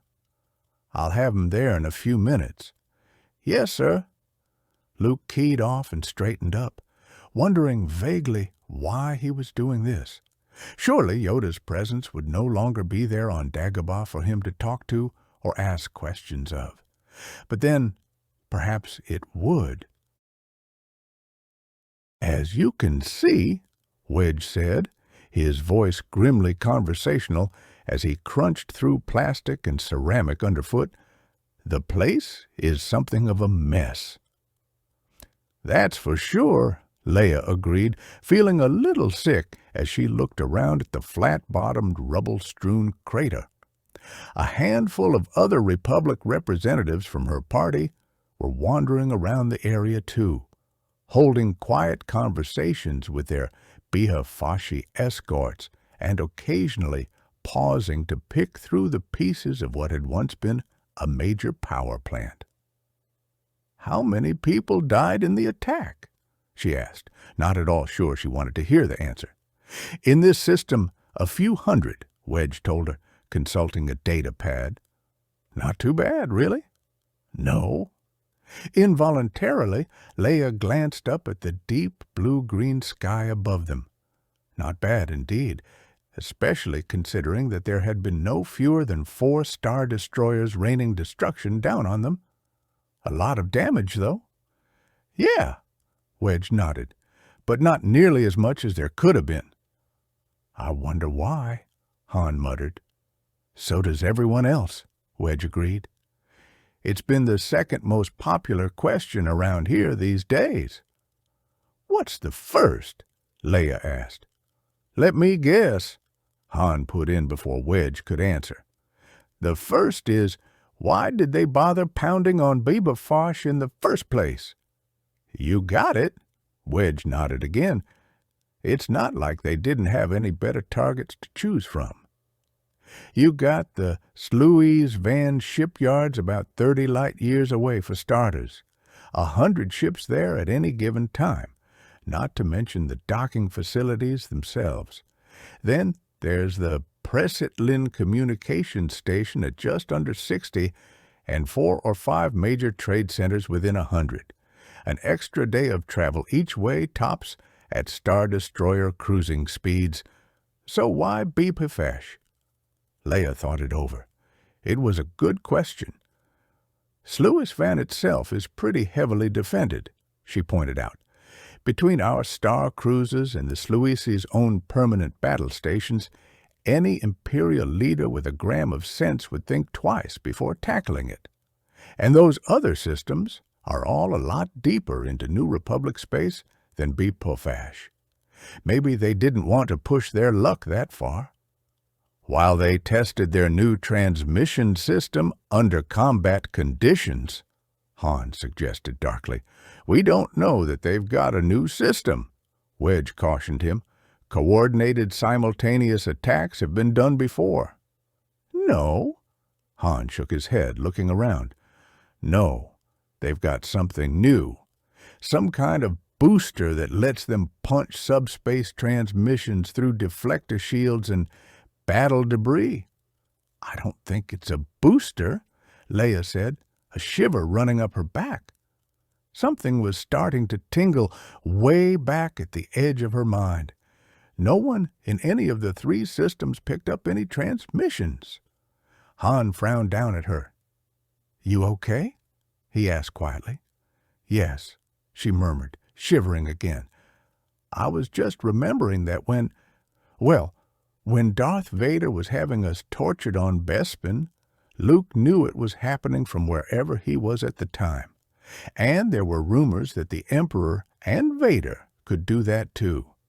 "Yeah, but they're both dead," Han reminded her. "Luke said so." "I know," she said. The tingling at the edge of her mind was getting stronger. But what if the Imperials have found another Dark Jedi? Wedge had gotten ahead of them, but now he turned back. "You talking about C'baoth?" "What?" Leia frowned. "Joruus C'baoth," Wedge said. "I thought I heard you mention Jedi." "I did," Leia said. "Who's Joruus C'baoth?" "He was one of the major Jedi Masters back in pre-Empire days," Wedge said. "Supposed to have disappeared before the Clone Wars started. I heard a rumor a couple of days ago that he surfaced again and set up shop on some minor world named Joe Mark." "Right," Han snorted. "And he was just sitting around doing nothing during the rebellion?" Wedge shrugged. "I just report 'em, General. I don't make 'em up." "We can ask Luke," Leia said. "Maybe he knows something. Are we ready to move on?" "Sure," Wedge said. "The air speeders are over this way." And in a sudden rush of sensation, the tingling in Leia's mind abruptly exploded into certain knowledge. "Han, Wedge, Duck! And at the rim of the crater, a handful of well-remembered gray-skinned aliens appeared. "Cover!" Han shouted to the other Republic reps in the crater as the aliens opened up with blasters. Grabbing Leia's wrist, he dived for the limited protection of a huge but badly twisted plate of shielding metal that had somehow gotten itself dug halfway into the ground. Wedge was right behind them, slamming hard into Leia as he reached cover. "Sorry," he panted in apology, yanking out his blaster and turning to throw a cautious look around the edge of their shelter. One look was all he got before a blaster bolt spattered metal near his face and sent him jerking back. "I'm not sure," he said, "but I think we've got trouble." "I think you're right," Han agreed grimly. Leia turned to see him, blaster drawn, returning his comlink to his belt with his free hand. "They've learned. This time they're jamming our communications." Leia felt cold all over.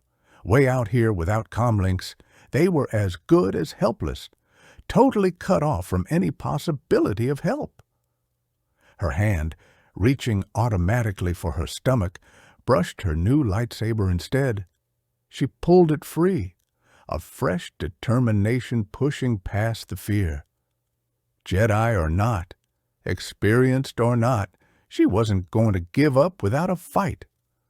"Sounds like you've run into these guys before," Wedge said, reaching around the barrier to squeeze off a couple of blind shots in the general direction of their attackers.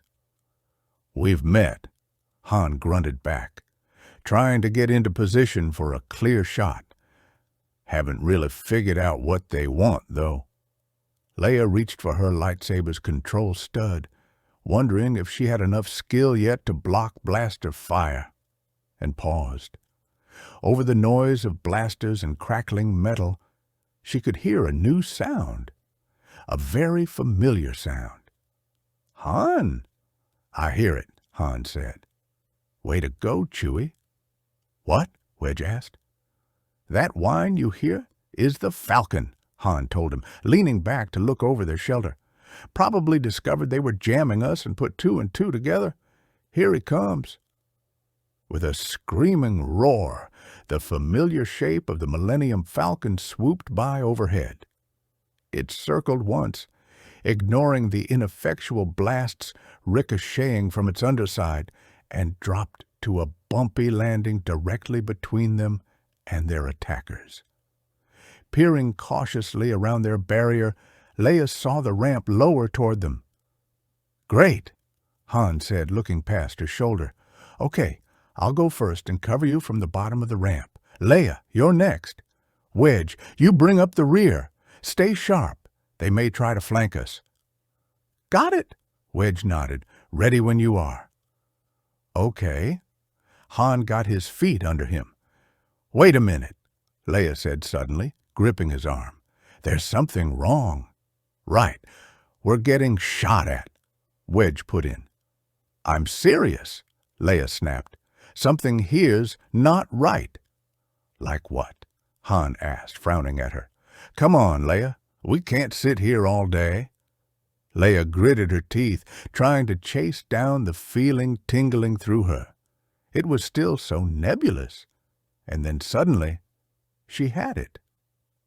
"It's Chewie," she told them. "I can't feel his presence on the ship." "He's probably just too far away," Wedge said, a distinct note of impatience in his voice. "Come on. He's going to get the ship shot out from under him if we don't get going." "Hang on a minute," Han growled, still frowning at Leia. "He's okay for now. All they're using is hand blasters. Anyway, if things get too hot, he can always use the—" He broke off, a strange look on his face. A second later, Leia got it too. "The underside swivel blaster," she said. "Why isn't he using it?" "Good question," Han said grimly. He leaned out again, taking a hard look this time, and when he ducked back under cover, there was a sardonic half-grin on his face. "Simple answer. That's not the Falcon, oh—" "What?" Wedge asked, his jaw dropping a couple of centimeters. "It's a fake," Han told him. "I can't believe it. These guys actually dug up another working YT-1300 freighter somewhere." Wedge whistled softly. "Boy, they must really want you bad." "Yeah, I'm starting to get that impression myself," Han said. "Got any good ideas?" Wedge glanced around the edge of the barrier. "I don't suppose running for it qualifies." "Not with them sitting out there at the edge of the crater waiting to pick us off," Leia told him. "Yeah," Han agreed. "And as soon as they realize we're not going to just walk into their decoy, it'll probably get worse." "Is there any way we can at least disable that ship?" Leia asked him. "Keep it from taking off and attacking us from above?" "There are lots of ways," he grunted. "The problem is you have to be inside for most of them. The outside shielding isn't great, but it blocks hand blasters just fine." "Will it block a lightsaber?" He threw a suspicious frown at her. "You're not suggesting—" "I don't think we've got any choice," she told him. "Do we?" "I suppose not," he grimaced. "All right, but I'll go." Leia shook her head. "We all go," she said. "We know they want at least one of us alive. Otherwise, they'd just have flown by overhead and blasted us. If we all go together, they won't be able to fire.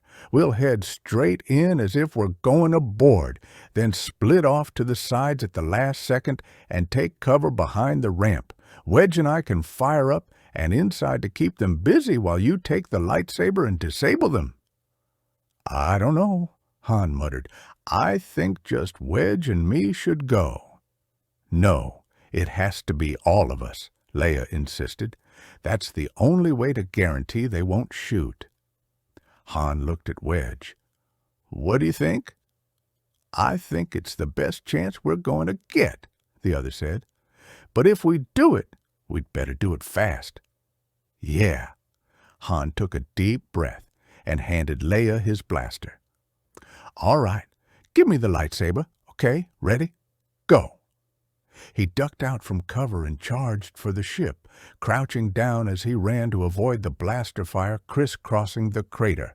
The other Republic reps, Leia noted, as she and Wedge followed, doing a good job of keeping the rim attackers busy. Inside the ship, she could see a hint of movement, and she gripped Han's blaster a little tighter. A half-second in the lead, Han reached the ramp, and swerving suddenly to the side, ducked under the hull. The aliens must have realized instantly that their trap had failed. Even as Leia and Wedge skidded to a halt at opposite sides of the ramp, they were greeted by a burst of blaster fire from the open hatch. Dropping to the ground, Leia squirmed as far back as she could under the ramp, firing blindly into the hatch to discourage those inside from coming down after them. Across the ramp, Wedge was also firing. Somewhere behind her, she could hear a faint scrabbling across the ground as Han got into position for whatever sabotage he was planning. A shot blazed past from above, narrowly missing her left shoulder, and she tried to back a little farther into the ramp's shadow. Behind her, clearly audible through the blaster fire, she heard a snap hiss as Han ignited her lightsaber. Gritting her teeth, she braced herself, not knowing quite why. And with a blast and shock wave that knocked her flat against the ground, the whole ship bounced a meter in the air and then slammed back down again. Through the ringing in her ears, she heard someone give a war whoop. The firing from the hatch had abruptly stopped, and in the silence she could hear a strange hissing roar coming from above her. Cautiously, she eased away from the ramp and crawled a little ways out of concealment. She'd been prepared to see the freighter leaking something as a result of Han's sabotage. She wasn't prepared for the huge white gaseous plume that was shooting skyward like the venting of a ruptured volcano. "You like it?" Han asked, easing over beside her and glancing up to admire his handiwork. "That probably depends on whether the ship's about to blow up," Leia countered. "What did you do?" "Cut through the coolant lines to the main drive," he told her, retrieving his blaster and handing back her lightsaber. "That's all their pressurized Corphase gas floating away." "I thought coolant gases were dangerous to breathe," Leia said, looking warily at the billowing cloud. "They are," Han agreed, "but Corphase is lighter than air, so we won't have any trouble down here. Inside the ship is another matter. I hope—" Abruptly, Leia became aware of the silence around them. "They've stopped shooting," she said. Han listened. "You're right. Not just the ones inside the ship, either." "I wonder what they're up to," Leia murmured, tightening her grip on the lightsaber. A second later, she got her answer. A violent thunderclap came from above them, flattening her to the ground with the shock wave. For a horrifying second, she thought the aliens had set the ship to self-destruct. But the sound faded away, and the ramp beside her was still intact. What was that? "That, sweetheart," Han said, pulling himself to his feet, "was the sound of an escape pod being jettisoned." He eased cautiously away from the relative protection of the ramp, scanning the sky. "Probably modified for atmospheric maneuvering. Never realized before how loud those things were." "They usually take off in vacuum," Leia reminded him, standing up herself. "So, now what?" "Now," Han pointed, "we collect our escort and get out of here." "Our escort?" Leia frowned. "What Her question was cut off by the roar of engines as 3 X-Wings shot overhead, wings in attack position and clearly primed for trouble. She looked up at the white tower of Corphase gas and suddenly understood. "You did that deliberately, didn't you?" "Well, sure," Han said, looking innocent. "Why just disable a ship when you can disable it and send up a distress signal at the same time?" He gazed up at the cloud. "You know," he said thoughtfully, "sometimes I still amaze myself." "I can assure you, Captain Solo," Admiral Akbar's gravelly voice came over the Falcon speaker, "that we are doing everything in our power to find out how this happened." "That's what you said 4 days ago," Han reminded him, trying hard to be civil. It wasn't easy. He'd long since gotten used to being shot at himself, but having Leia under the hammer with him was something else entirely. "Come on. There can't be all that many people who knew we were coming to Beebfash." "You might be surprised," Akbar said. "Between the council members, their staffs, the prep crews at the spaceport, and various security and support personnel, there may be up to 200 people who had direct access to your itinerary.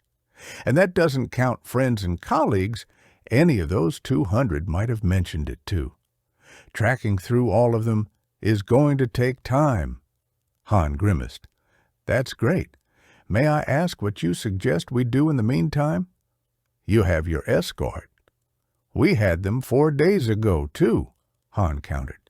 "It didn't do us a lot of good. Commander Antilles and Rogue Squadron are fine in a space battle, but this kind of stuff isn't exactly their area of expertise. We'd do better with Lieutenant Page and some of his commandos." "Unfortunately, they're all out on assignment," Akbar said.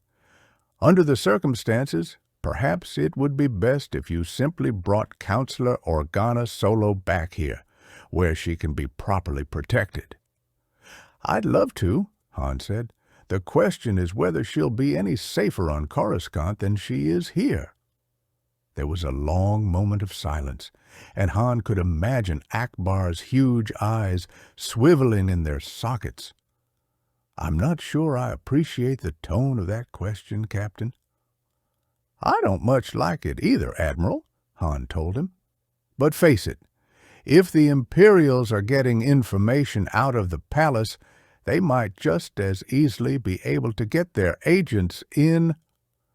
"I think that highly unlikely," Akbar said, and there was no missing the frostiness in his tone. "The security arrangements I've set up on Coruscant are quite capable of handling anything the Imperials might try." "I'm sure they are, Admiral," Han sighed. "I only meant—" "We'll let you know when we have further information, Captain," Akbar said. "Until then, do whatever you feel is necessary. Coruscant out." The faint hum of the carrier cut off. "Right," Han muttered under his breath. "Bupfash out, too." For a minute he just sat there in the Falcon's cockpit, thinking evil thoughts about politics in general and Akbar in particular. In front of him, the displays that normally monitored ship status were showing views of the landing field around them, with special emphasis on the areas just outside the hatch. The underside swivel blaster was extended and ready, the deflector shield set for hair trigger activation, despite the fact that the things weren't all that effective inside an atmosphere. Han shook his head, a mixture of frustration and disgust in his mouth. Who'd ever have thought, he marveled to himself, that the day would come when I was actually paranoid? From the rear of the cockpit came the sound of a soft footstep. Han turned, hand automatically dropping to his blaster. "It's just me," Leia assured him, coming forward and glancing at the displays. She looked tired. "You finished talking with Akbar already?" "It wasn't much of a conversation," Han told her sourly. "I asked what they were doing to find out how our pals with the blasters knew we were coming here. He assured me they were doing everything possible to find out. I managed to step on his toes, and he signed off in a huff. Pretty much like usual with Akbar these days." Leia gave him a wry smile. "You do have a way with people, don't you?" "This one's not my fault," Han objected. "All I did was suggest that his security people might not be up to keeping these guys out of the Imperial Palace. He's the one who overreacted." "I know," Leia nodded, dropping wearily into the co-pilot seat. "For all his military genius, Akbar just doesn't have the polish to be a good politician, and with failure nipping at his heels—" She shrugged uncomfortably. "He just gets more and more overprotective of his territory. Yeah, well, if he's trying to keep failure away from the military, he's got the wrong end of the blaster," Han growled. "Half of them are already convinced that failure's the guy to listen to." "Unfortunately, he often is," Leia conceded. "Charisma and ambition. Dangerous combination." Han frowned. There had been something in her voice just then. "What do you mean, dangerous?" "Nothing," she said, a guilty look flicking across her face. "Sorry, talking out of turn." "Leia, if you know something—" "I don't know anything," she said, in a tone that warned him to drop it. "It's just a feeling I have, a sense that failure has his eye on more than just Akbar's job as Supreme Commander, but it's just a feeling. Like the feeling she had that the Empire was up to something big." "Okay," he said soothingly. "I understand. South, you all done here?" "As done as I can be," she said, the tiredness back in her voice. "The rebuilding's going to take some time, but the organization for that will have to be handled from Coruscant." She leaned back in her seat and closed her eyes. Convoys of replacement equipment, consultants, and maybe extra workers. You know the sort of thing. Yeah, Han said. And I suppose you're anxious to get right back and start the ball rolling? She opened her eyes and gave him a curious look. You sound like you're not. Han gave the outside displays a thoughtful scan. Well, it's what everyone's going to expect you to do, he pointed out, so maybe we ought to do something else. Such as, I don't know, find somewhere no one would think to look for you, I guess. And then? She asked, her voice ominous. Unconsciously, Han braced himself. And then hole up there for a while. You know I can't do that, she said, her tone just about what he'd expected. I have commitments back on Coruscant. You got commitments to yourself, too, he countered, not to mention to the twins. She glared at him. That's not fair. Isn't it? She turned away from him, an unreadable expression on her face. I can't be out of touch, Han, she said quietly. I just can't. There's too much happening back there for me to bury myself away. Han gritted his teeth. They seem to be running over this same territory a lot lately. Well, if all you need right now is to keep in touch, how about if we go someplace that has a diplomatic station? You'd at least be able to get official Coruscant news there. And how do we make sure the local ambassador doesn't give us away? She shook her head. I can't believe I'm talking like this, she muttered. It's like we're back being the rebellion again, not the legitimate government. Who says the ambassador has to know? Han asked. We've got a diplomatic receiver on the Falcon. We can tap into the transmission on our own. Only if we can get hold of the station's encrypt scheme, she reminded him, and then plug it into our receiver. That may not be possible. We can find a way, Han insisted. At least it would buy Akbar some time to track down the leak. True, Leia considered, slowly shook her head. I don't know. The New Republic's encrypt codes are nearly impossible to break. Han snorted. I hate to disillusion you, sweetheart, but there are slicers running around loose who eat government encrypt codes for breakfast. All we have to do is find one of them. And pay him enormous sums of money? Leia said dryly. Something like that, Han agreed, thinking hard. On the other hand, even slicers occasionally owe other people favors. Oh? Leia threw him a sideways look. I don't suppose you'd know any of them. As a matter of fact, I do. Han pursed his lips.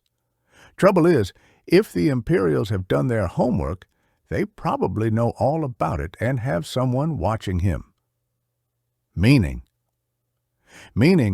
we're going to have to find someone who's got his own list of slicer contacts. He reached over to the console and tapped the Falcon's comm switch. Antilles, this is Solo. You copy? Right here, General. Wedge's voice came back promptly. We're leaving BP Foch, Wedge, Han told him. That's not official yet. You're in charge of telling the rest of the delegation about it once we're off the ground. I understand, Wedge said. You want me to assign you an escort, or would you rather slip out quietly? I've got a couple of people I'd trust all the way to the end of the galaxy. Han sent Leia a lopsided smile. Wedge understood all right. Thanks, but we wouldn't want the rest of the delegation to feel unprotected. Whatever you want. I can handle anything that needs doing at this end. See you back at Coruscant. Right. Han cut off the comm. Eventually, he added under his breath as he keyed for intercom. Chewie? We ready to fly? The Wookiee growled an affirmative. Okay, make sure everything's bolted down and then come on up. Better bring 3PO, too. We might have to talk to Biofashi Control on the way out. Do I get to know where we're going? Leia asked as he started the pre-launch sequence. I already told you, Han said. We need to find someone we can trust who has his own list of illegals. A suspicious glint came into her eye. You don't mean Lando? Who else? Han said innocently. Upstanding citizen, former war hero, honest businessman. Of course he'll have Slicer contacts. Leia rolled her eyes skyward. Why, she murmured, do I suddenly have a bad feeling about this? Hang on, R2, Luke called, as the first gusts of atmospheric turbulence began to bounce the X-Wing around. We're coming in. Scanners all working okay? There was an affirmative twitter from the rear, the translation appearing across his computer scope. Good, Luke said, and turned his attention back to the cloud-shrouded planet rushing up to meet them. It was odd, he thought, how it had only been on that first trip into Dagobah that the sensors had so totally failed on approach, or perhaps not so odd. Perhaps that had been Yoda, deliberately suppressing his instruments so as to be able to guide him unsuspectingly to the proper landing site. And now Yoda was gone. Firmly, Luke put the thought out of his mind. Mourning the loss of a friend and teacher was both fitting and honorable. But to dwell unnecessarily on that loss was to give the past too much power over the present. The X-Wing dropped into the lower atmosphere, and within seconds was completely enveloped by thick white clouds. Luke watched the instruments, taking the approach slow and easy. The last time he'd come here, just before the Battle of Endor, he'd made the landing without incident. But just the same, he had no intention of pushing his luck. The landing sensors had Yoda's old homestead pinpointed now. R2, he called. Find me a good level spot to set down, will you? In response, a red rectangle appeared on the forward scope, a ways east of the house, but within walking distance of it.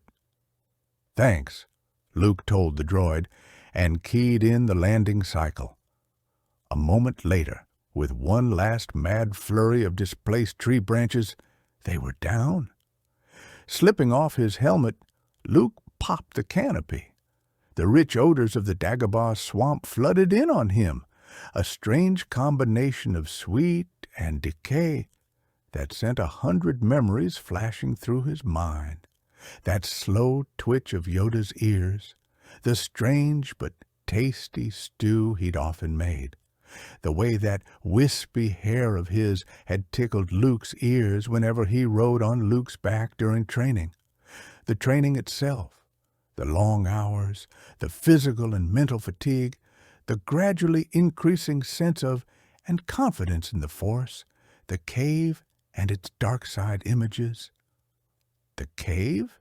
Abruptly, Luke stood up in the cockpit, hand going reflexively to his lightsaber as he peered through the haze. Surely he hadn't brought his X-Wing down by the cave. He had. There, no more than 50 meters away, was the tree that grew from just above that evil place, its huge blackened shape jutting upward through the surrounding trees. Beneath and between its tangled roots, just visible through the mists and shorter vegetation, he could see the dark entrance to the cave itself. Wonderful, he muttered, just wonderful. From behind him came an interrogative set of beeps. Never mind, R2, he called over his shoulder, dropping his helmet back onto the seat. It's all right. Why don't you stay here, and I'll... The X-Wing rocked just a bit, and he looked back to find R2 already out of his socket and working his way gingerly forward. Or, if you'd rather, you can come along, he added wryly. R2 beeped again, not a cheerful beep exactly, but one that definitely sounded relieved. The little droid hated being left alone. Hang on, Luke directed him. I'll get down and give you a hand. He jumped down. The ground felt a little squishy beneath his feet, but it was easily firm enough to support the X-Wing's weight. Satisfied, he reached out with the force to lift R2 from his perch and lower the droid to the ground beside him. "There you go," he said. From off in the distance came the long, trilling wail of one of Dagobah's birds. Luke listened as it ran down the scale, eyes searching the swamp around him and wondering why exactly he'd come here. Back on Coruscant it had seemed important, even vital, that he do so, but now that he was actually standing here, it all seemed hazy, and more than a little silly. Beside him, R2 beeped questioningly. With an effort, Luke shook off the uncertainties. "I thought Yoda might have left something behind that we could use," he told the droid, choosing the most easily verbalized of his reasons. "The house should be—" He glanced around to get his bearings. "That way. Let's go." The distance wasn't great, but the trip took longer than Luke had anticipated. Partly, it was the general terrain and vegetation. He'd forgotten just how difficult it was to get from one place to another through the Dagobah swamps. But there was something else, too, a low-level but persistent pressure at the back of his mind that seemed to press inward, clouding his ability to think. But at last they arrived, to find the house effectively gone. For a long minute, Luke just stood there, gazing at the mass of vegetation occupying the spot where the house had been, a freshly renewed sense of loss, struggling against the embarrassing realization that he'd been a fool. Growing up in the deserts of Tatooine, where an abandoned structure could last for half a century or more, it had somehow never even occurred to him to consider what would happen to that same structure after 5 years in a swamp. Beside him, R2 twittered a question. "I thought Yoda might have left some tapes or books behind," Luke explained. "Something that would tell me more about the methods of Jedi training. Not much left, though, is there?" In response, R2 extended his little sensor plate. "Never mind," Luke told him, starting forward. "As long as we're here, I guess we might as well take a look." It took only a few minutes to cut a path through the bushes and vines with his lightsaber, and to reach what was left of the house's outer walls. For the most part, they were rubble, reaching only to his waist at their highest, and covered with a crisscrossing of tiny vines. Inside was more vegetation, pushing up against, and in some places through, the old stone hearth. Half buried in the mud were Yoda's old iron pots, covered with a strange-looking moss. Behind him, R2 gave a quiet whistle. "No, I don't think we're going to find anything useful," Luke agreed, squatting down to pull one of the pots out of the ground. A small lizard darted out as he did so and disappeared into the reedy grass. "R2, see if you can find anything electronic around here, will you?" "I never saw him use anything like that, but—" He shrugged. The droid obediently raised his sensor plate again. Luke watched as it tracked back and forth, and suddenly stopped. "Find something?" Luke asked. R2 twittered excitedly, his dome swiveling to look back the way they'd come. "Back that way?" Luke frowned. He looked down at the debris around him. "Not here?" R2 beeped again and turned around, rolling with some difficulty across the uneven surface. Pausing, he swiveled his dome back toward Luke and made a series of sounds that could only have been a question. "Okay, I'm coming," Luke sighed, forcing back the odd sense of dread that had suddenly seized him. "Lead the way." The sunlight filtering through the leafy canopy overhead had become noticeably dimmer by the time they came within sight of the X-Wing. Now where? Luke asked R2.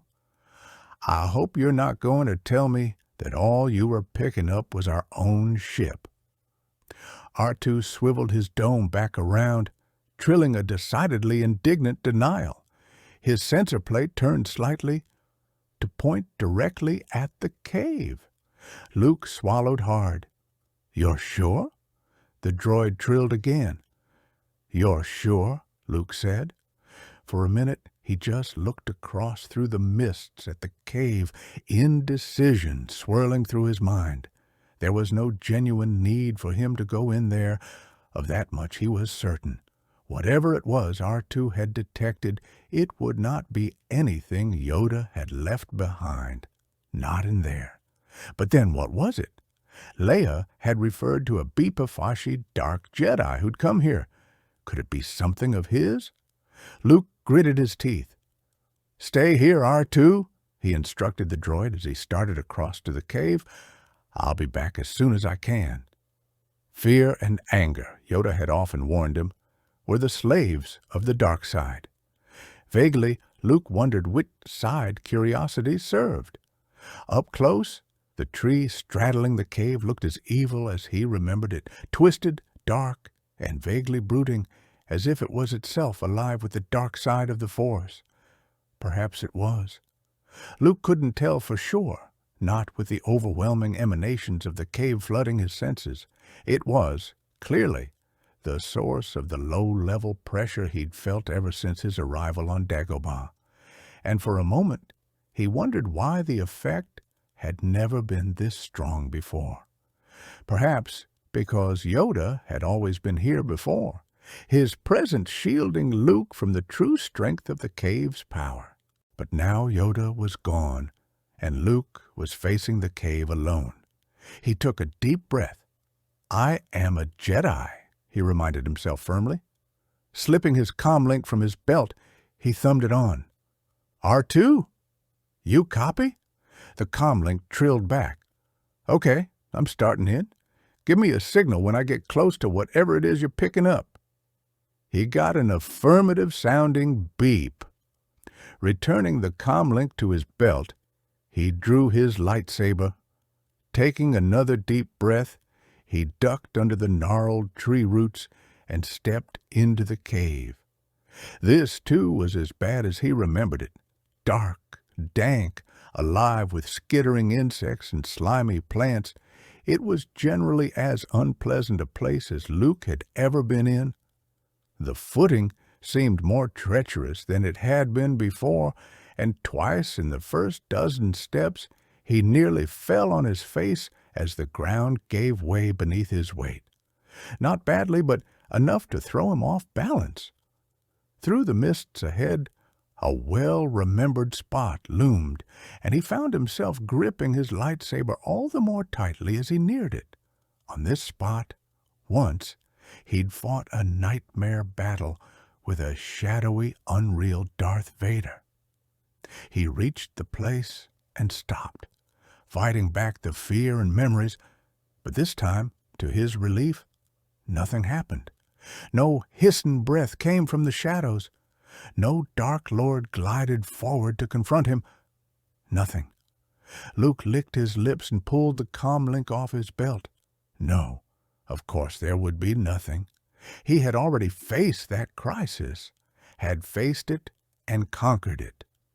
With Vader redeemed and gone, the cave had nothing further to threaten him with except nameless and unreal fears, and those only if he allowed them to have power over him.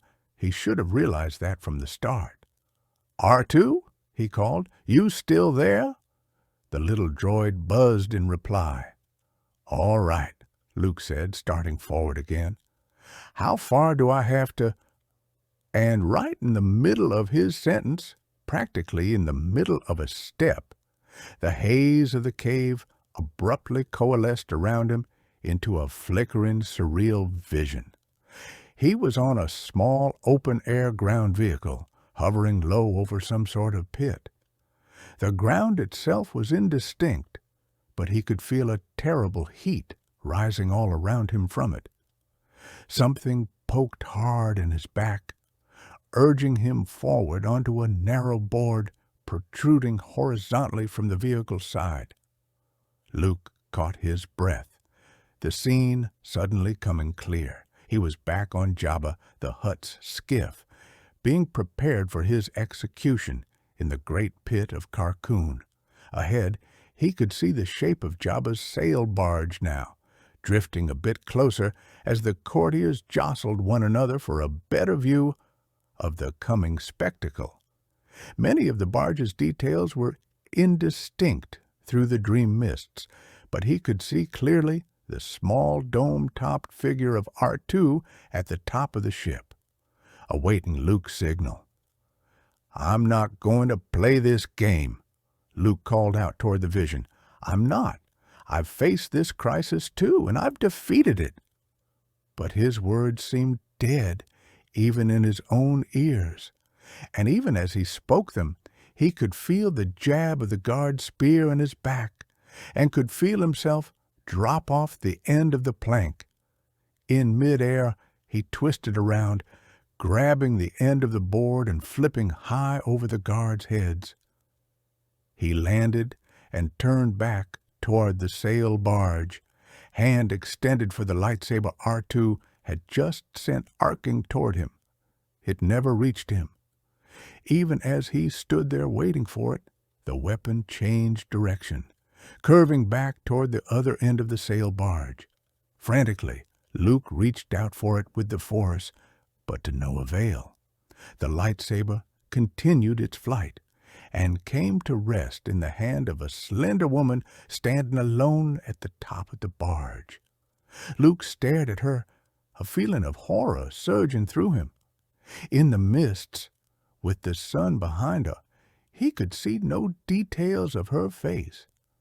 But the lightsaber she now held aloft like a prize told him all he needed to know. She had the power of the Force, and had just condemned him and his friends to death. And as the spears pushed him again onto the plank, he heard, clearly through the dream mists, her mocking laughter. "No!" Luke shouted, and as suddenly as it had appeared, the vision vanished. He was back in the cave on Dagobah, his forehead and tunic soaked with sweat, a frantic, electronic beeping coming from the comlink in his hand.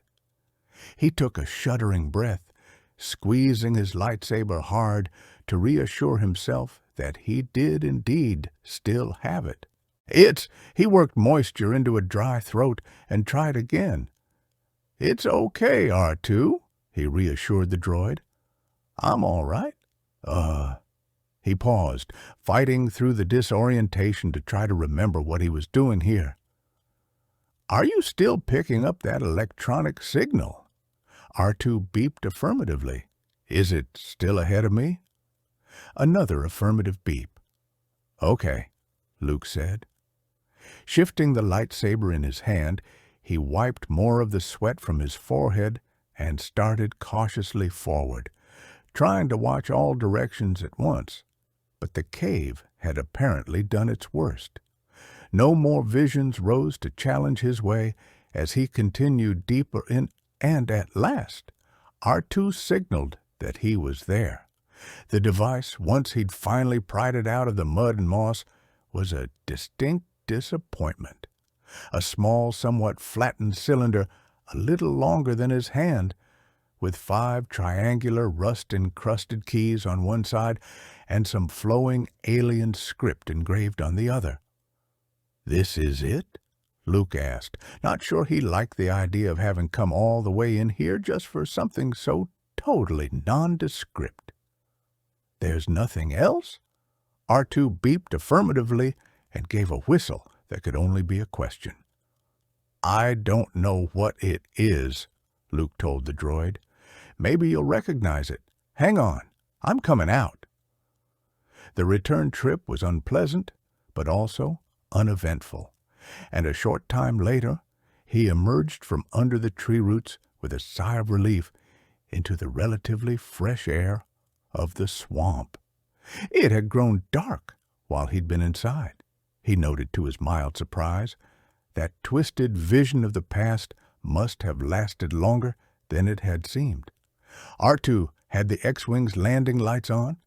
The beams were visible as hazy cones in the air. Wading his way through the ground vegetation, Luke headed toward the X-Wing. R2 was waiting for him, beeping quietly to himself. The beeping became a relieved whistle as Luke came into the light, the little droid rocking back and forth like a nervous child. "Relax, R2, I'm all right," Luke assured him, squatting down and pulling the flattened cylinder out of his side pocket. "What do you think?" The droid chirped thoughtfully, his dome swiveling around to examine the object from a couple of different directions. Then, abruptly, the chirping exploded into an excited electronic jabbering. "What?" Luke asked, trying to read the flurry of sounds and wondering wryly why 3PO was never around when you needed him. "Slow down, R2, I can't—" "Never mind," he interrupted himself, getting to his feet and glancing around in the gathering darkness. "I don't think there's any point in hanging around here anymore anyway." He looked back at the cave, now almost swallowed up by the deepening gloom, and shivered. No, there was no reason to stay, and at least one very good reason to leave. So much, he thought glumly, for finding any kind of enlightenment here, he should have known better. "Come on," he told the droid. "Let's get you back in your socket. You can tell me all about it on the way home." R2's report on the cylinder was, it turned out, fairly short and decidedly negative.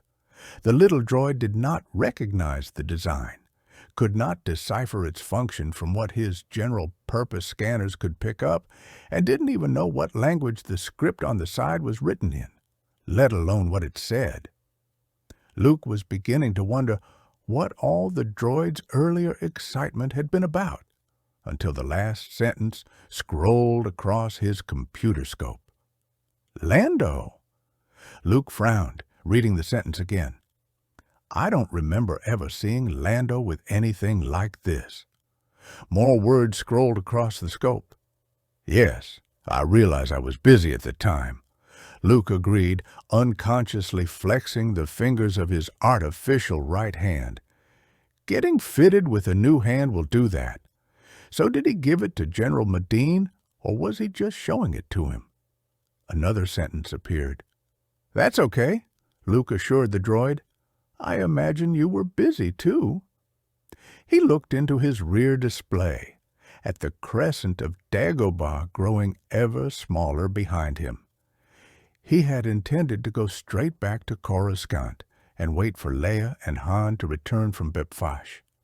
But from what he'd heard, their mission there could run a couple of weeks, or even more. And Lando had invited him more than once to visit his new rare ore mining operation on the super-hot planet of Enclon. "Changin' plans, R2, he announced, keying in a new course. "We're going to swing over to the Athega system and see Lando. Maybe he can tell us what this thing is."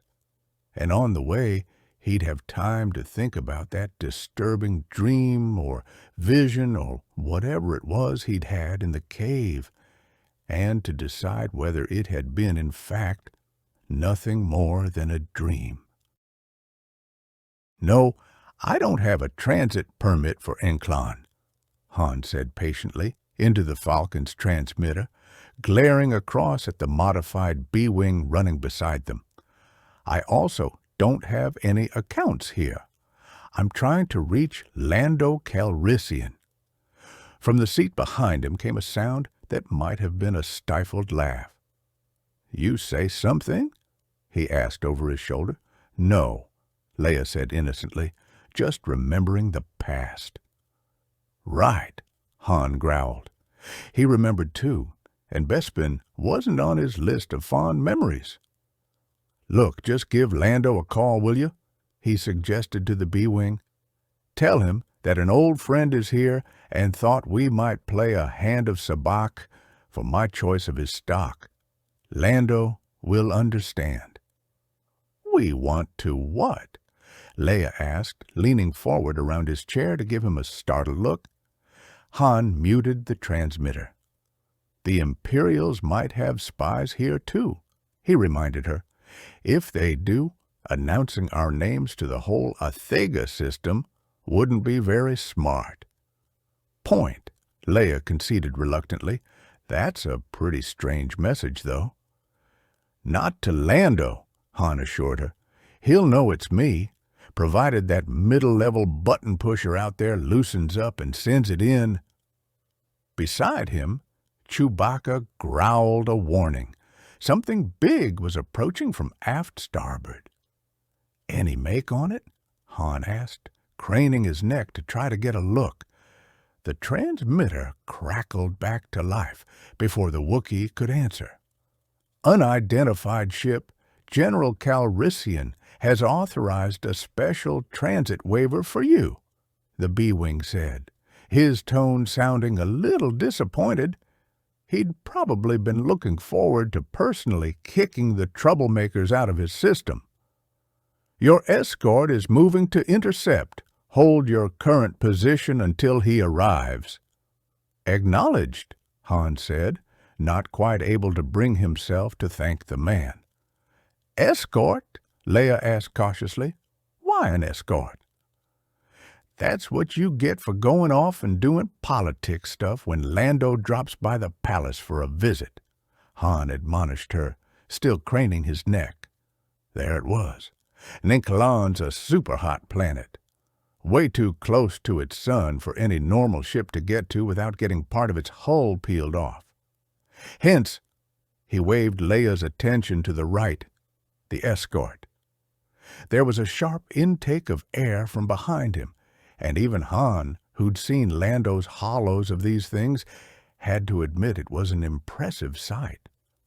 More than anything else, the shield ship resembled a monstrous flying umbrella, a curved dish fully half as big across as an Imperial Star Destroyer. The underside of the dish was ridged with tubes and fins, pumping and storage equipment for the coolant that helped keep the dish from burning up during the trip inward. Where the umbrella's handle would have been was a thick cylindrical pylon, reaching half as far back as the umbrella dish was wide, its far end bristling with huge radiator fins. In the center of the pylon, looking almost like an afterthought, was the tug ship that drove the thing. Good skies, Leia murmured, sounding stunned. And it actually flies. Yeah, but not easily, Han told her, watching with a slight trickle of apprehension as the monstrosity moved ever closer to his ship. It didn't have to move all that close. The Falcon was considerably smaller than the huge container ships the shield ships normally escorted. Lando told me they had all sorts of trouble getting the things designed properly in the first place, and almost as much trouble teaching people how to fly them. Leia nodded. I believe it. The transmitter crackled again. Unidentified ship, this is Shield Ship 9, ready to lock. Please transmit your slave circuit code. Right, Han muttered under his breath, touching the transmit switch. Shield Ship 9, we don't have a slave circuit. Just give me your course and we'll stay with you. There was a moment of silence. Very well, unidentified ship, the voice said at last. Reluctantly, Han thought. Set your course at 284, speed 0.6 sublight. Without waiting for an acknowledgement, the huge umbrella began to drift off. Stay with him, Chewie, Han told the co-pilot. Not that that would be a problem. The Falcon was faster and infinitely more maneuverable than anything that size. Shield Ship 9, what's our ETA for Incoil on? You in a hurry? Unidentified ship? How could we be in a hurry with this wonderful view? Han asked sarcastically, looking at the underside of the dish that filled pretty much the entire sky. Yeah, we're in kind of a hurry. Sorry to hear that, the other said. You see, if you had a slave circuit, we could do a quick hyperspace hop inward together and be at Enclon in maybe an hour. Doing it this way, well, it'll take us about 10. Han grimaced. Great. We could probably set up a temporary slave circuit, Leia suggested. 3PO knows the Falcon's computer well enough to do that. Chewbacca half turned toward her, growling a refusal that left no room for argument, even if Han had been inclined to argue, which he wasn't. Chewie's right, he told Leia firmly. We don't slave this ship to anything, ever. You copy that, shield ship? Okay by me, unidentified ship, the other said. They all seemed to be taking a perverse pleasure in using that phrase. I get paid by the hour anyway. Fine, Han said. Let's get to it. Sure. The transmission cut off, and Han poised his hands over the controls. The umbrella was still drifting, but nothing more. Chewie, has he got his engines off standby yet? The Wookiee rumbled a negative. What's wrong? Leia asked, leaning forward again. I don't know, Han said, looking around. With the umbrella in the way, there wasn't a lot to see. I don't like it, though. He tapped the transmitter. Shield Ship 9. What's the hold up? Not to worry. Unidentified ship. The voice came back soothingly. We've got another craft coming in that also doesn't have a slave circuit, so we're going to take you both in together. No point in tying up two of us, right? The hairs on the back of Han's neck began to tingle. Another ship that just happened to be coming into Enclon the same time they were. You have an ID on that other ship? He asked. The other snorted. Hey, friend, we don't even have an ID on you. You're a big help, Han said, muting the transmitter again. Chewie, you got an approach yet on this guy?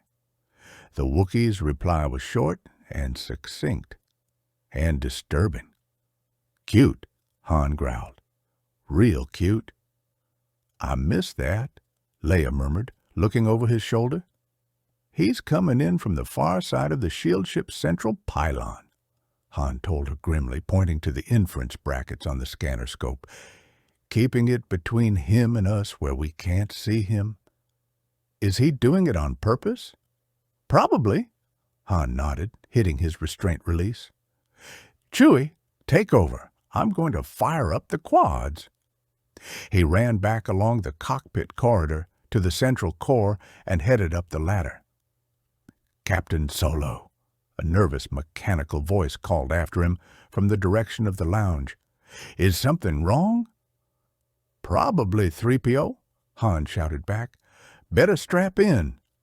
He got up the ladder, passed through the right-angle gravity discontinuity at the gunwale, and dropped himself into the seat. The control board went on with satisfying quickness as he keyed for power with one hand and grabbed the headset with the other. Anything yet, Chewie? He called into his mic.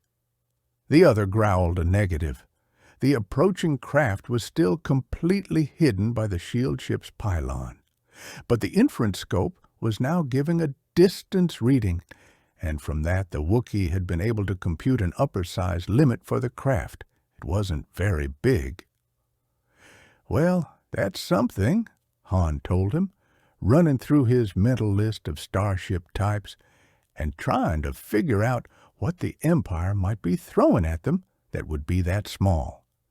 Some variety of TIE fighter, maybe? Stay sharp. This might be a decoy. The inference scope pinged. The unknown ship was starting to come around the pylon. Han braced himself, fingers resting lightly on the fire controls. And with a suddenness that surprised him, the ship burst into sight, rounding the pylon in a twisting spiral. It steadied slightly. It's an X-Wing, Leia identified it, sounding greatly relieved, with Republic markings. "Hello, strangers!" Luke's voice crackled into Han's ear. "Good to see you." Hi," Han said, stifling the automatic urge to greet Luke by name. Theoretically, they were on a secure frequency, but it was easy enough for anyone with sufficient motivation to get around such formalities. "What are you doing here?" "I came to see Lando," Luke told him. "Sorry if I startled you. When they told me I'd be going in with an unidentified ship, I thought it might be a trap. I wasn't completely sure it was you until a minute ago." "Ah," Han said, watching as the other ship settled into a parallel course. It was Luke's X-Wing, all right. Or at least, it looked like Luke's X-Wing. "So," he said casually, swiveling the laser cannons around to target the other. Situated the way it was, the X-Wing would have to yaw 90 degrees around before it could fire at them, unless, of course, it had been modified. "This just a social call, or what?" "Not really. I found an old gadget that, well, I thought Lando might be able to identify it." He hesitated. "I don't think we ought to discuss it out in the open like this. How about you?" "I don't think we should talk about that either," Han told him, mind racing. It sounded like Luke, too. But after that near-disastrous decoy attempt on Bibafosh, he wasn't about to take anything for granted. Somehow, they needed to make a positive identification, and fast. He tapped a switch, cutting himself out of the radio circuit. "Leia, can you tell whether or not that's really Luke out there?" "I think so," she said slowly. "I'm almost positive it is." "Almost positive won't cut it, sweetheart," he warned her. "I know," she said. "Hang on, I've got an idea." Han cut himself back into the radio circuit. "Said that if I had a slave circuit, they could get me in a lot faster," Luke was saying. "A hyperspace jump as close to Enkalon as the gravity well will permit, and then just a few minutes of cover before I'd be in the planetary Umbra and could go the rest of the way in on my own." "Except that X-Wings don't come equipped with slave circuits," Han suggested. "Right," Luke said, a little dryly.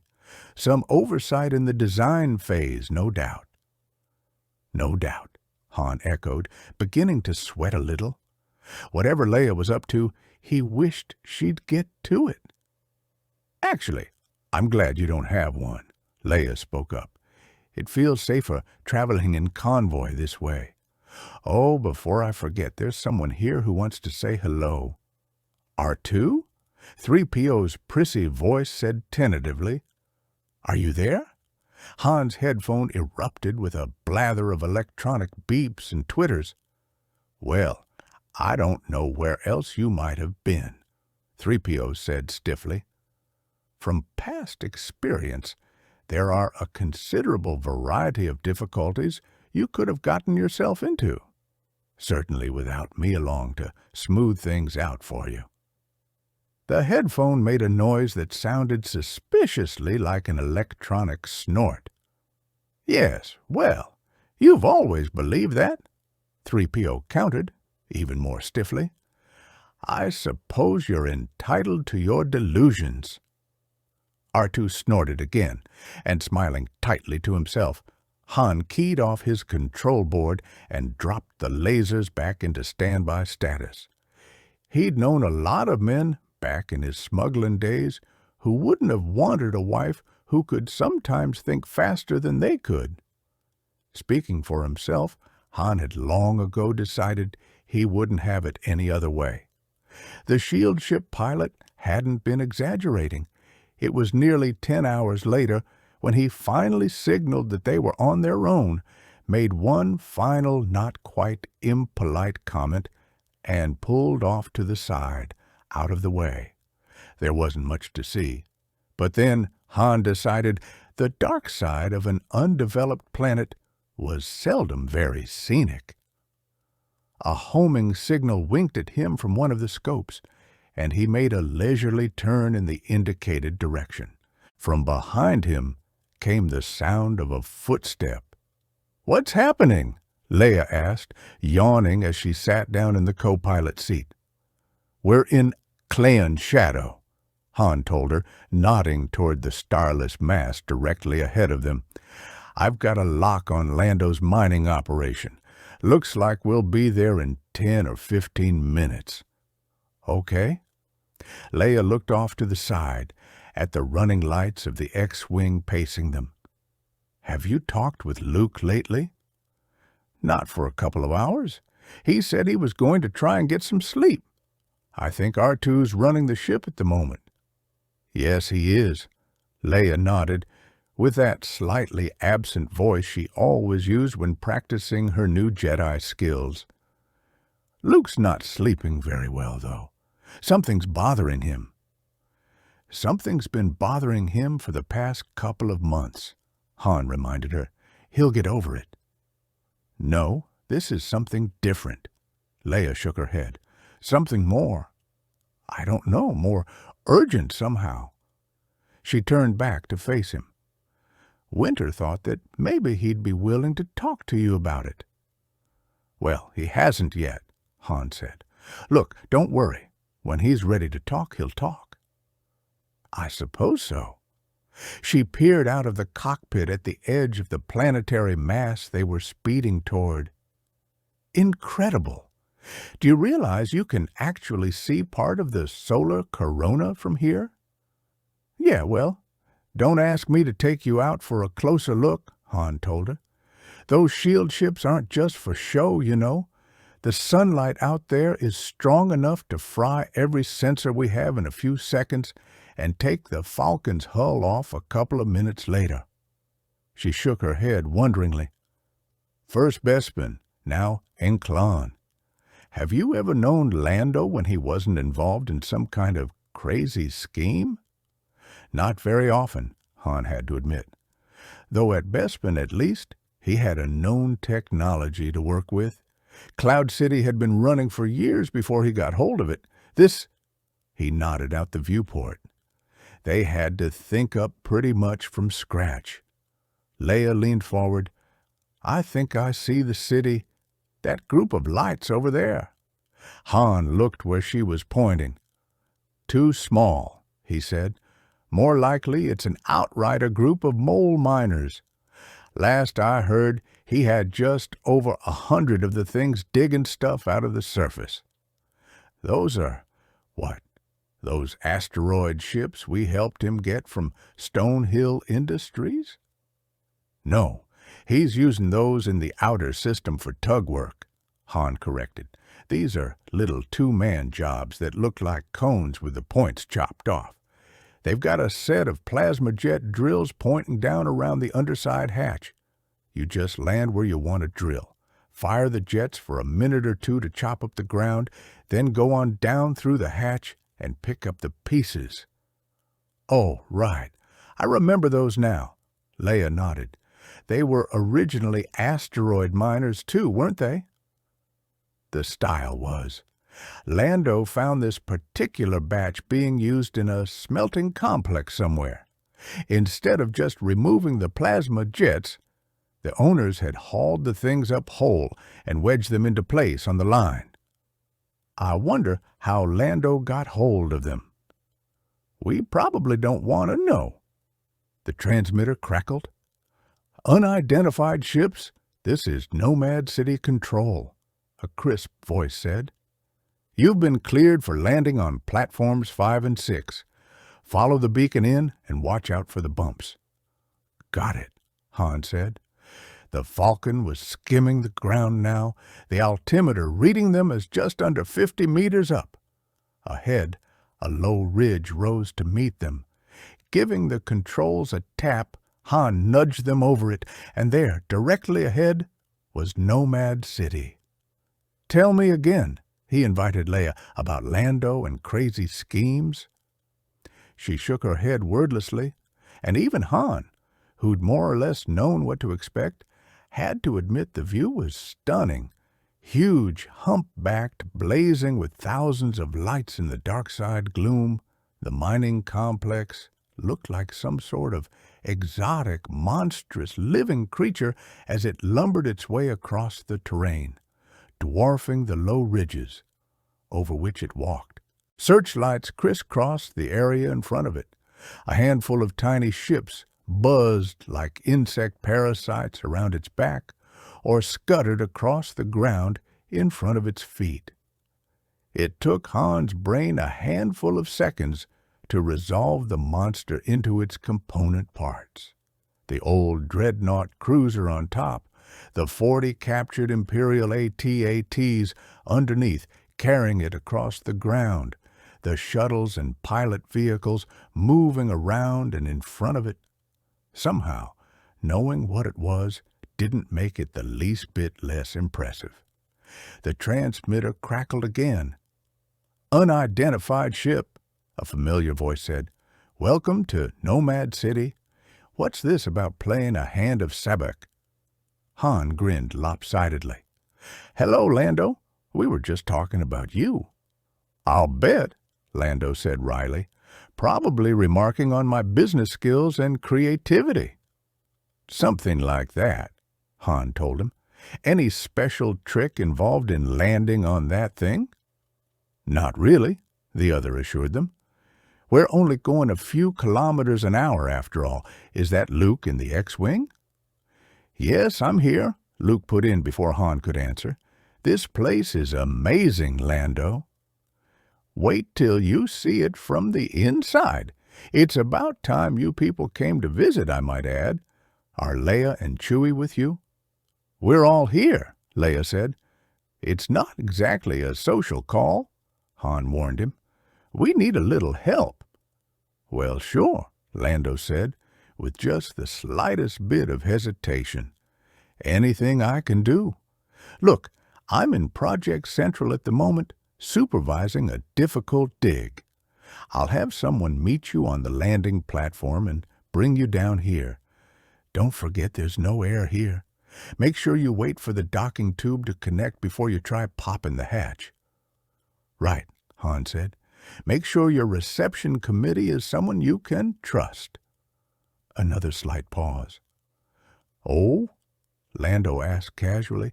"Is there something—" He was cut off by a sudden electronic squeal from the transmitter. "What's that?" Leia snapped. "Someone's jamming us," Han growled, jabbing at the transmitter cutoff. The squealing vanished, leaving an unpleasant ringing in his ears as he keyed for intercom. "Chewie, we've got trouble," he called. "Get up here." He got an acknowledgement, turned back to the transmitter. "Get us a scan of the area," he told Leia. "See if there's anything coming in." "Right," Leia said, already working the keys. "What are you going to do?" "I'm going to find us a clear frequency."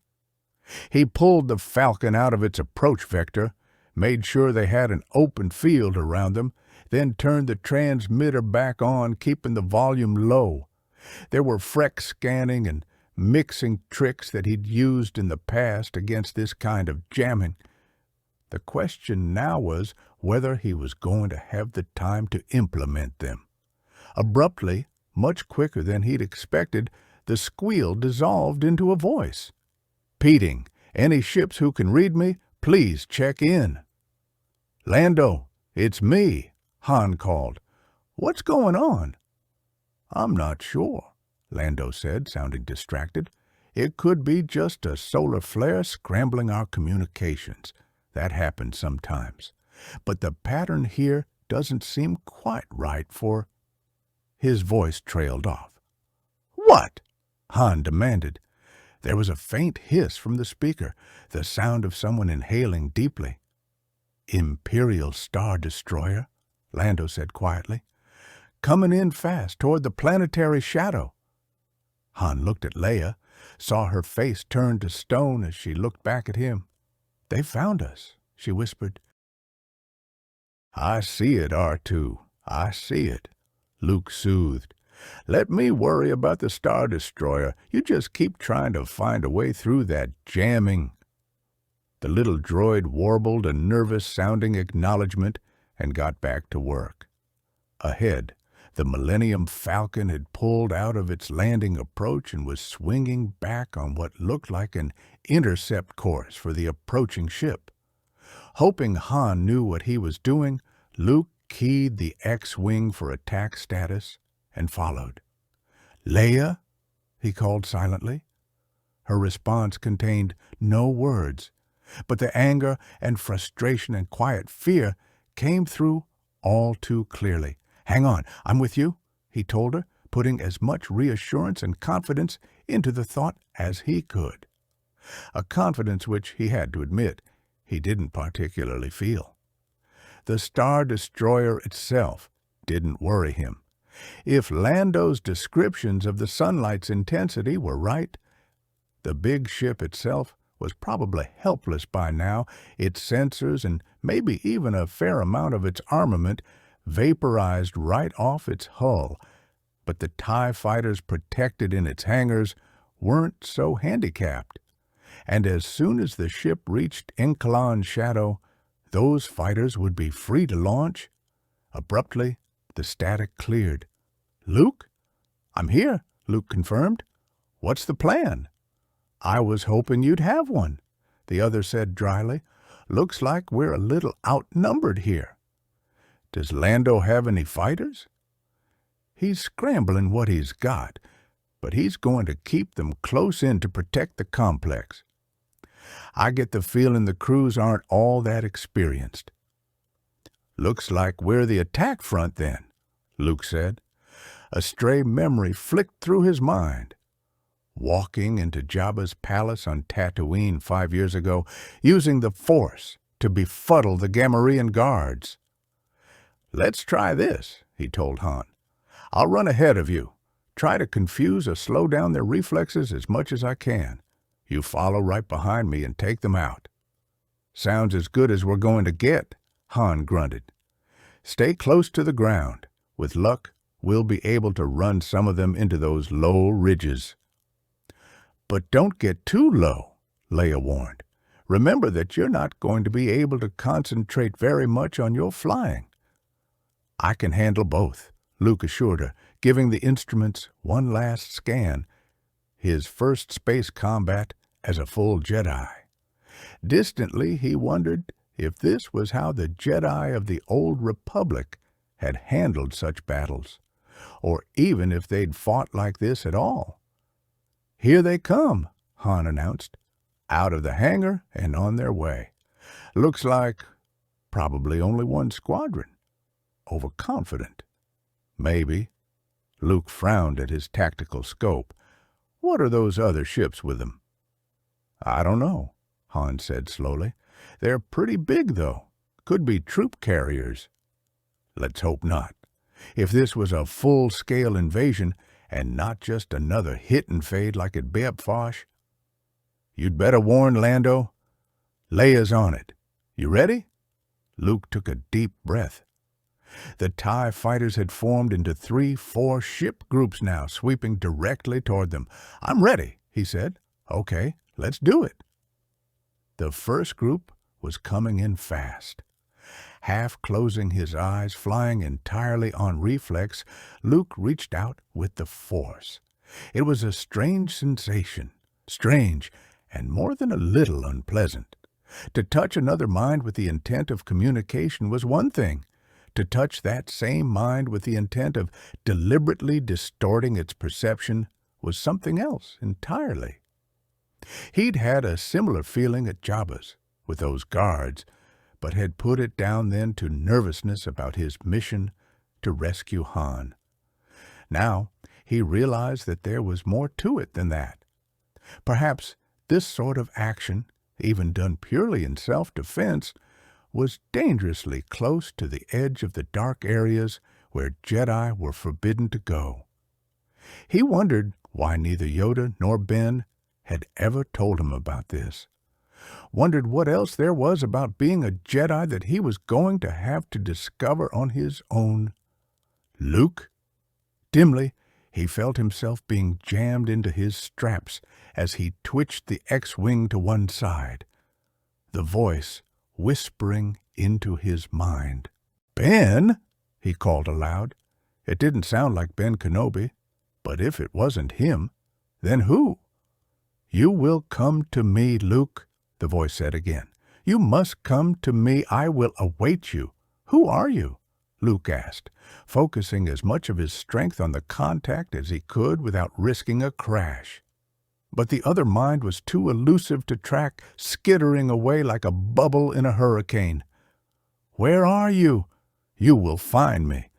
Even as Luke strained, he could feel the contact slipping away. "You will find me, and the Jedi shall rise again. Until then, farewell. Wait." But the call was fading into nothingness. Clenching his teeth, Luke strained and gradually began to realize that another, more familiar voice was calling his name. "Leia!" he croaked back through a mouth that was inexplicably dry. "Luke, are you all right?" Leia asked anxiously. "Sure," he said. His voice sounded better this time. "I'm fine. What's wrong?" "You're what's wrong," Han cut in. "You planning to chase them all the way home?" Luke blinked, looking around in surprise. The buzzing TIE fighters were gone, leaving nothing but bits of wreckage strewn across the landscape. On his scope, he could see that the Star Destroyer had left Inclon's shadow again, driving hard away from the planet toward a point far enough out of the gravity well for a light-speed jump. Beyond it, a pair of miniature suns were approaching, two of Lando's shield ships belatedly arriving, now that it was too late, to assist in the fight. "It's all over?" he asked stupidly. "It's all over," Leia assured him.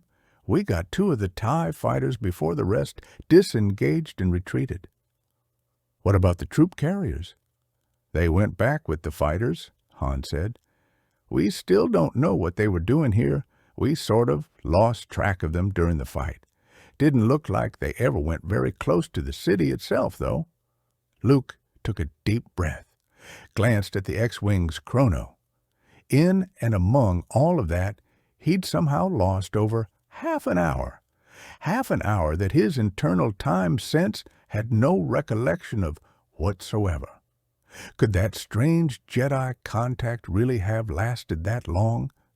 It was something he would have to look into very carefully. On the main bridge screen, showing as little more than a bright spot against Enkalon's dark backdrop, the Judicator made its jump to light speed. "They're clear, Admiral," Pellaeon announced, looking over at Thrawn. "Good." The Grand Admiral gave the other displays an almost lazy examination, though there was little to worry about this far out in the Athega system. "So," he said, swiveling his chair around. "Master C'baoth." "They fulfilled their mission," C'baoth said, that strangely taut expression on his face again. "They obtained 51 of the mole miner machines you sent them for." 51, Thrawn repeated with obvious satisfaction. "Excellent. You had no problem guiding them in and out?" C'baoth focused his eyes on Thrawn. "They fulfilled their mission," he repeated. "How many times do you intend to ask me the same question?" "Until I'm sure I have the correct answer," Thrawn replied coolly. "For a while there, your face looked as if you were having trouble." "I had no trouble, Grand Admiral Thrawn," C'baoth said loftily. "What I had was conversation." He paused, a slight smile on his face. "With Luke Skywalker." "What are you talking about?" Pellaeon snorted. "Current intelligence reports indicate that Skywalker is—" He broke off at a gesture from Thrawn. "Explain," the Grand Admiral said. C'baoth nodded toward the display. "He's there right now, Grand Admiral Thrawn. He arrived on Inclon just ahead of the Judicator." Thrawn's glowing red eyes narrowed. "Skywalker is on Unclon?" he asked, his voice dangerously quiet. "In the very center of the battle," C'baoth told him, very clearly enjoying the Grand Admiral's discomfiture. "And you said nothing to me?" Thrawn demanded in that same deadly voice. C'baoth's smile vanished. "I told you before, Grand Admiral Thrawn, you will leave Skywalker alone. I will deal with him in my own time, in my own way. All I require of you is the fulfillment of your promise to take me to Jomark." For a long moment, Thrawn gazed at the Jedi Master, his eyes glowing red slits, his face hard and totally unreadable.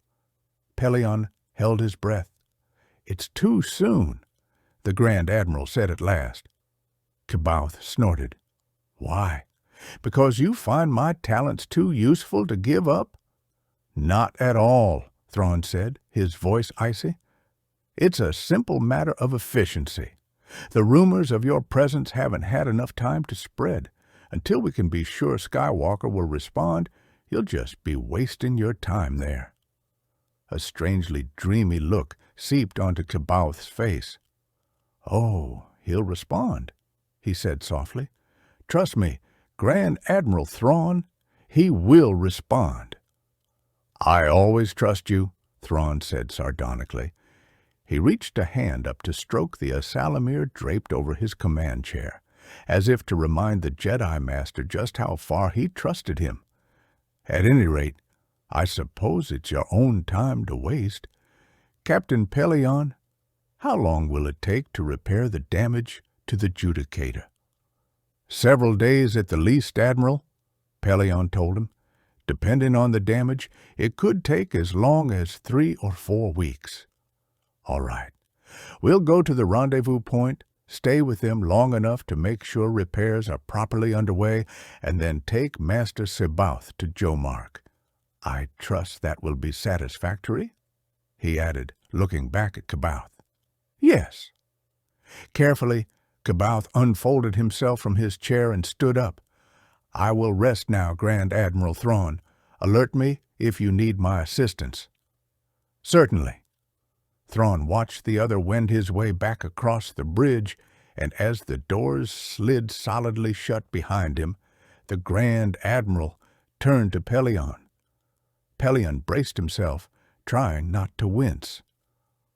"I want a course projection, Captain," Thrawn said, his voice cold but steady. "The most direct line from Unclon to Jomark, at the best speed a hyperdrive-equipped X-Wing could take it." "Yes, Admiral." Pellaeon signaled to the navigator, who nodded and got busy. "You think he's right about Skywalker going there?" Thrawn shrugged fractionally. "The Jedi had ways of influencing people, Captain, even over considerable distances. It's possible that even out here he was close enough to Skywalker to plant a suggestion or compulsion. Whether those techniques will work on another Jedi," he shrugged again, "we'll see." "Yes, sir." The numbers were starting to track across Pellaeon's display now. "Well, even if Skywalker leaves in Nalon immediately, there won't be any problem getting C'baoth to Jomark ahead of him." "I knew that much already, Captain," Thrawn said. "What I need is a bit more challenging. We're going to drop C'baoth off on Jomark, then backtrack to a point on Skywalker's projected course. A point at least 20 light-years away, I think." Pellaeon frowned at him. The expression on Thrawn's face made the back of his neck tingle. "I don't understand, sir," he said carefully. The glowing eyes regarded him thoughtfully. "It's quite simple, Captain. I mean to disabuse our great and glorious Jedi Master of his growing belief that he's indispensable to us." Pellaeon got it then. "So, we wait along Skywalker's projected approach to Jomark and ambush him?" "Precisely," Thrawn nodded. "At which point we decide whether to capture him for C'baoth," his eyes hardened, "or simply kill him. Pelion stared at him, feeling his jaw drop. "You promised C'baoth he could have him." "I'm reconsidering the deal," Thrawn told him coolly. "Skywalker has proved himself to be highly dangerous, and by all accounts has already withstood at least one attempt to turn him. C'baoth should have more success bending Skywalker's sister and her twins to his will." Pelion glanced behind him at the closed doors, reminding himself firmly that there was no way for C'baoth to eavesdrop on their conversation with all the Ysalamiri scattered around the Chimera's bridge. "Perhaps he's looking forward to the challenge, sir," he suggested cautiously. "There will be many challenges for him to face before the Empire is re-established. Let him save his talents and cunning for those." Thrawn turned back to his monitors. "At any rate, he'll likely forget all about Skywalker once he has the sister. I expect our Jedi Master's wants and desires will prove to be as erratic as his moods." Pelion thought back. On the matter of Skywalker, at least, C'baoth's desire seemed to have remained remarkably steady. "I respectfully suggest, Admiral, that we still make every possible effort to take Skywalker alive." He had a flash of inspiration, particularly since his death might induce C'baoth to leave Jomark and return to Wayland. Thrawn looked back at him, glowing eyes narrowed. "Interesting point, Captain," he murmured softly. "Interesting point indeed. You're right, of course. By all means, we must keep him off Wayland, at least until the work on the Sparty cylinders is finished, and we have all the Ysalamiri there we're going to need." He smiled tightly. His reaction to what we're doing there might not be at all pleasant. "Agreed, sir," Pelion said. Thrawn's lip twitched.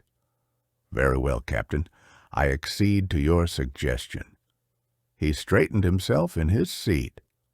"It's time to be going. Prepare the Chimera for light speed." Pelion turned back to his displays. "Yes, sir. Direct route to the rendezvous point?" "We'll be making a short detour first. I want you to swing us around the system to the commercial out-vector near the shield ship depot and drop some probes to watch for Skywalker's departure, near system and farther out." He looked out the viewport in Inclon's direction. "And who knows? Where Skywalker goes, the Millennium Falcon often goes as well. And then we'll have them all." 51, Lando Calrissian growled, throwing a glare at Han and Leia as he paced a convoluted path around the low chairs in the lounge.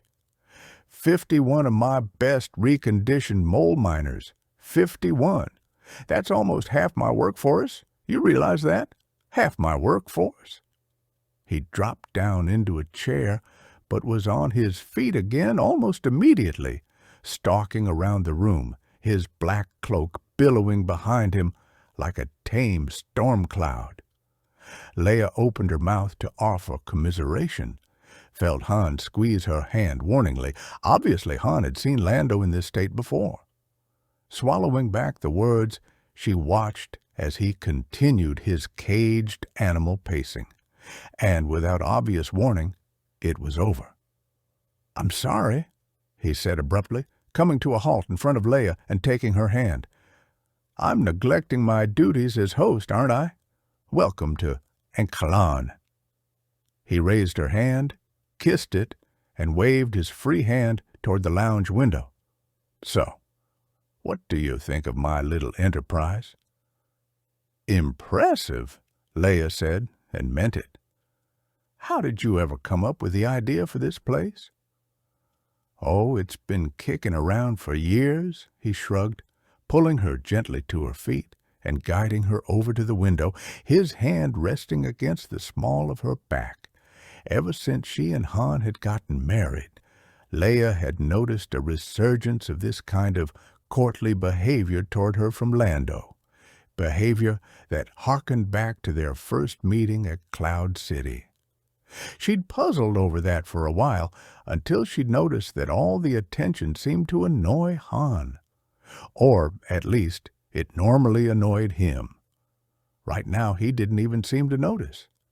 I found plans for something similar once in the Cloud City files, dating back to when Lord Ecclesius Fig first built the place, Lando continued, waving a hand toward the window. The horizon rolled gently as the city walked, the motion and view reminding Leia of her handful of experiences aboard sailing ships. Most of the metal they used came from the hot inner planet, Miser, and even with Ugnaughts doing the mining, they had a devil of a time with it. Fig sketched out an idea for a rolling mining center that could stay permanently out of direct sunlight on Miser's dark side, but nothing ever came of it. It wasn't practical, Han said, coming up behind Leia. Miser's terrain was too rough for something on wheels to get across easily. Lando looked at him in surprise. How do you know about that? Han shook his head distractedly, his eyes searching the landscape and the starry sky above it. I spent an afternoon going through the Imperial files once, back when you were trying to talk Mon Mothma into helping fund this place. Wanted to make sure someone else hadn't already tried it and found out it didn't work. Nice of you to go to that kind of trouble. Lando cocked an eyebrow. So, what's going on?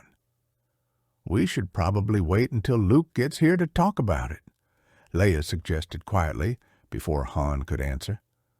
Lando glanced past Han, as if only just noticing Luke's absence. Where is he, anyway?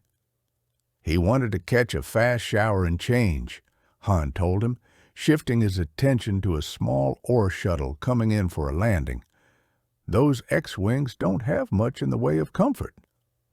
Especially over long trips, Lando agreed, tracing Han's gaze with his eyes. I've always thought putting a hyperdrive on something that small was a poor idea. I'd better see what's keeping him, Han decided suddenly. You have a comm in this room? It's over there, Lando said, pointing toward a curved wooden bar at one end of the lounge. Key for Central. They'll track him down for you. Thanks, Han called over his shoulder, already halfway there. It's bad, isn't it? Lando murmured to Leia, his eyes following Han across the room.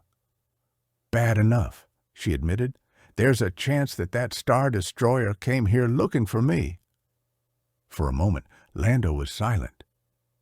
You came here for help? It wasn't a question. Yes. He took a deep breath. Well, I'll do what I can, of course. Thank you, Leia said.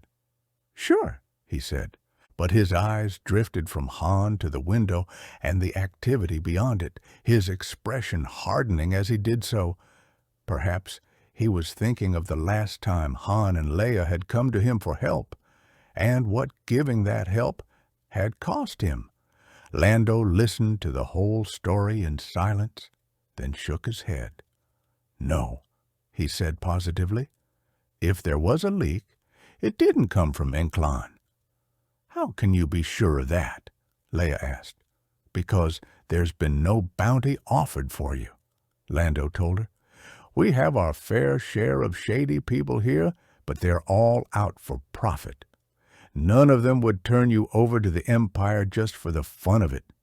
Besides, why would the Imperials steal my mole miners if they were after you?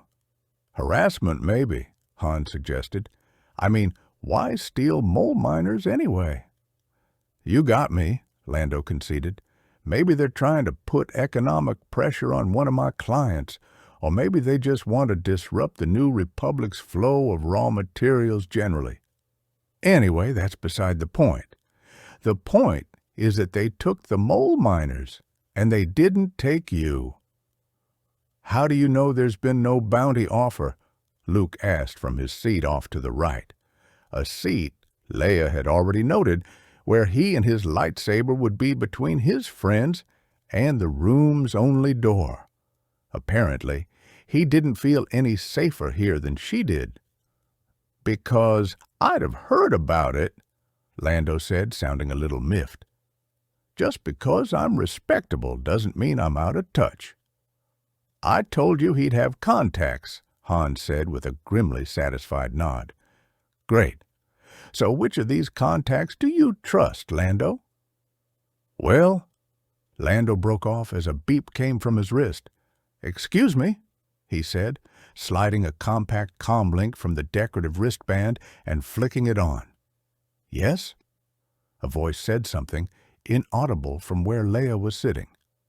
"What kind of transmitter?" Lando asked, frowning. The voice said something else. "All right, I'll take care of it. Continue scanning."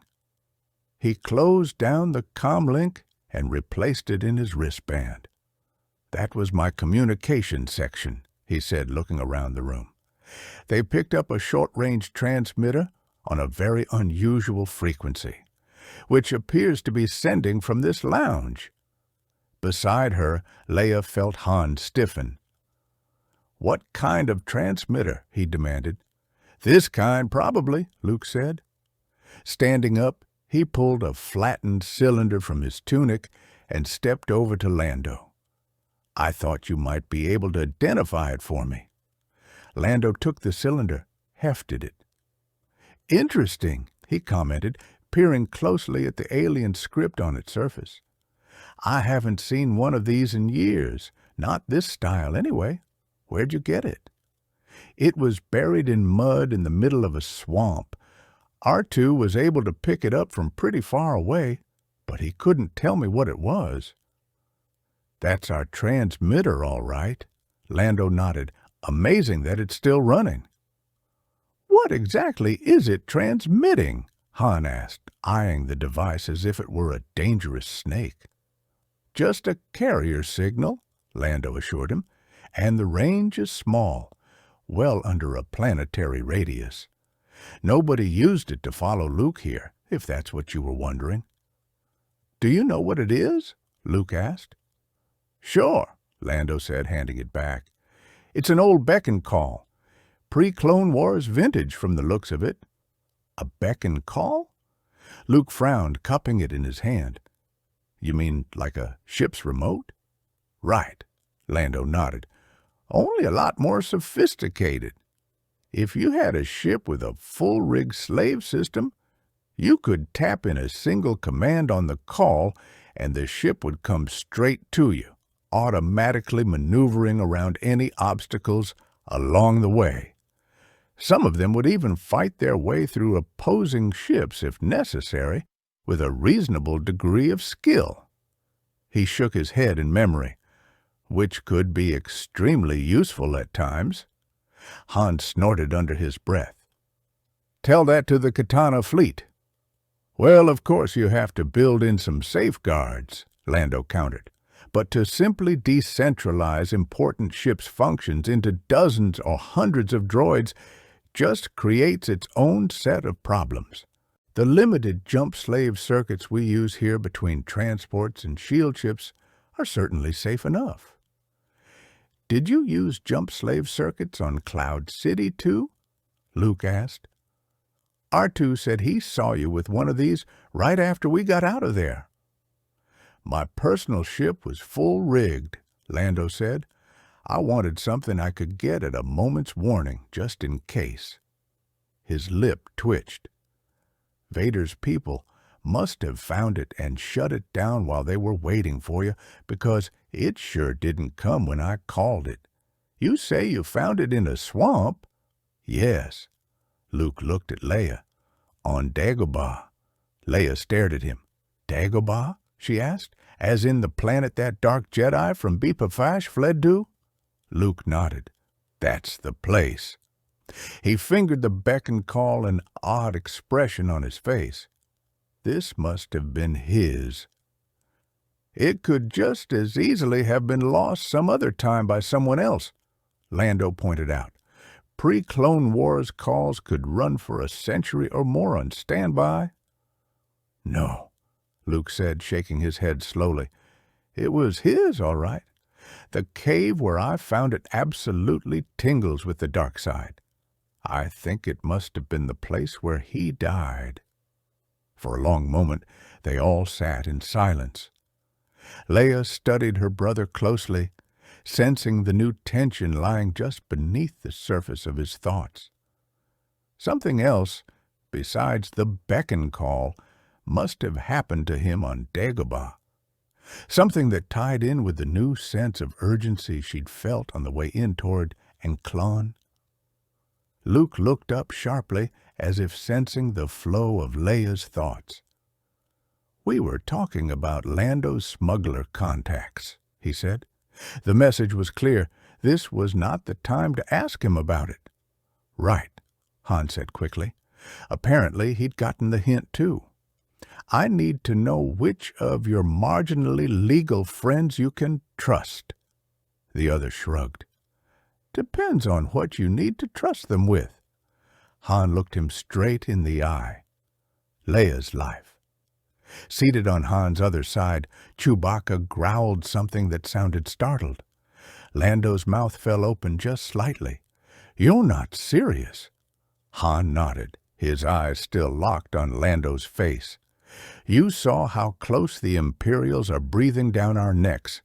We need a place to hide her until Akbar can find out how they're getting their information. She needs to stay in touch with what's happening on Coruscant, which means a diplomatic station we can quietly tap into.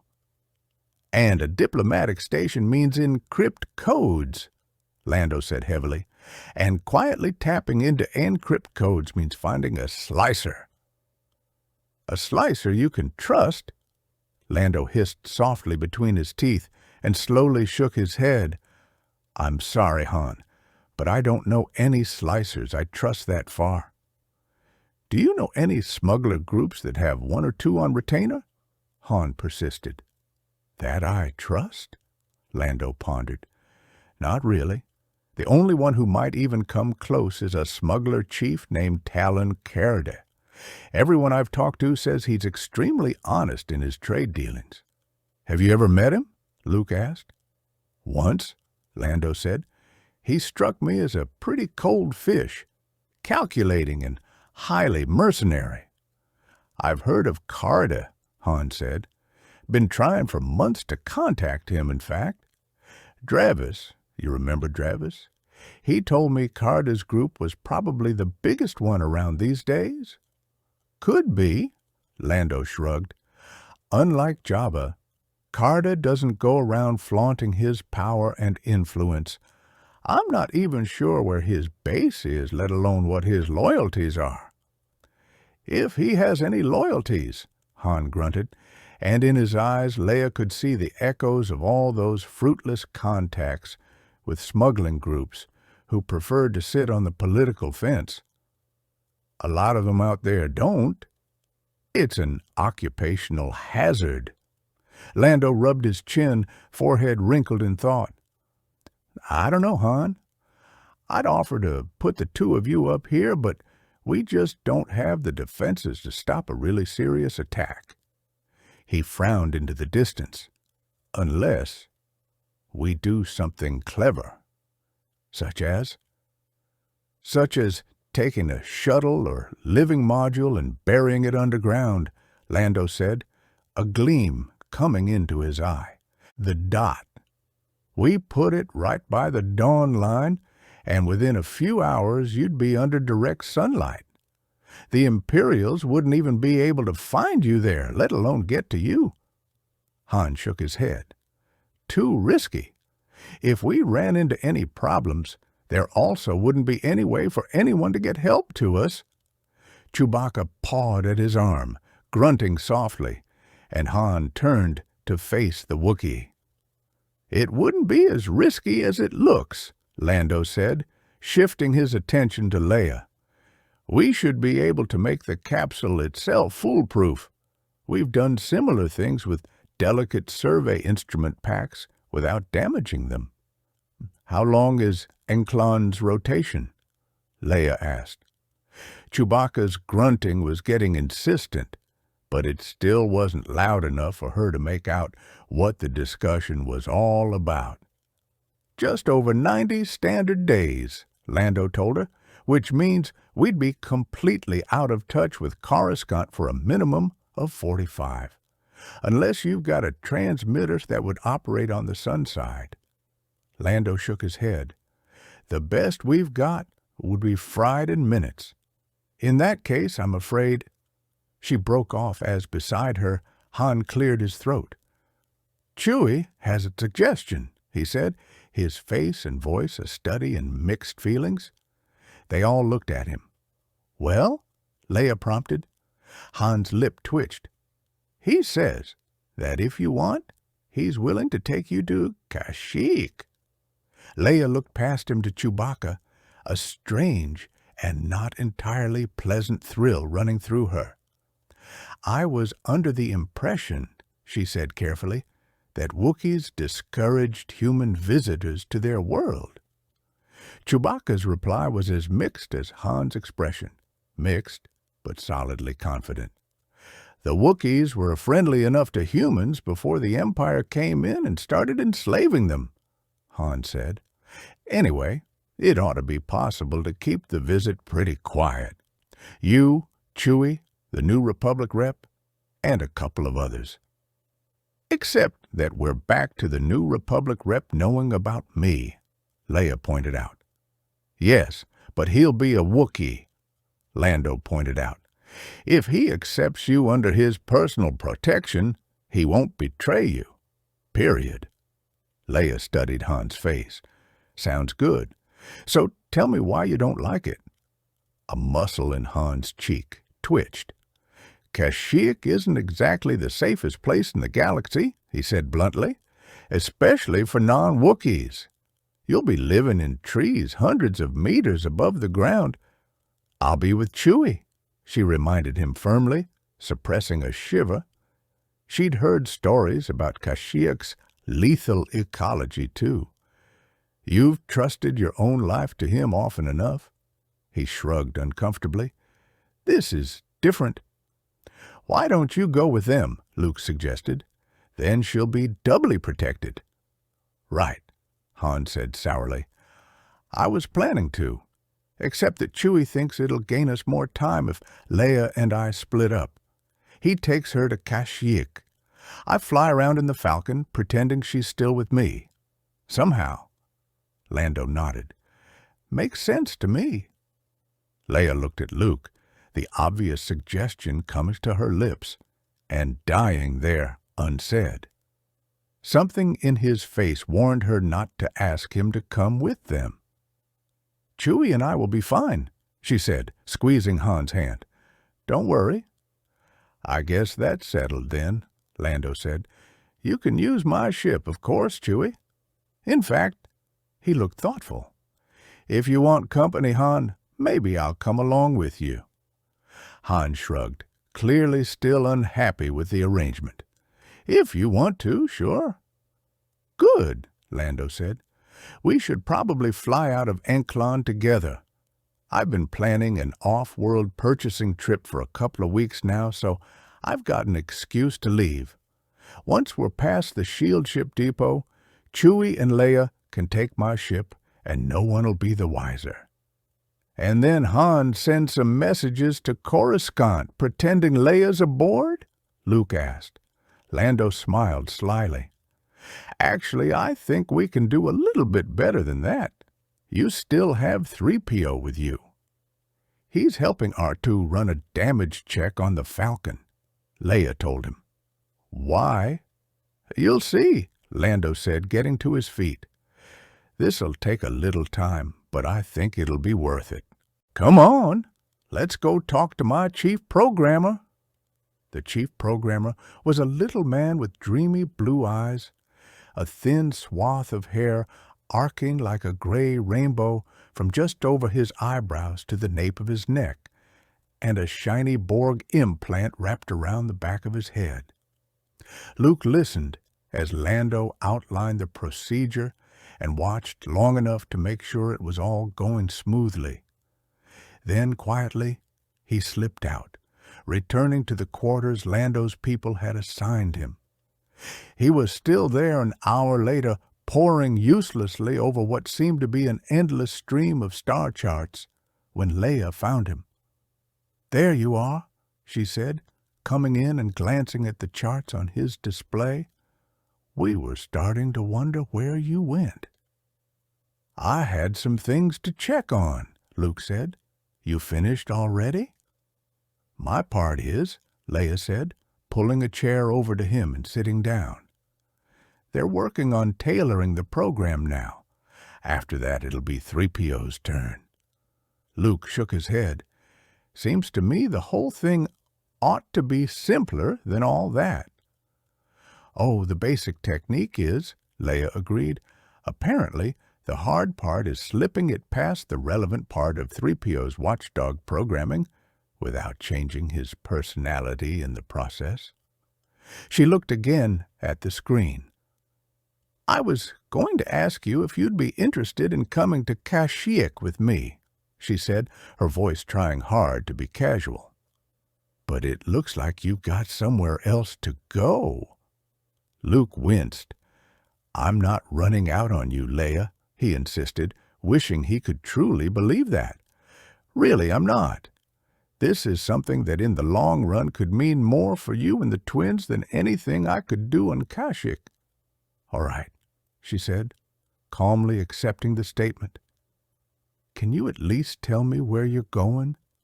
"I don't know yet," he confessed. "There's someone out there I have to find, but I'm not sure yet even where to start looking." He hesitated, suddenly aware of how strange and maybe even crazy this was going to sound. But he was going to have to tell them eventually. "He's another Jedi." She stared at him. "You're not serious." "Why not?" Luke asked, frowning at her. Her reaction seemed vaguely wrong somehow. "It's a big galaxy, you know." "A galaxy in which you were supposedly the last of the Jedi," she countered. "Isn't that what you said Yoda told you before you died?" "Yes," he nodded. "But I'm beginning to think he might have been mistaken." Her eyebrows lifted slightly. "Mistaken? A Jedi Master?" A memory flashed through Luke's mind. A ghostly Obi-Wan in the middle of the Dagobah swamp, trying to explain his earlier statements about Darth Vader. "Jedi sometimes say things that are misleading," he told her, "and even Jedi Masters aren't omniscient." He paused, gazing at his sister, wondering how much of this he should tell her. The Empire was far from defeated, and the mysterious Jedi's life might depend on his defense remaining a secret. Leia waited in silence, that concerned expression on her face. "You'll have to keep this to yourself," Luke said at last. "I mean, really to yourself. I don't even want you to tell Han or Lando unless it becomes absolutely necessary. They don't have the resistance to interrogation that you do." Leia shuddered, but her eyes stayed clear. "I understand," she said evenly. "All right. Did it ever occur to you to wonder why Master Yoda was able to stay hidden from the Emperor and Vader all those years?" She shrugged. "I suppose I assumed they didn't know he existed." "Yes, but they should have," Luke pointed out. "They knew I existed by my effect on the Force. Why not Yoda? Some kind of mental shielding? Maybe. But I think it's more likely it was because of where he chose to live, or maybe, he amended, where events chose for him to live." A faint smile brushed Leia's lips. "Is this where I finally get to find out where this secret training center of yours was?" "I didn't want anyone else to know," Luke said, moved by some obscure impulse to try to justify that decision to her. He was so perfectly hidden, and even after his death, I was afraid the Empire might be able to do something. He broke off. "Anyway, I can't see that it matters now. Yoda's home was on Dagobah, practically next door to the Darkside Cave, where I found that beckon call." Her eyes widened in surprise, a surprise that faded into understanding. "Dagobah," she murmured, nodding slowly as if a private and long-standing problem had just been resolved. "I've always wondered how that renegade Dark Jedi was finally defeated. It must have been Yoda who—" She grimaced. "Who stopped him?" Luke finished for her, a shiver running up his back. His own skirmishes with Darth Vader had been bad enough. A full-scale force war between Jedi Masters would be terrifying, and he probably didn't stop him with a lot of time to spare. The beckon call was already on standby, Leia remembered. He must have been getting ready to call his ship. Luke nodded, all of which could explain why the cave was so heavy with the dark side. What it doesn't explain is why Yoda decided to stay there. He paused, watching her closely, and a moment later the understanding came. "The cave shielded him," she breathed, "just like a pair of positive and negative electric charges close enough together. To a distant observer, they look almost like no charge at all." "I think that's it." Luke nodded again. "And if that's really how Master Yoda stayed hidden, there's no reason why another Jedi couldn't have pulled the same trick." "I'm sure another Jedi could have," Leia agreed, sounding reluctant. "But I don't think this C'baoth rumor is anywhere near solid enough to chase off after." Luke frowned. "What C'baoth rumor?" It was Leia's turn to frown. "The story that a Jedi Master named Joruus C'baoth has reemerged from wherever it was he spent the past few decades." She stared at him. "You hadn't heard it?" He shook his head. "No. But then how—" "Someone called to me, Leia, during the battle this afternoon, in my mind, the way another Jedi would."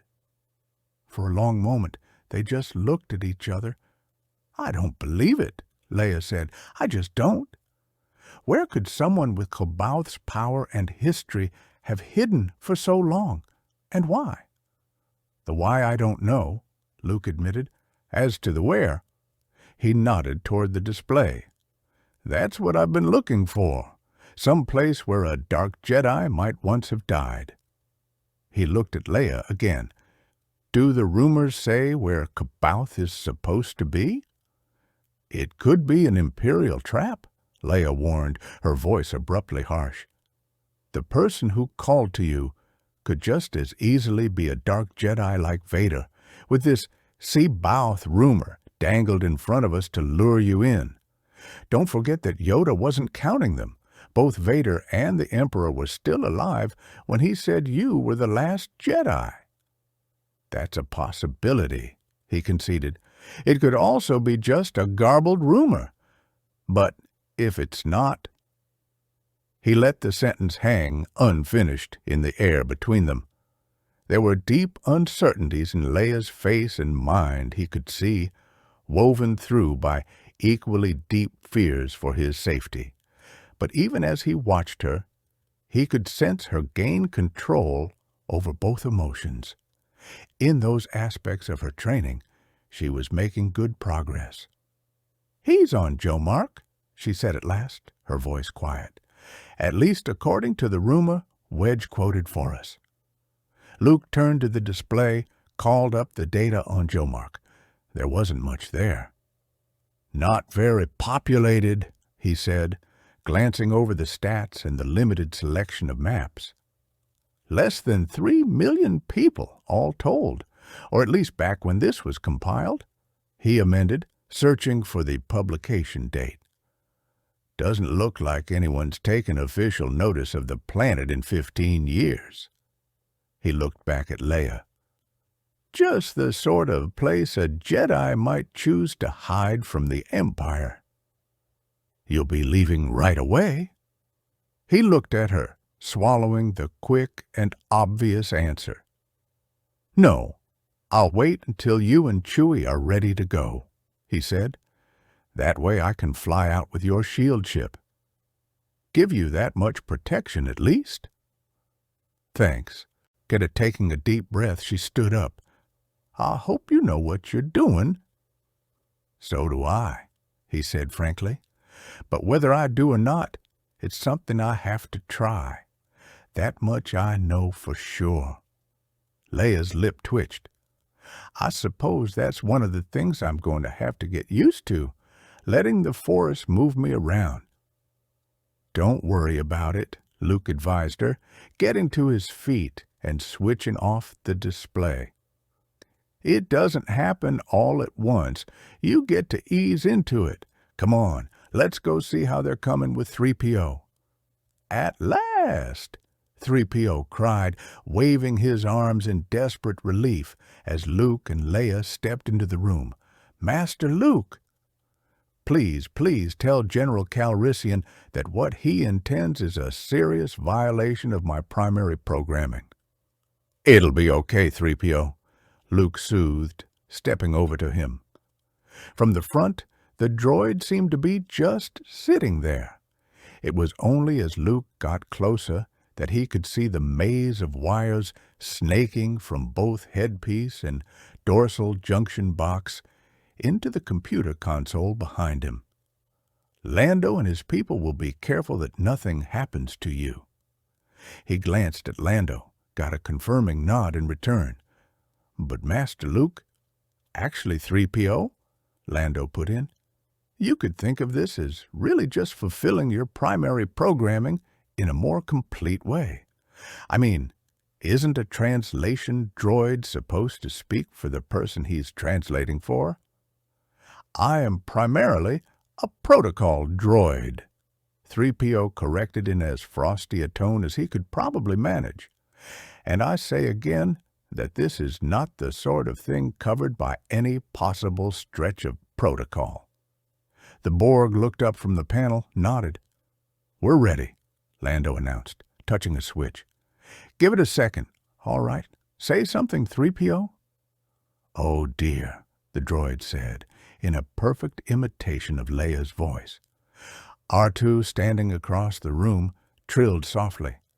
"That's it," Lando said, looking decidedly pleased with himself. "The perfect decoy." He inclined his head to Leia. "For the perfect lady." "This feels decidedly strange," 3PO continued, Leia's voice this time, in a thoughtful mood. "Sounds good," Han said, looking around at the others. "We ready to go, then?" "Give me an hour to log some last-minute instructions," Lando said, starting toward the door. "It'll take our shield ship that long to get here anyway." "We'll meet you at the ship," Han called after him, stepping over to Leia and taking her arm. "Come on, we'd better get back to the Falcon." She put her hand on his, smiling reassuringly up at him. "It'll be all right, Han. Chewie and the other Wookiees will take good care of me." "They'd better," Han growled, glancing to where the Borg was undoing the last of the cables connecting 3PO to the console. "Let's go, 3PO. I can hardly wait to hear what Chewie thinks of your new voice." "Oh, dear," the droid murmured again. "Oh, dear." Leia shook her head in wonder as they headed for the door. "Do I really," she asked, "sound like that?" Han had fully expected that they would be attacked during the long shield ship journey out from Unclon. For once, thankfully, his hunch was wrong. The three ships reached the shield ship depot without incident and made a short hyperspace jump together to the outer fringes of the Athega system. There, Chewbacca and Leia replaced Lando aboard his yacht-style ship, the Lady Luck, and started off toward Kashyyyk.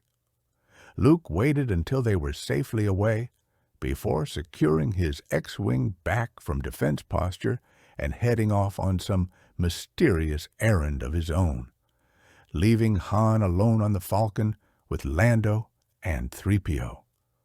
"She'll be fine," Lando assured him, punching at the nav computer from the co-pilot seat. She's as safe now as she's ever likely to be. Don't worry." With an effort, Han turned from the viewport to face him. There was nothing to see out there anyway. The Lady Luck was long gone. "You know, that's almost exactly the same thing you said back on Boordy," he reminded Lando sourly. "That botched Dolphrimia run, remember? You said, 'It'll be fine. Don't worry about it.'" Lando chuckled. "Yes, but this time I mean it." "That's nice to know. So, what do you have planned for entertainment?" "Well, the first thing we ought to do is have 3PO send off a message to Coruscant," Lando said. "Give the impression that Leia's aboard to any Imperials who might be listening. After that, we could move a couple of systems over and send another message. And after that," he threw Han a sideways glance, "I thought we might like to do a little sightseeing." "Sightseeing?" Han echoed suspiciously. Lando was practically glowing with innocence, a look he almost never used except when he was trying to sucker someone into something. "You mean as in flying all over the galaxy looking for replacement mole miners?" "Han!" Lando protested, looking hurt now. "Are you suggesting I'd stoop so low as to try and con you into helping me run my business?" "Forgive me," Han said, trying not to sound too sarcastic. "I forgot. You're respectable now, so what sights are we going to see?" "Well," casually, Lando leaned back and laced his fingers together behind his head.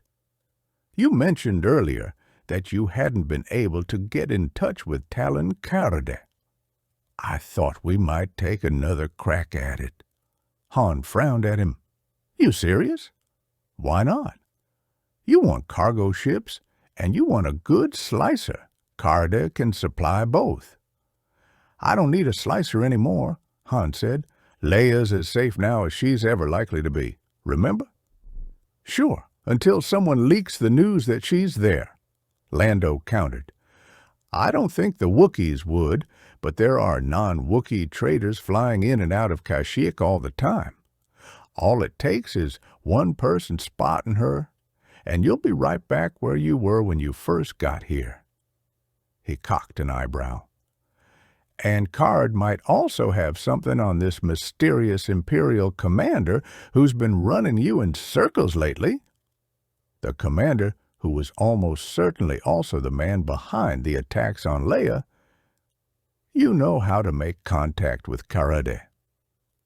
"Not directly, but I know how to get to his people.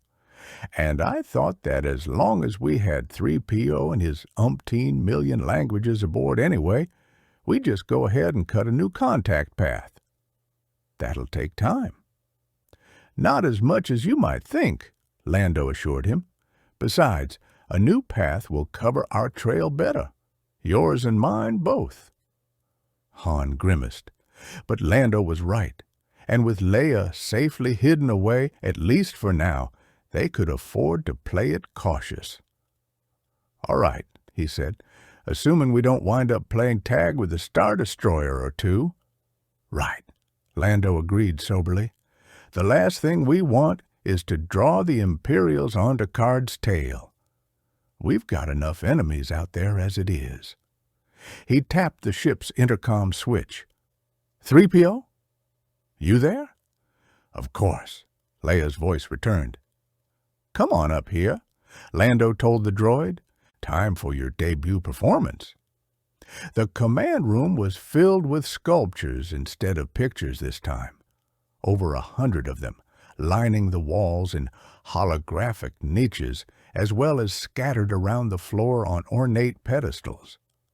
The variety, as Pellaeon had come to expect, was astonishing, ranging from human-style chunks of simple stone and wood to others that were more like tethered living creatures than works of art.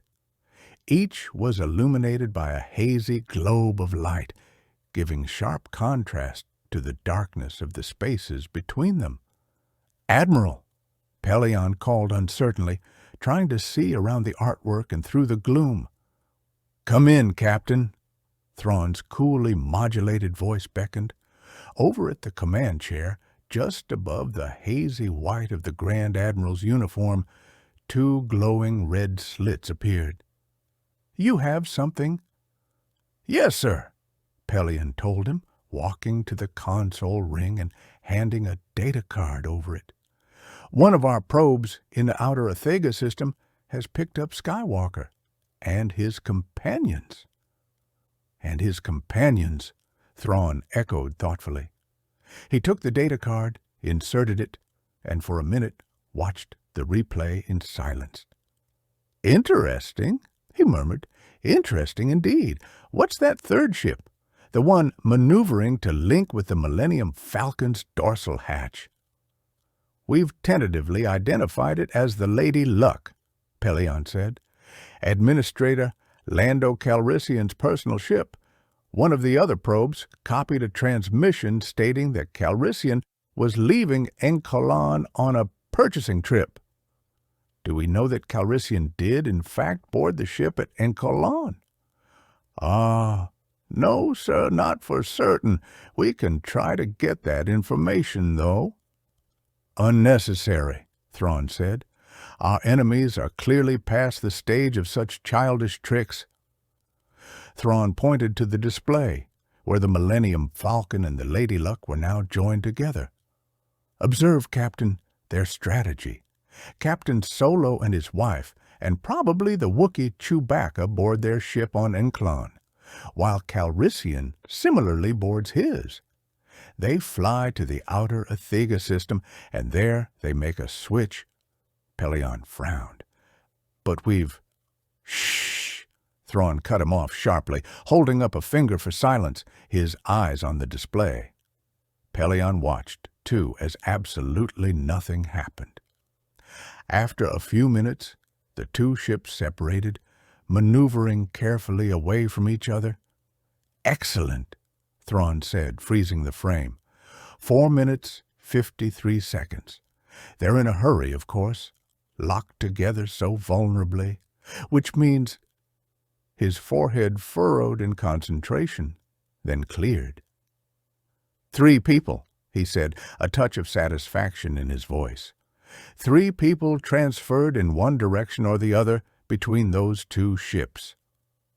"Yes, sir," Pelion nodded, wondering how in the Empire the Grand Admiral had figured that one out. "At any rate, we know that Leia Organa Solo remained aboard the Millennium Falcon." "Do we?" Thrawn asked, lazily polite. "Do we indeed?" "I believe we do, sir. Yes," Pelion said, quietly insistent. The Grand Admiral hadn't seen the entire playback after all. "Right after the Lady Luck and Skywalker's X-Wing left, we intercepted a transmission from her that definitely originated from the Millennium Falcon." Thrawn shook his head. "A recording," he said, his voice leaving no room for argument. "No, they're cleverer than that. A voice-print doctored droid, then probably Skywalker's 3PO protocol droid. Leia Organa Solo, you see, was one of the 2 people who left with the Lady Luck." Pelion looked at the display. "I don't understand." "Consider the possibilities," Thrawn said, leaning back in his chair and steepling his fingertips in front of him. 3 people start out aboard the Millennium Falcon, 1 aboard the Lady Luck. 3 people then transfer, but neither Solo nor Calrissian is the type to turn his ship over to the dubious command of a computer or droid. So each ship must end up with at least 1 person aboard. You follow so far?" "Yes, sir," Pelion said. "That doesn't tell us who is where, though." "Patience, Captain," Thrawn interrupted him. "Patience. As you say, the question now is that of the final makeup of the crews. Fortunately, once we know there were 3 transfers, there are only 2 possible combinations. Either Solo and Organa Solo are together aboard the Lady Luck, or else Organa Solo and the Wookiee are there." "Unless one of the transfers was a droid," Pelion pointed out. Unlikely, Thrawn shook his head. Historically, Solo has never liked droids, nor allowed them to travel aboard his ship except under highly unusual circumstances. Skywalker's droid and its astromech counterpart appear to be the sole exceptions, and thanks to your transmission data, we already know that that droid has remained on the Millennium Falcon. Yes, sir, Pelion said, not entirely convinced, but knowing better than to argue the point. Shall I put out an alert on the Lady Luck, then? That won't be necessary, Thrawn said, and this time the satisfaction came through clearly. I know exactly where Leia Organa Solo is going. Pelion stared at him. You're not serious, sir? Perfectly serious, Captain, Thrawn said evenly. Consider, Solo and Organa Solo have nothing to gain by simply transferring together to the Lady Luck.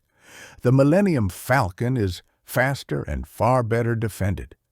This exercise only makes sense if Organa Solo and the Wookiee are together. Thrawn smiled up at Pelion, and given that, there is only one logical place for them to go. Pelion looked at the display, feeling slightly sandbagged, but the Grand Admiral's logic tracked clean. Kashyyyk? Kashyyyk, Thrawn confirmed.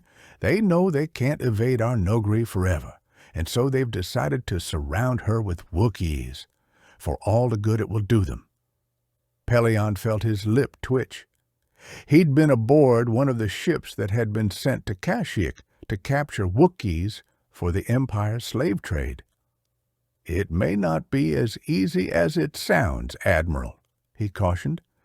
Kashyyyk's ecology can best be described as a layered death trap, and the Wookiees themselves are extremely capable fighters.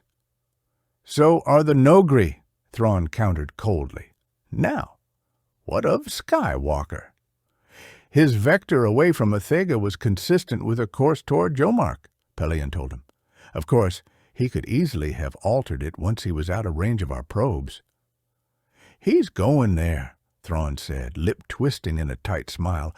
Our Jedi Master has said so, hasn't he? The Grand Admiral glanced at the chrono on his display board. We'll leave for Jomark immediately. How much lead time will we have? A minimum of 4 days, assuming that Skywalker's X-Wing hasn't been overly modified. More than that, depending on how many stopovers he has to make on the way.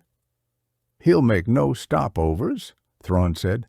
Jedi use a hibernation state for trips of such length. For our purposes, though, 4 days will be quite adequate. He straightened in his chair and touched a switch. The command room's lights came back up, the holographic sculptures fading away. We'll need 2 more ships, he told Pelion, and interdict a cruiser to bring Skywalker out of hyperspace where we want him, and some kind of freighter. An expendable one, preferably. Pelion blinked. Expendable, sir? Expendable, Captain. We're going to set up the attack as a pure accident, an opportunity that will seem to have arisen while we were investigating a suspicious freighter for rebellion munitions. He cocked an eyebrow. That way, you see, we retain the option of turning him over to Kabouth if we choose to do so, without even Skywalker realizing he was actually ambushed. Understood, sir, Pelion said. With your permission, I'll get the Chimera underway. He turned to go and paused. Halfway across the room, one of the sculptures had not disappeared with the others. Sitting all alone in its globe of light, it slowly writhed on its pedestal like a wave in some bizarre alien ocean. Yes, Thrawn said from behind him, that one is indeed real. It's very interesting, Pelion managed. The sculpture was strangely hypnotic. Isn't it? Thrawn agreed, his voice sounding almost wistful.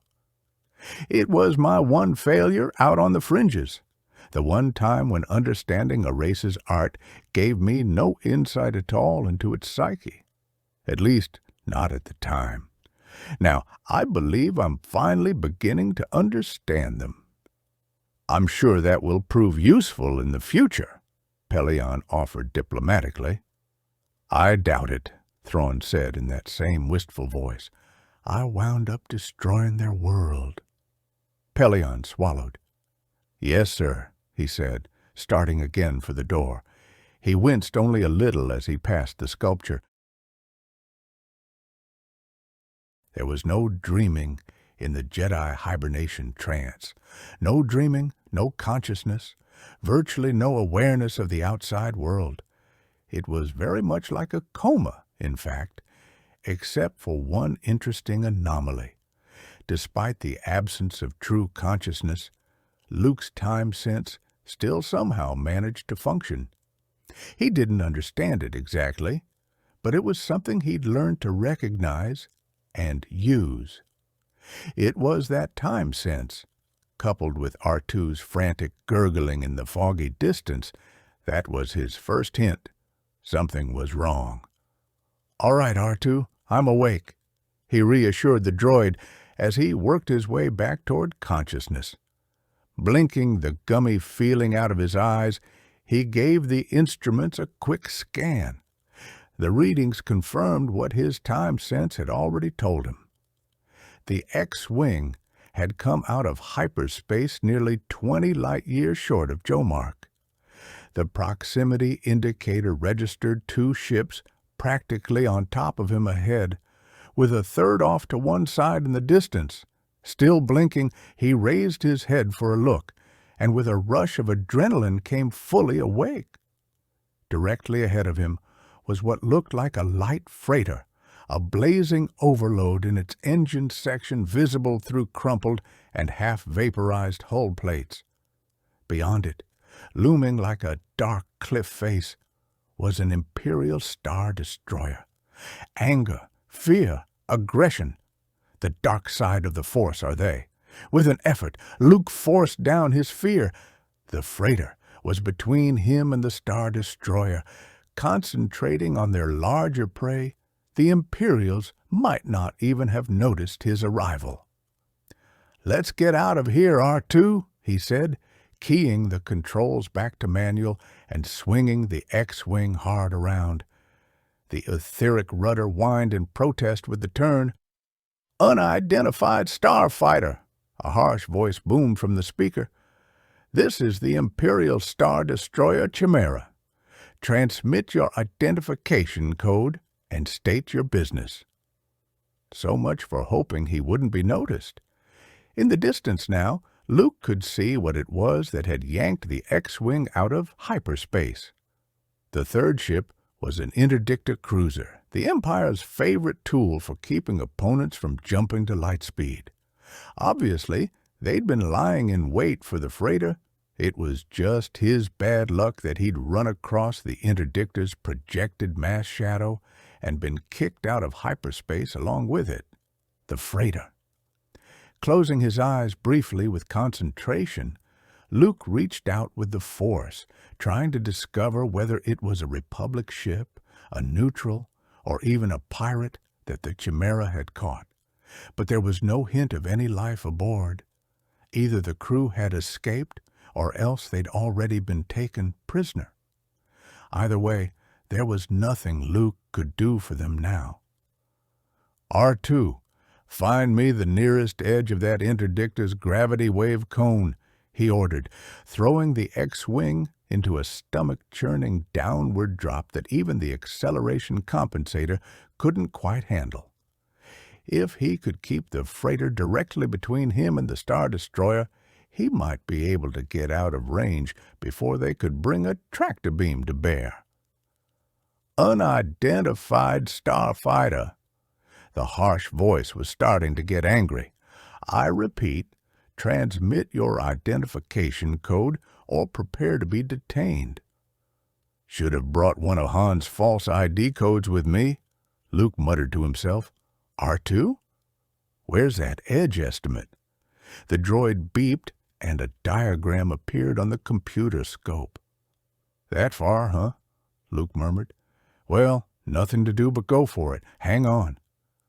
"Unidentified starfighter." The rest of the harangue was drowned out by the roar of the drive as Luke abruptly kicked the ship to full power. Almost lost in the noise was R2's questioning trilling. "No, I want the deflector shields down," Luke shouted back.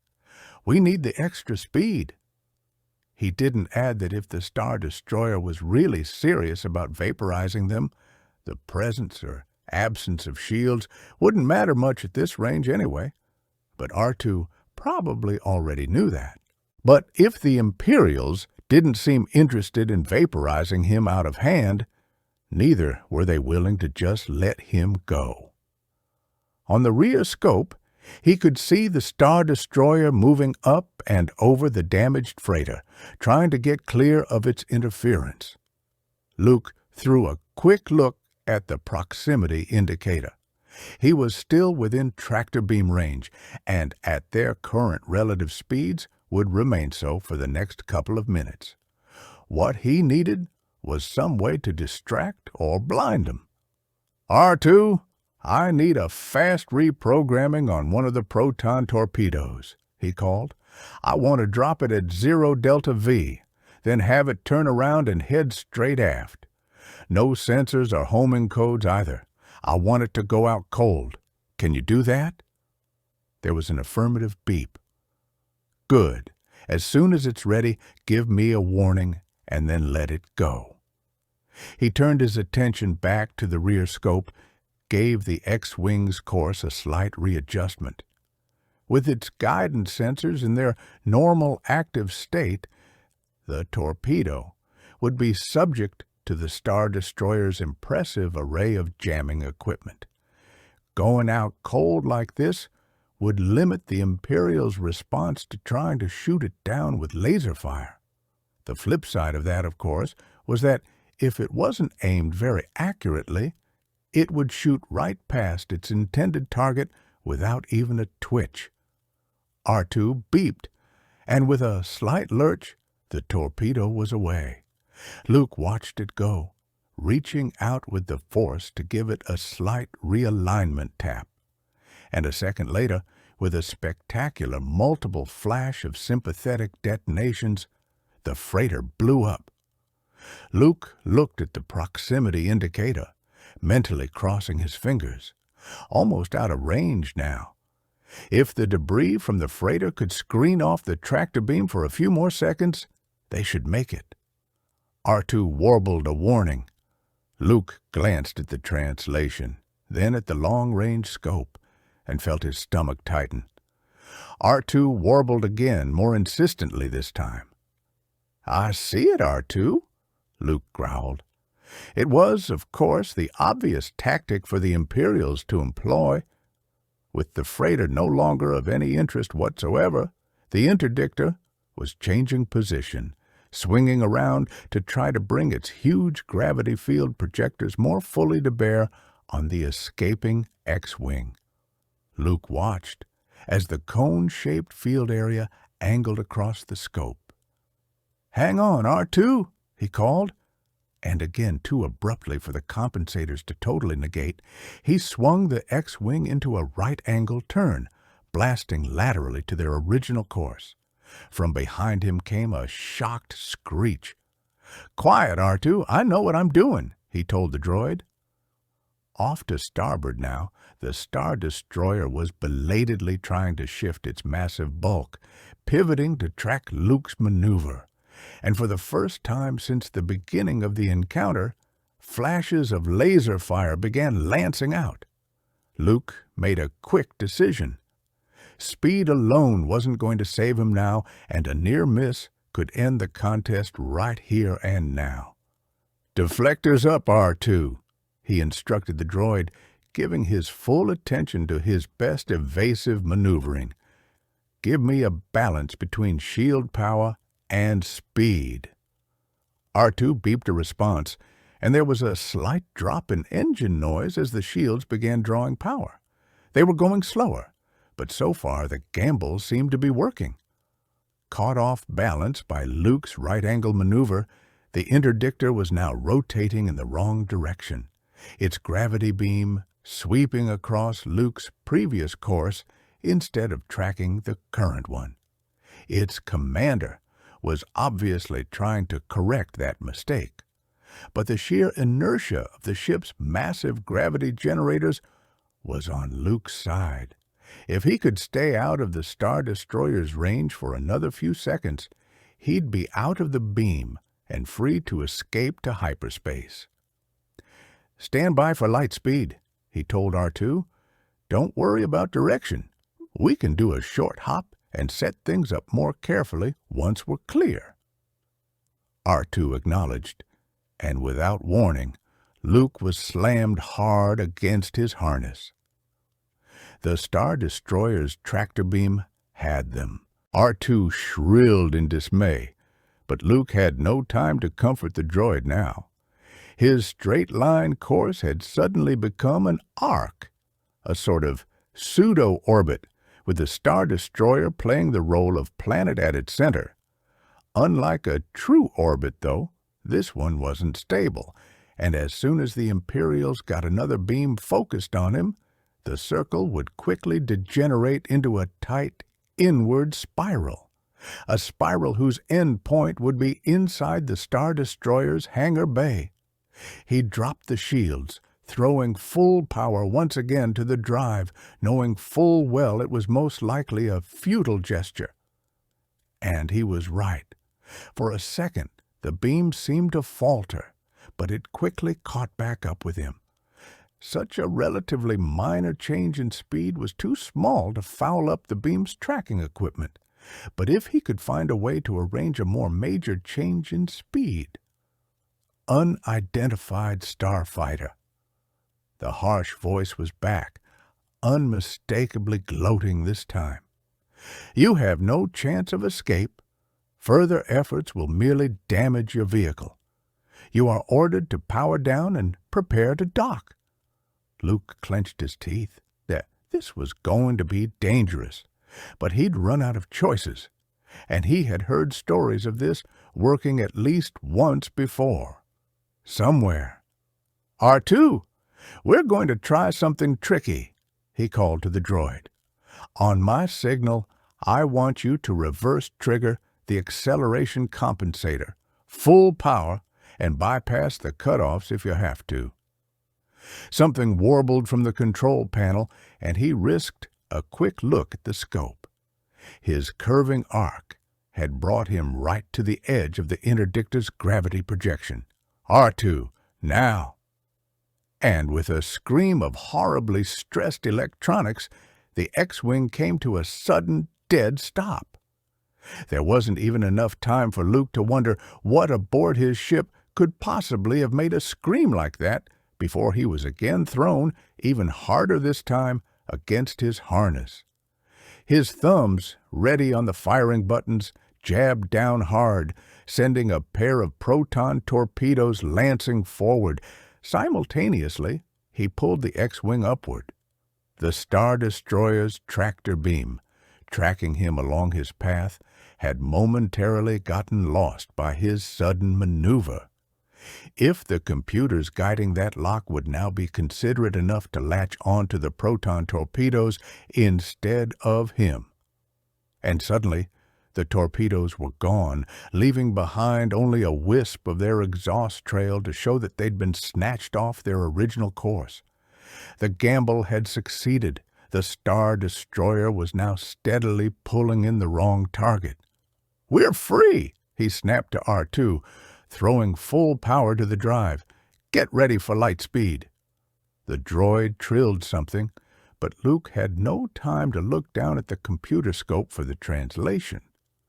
Realizing their error and recognizing there was insufficient time to re-establish a tractor lock, the Imperials had apparently decided to go for a straight kill. All the Star Destroyer's batteries seemed to open up at once, and Luke suddenly found himself trying to dodge a virtual sandstorm of laser fire. Forcing himself to relax, he let the force flow through him, allowing it to guide his hands on the controls the way it did his lightsaber. The ship jumped once as a shot got through. In his peripheral vision, he saw the tip of his dorsal starboard laser cannon flash and disappear into a cloud of superheated plasma. A near miss burned past overhead, another, closer, scorched a line across the transparent steel canopy. Another warble came from the scope.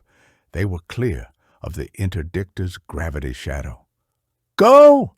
Luke shouted to R2, and with a second, even more nerve-wrenching electronic scream from behind him, the sky ahead abruptly turned to star lines. They'd made it. For what seemed like a small eternity, Thrawn gazed out the viewport, staring at the spot where Skywalker's X-Wing had been when it had vanished. Surreptitiously, Pellaeon watched him, wondering tautly when the inevitable explosion would come. With half an ear, he listened to the damage control reports corning from the No. 4 tractor beam projector, carefully not getting himself involved with the cleanup. The destruction of one of the Chimera's 10 projectors was a relatively minor loss. Skywalker's escape was not. Thrawn stirred and turned around. Pellaeon tensed. "Come with me, Captain," the Grand Admiral said quietly, striding away down the bridge command walkway. "Yes, sir," Pellaeon murmured, falling into step behind him, the stories of how Darth Vader had dealt with subordinates' failures running through his mind. The bridge was uncommonly quiet as Thrawn led the way to the aft stairway and descended into the starboard crew pit. He walked past the crewers at their consoles, past the officers standing painfully erect behind them, and came to a halt at the control station for the starboard tractor beams. "Your name?" he said, his voice excruciatingly calm. "Chris Peterson, sir," the young man seated at the console answered, his eyes wary. "You were in charge of the tractor beam during our engagement with the starfighter." It was a statement, not a question. "Yes, sir, but what happened wasn't my fault." Thrawn's eyebrows arched just a bit. "Explain." Peterson started to gesture to the side, changed his mind in mid-motion. The target did something with his acceleration compensator that killed his velocity vector. "I'm aware of the facts," Thrawn cut in. "I'm waiting to hear why his escape wasn't your fault." "I was never properly trained for such an occurrence, sir," Peterson said, a flicker of defiance touching his eyes. "The computer lost the lock but seemed to pick it up again right away. There was no way for me to know it had really picked up something else until the proton torpedoes detonated against the projector?" Peterson held his gaze evenly. "Yes, sir." For a long moment, Thrawn studied him. "Who is your officer?" he asked at last. Peterson's eyes shifted to the right. "Ensign Cole Clazier, sir." Slowly, deliberately, Thrawn turned to the tall man standing rigidly at attention with his back to the walkway. "You are in charge of this man?" Cole Clazier swallowed visibly. "Yes, sir," he said. "Was his training also your responsibility?" "Yes, sir," Cole Clazier said again. "Did you, during that training, run through any scenarios similar to what just happened?" "I don't remember, sir," the ensign admitted. "The standard training package does include scenarios concerning loss of lock and subsequent re-establishment confirmation." Thrawn threw a brief glance back down at Peterson. "Did you recruit him as well, Ensign?" "No, sir. He was a conscript." "Does that make him less worthy of your training time than a normal enlistee?" "No, sir." Cole Clazier's eyes flicked to Peterson. "I've always tried to treat my subordinates equally." "I see." Thrawn considered a moment, then half turned to look past Pelion's shoulder. "Rook!" Pelion started as Rook brushed silently past him. He hadn't realized the Nogri had followed them down. Thrawn waited until Rook was standing at his side, then turned back to Kol Klazur. "Do you know the difference between an error and a mistake, Ensign?" The entire bridge had gone deathly still. Kol Klazur swallowed again, his face starting to go pale. "No, sir. Anyone can make an error, Ensign. But that error doesn't become a mistake until you refuse to correct it." He raised a finger and, almost lazily, pointed. Pelion never even saw Rook move. Peterson certainly never had time to scream. From farther down the crew pit came the sound of someone trying valiantly not to be sick.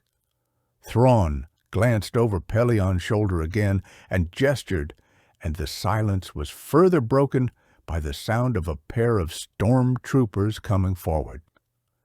"Dispose of it," the Grand Admiral ordered them, turning away from Peterson's crumpled body and pinning Kol Klazur with a stare.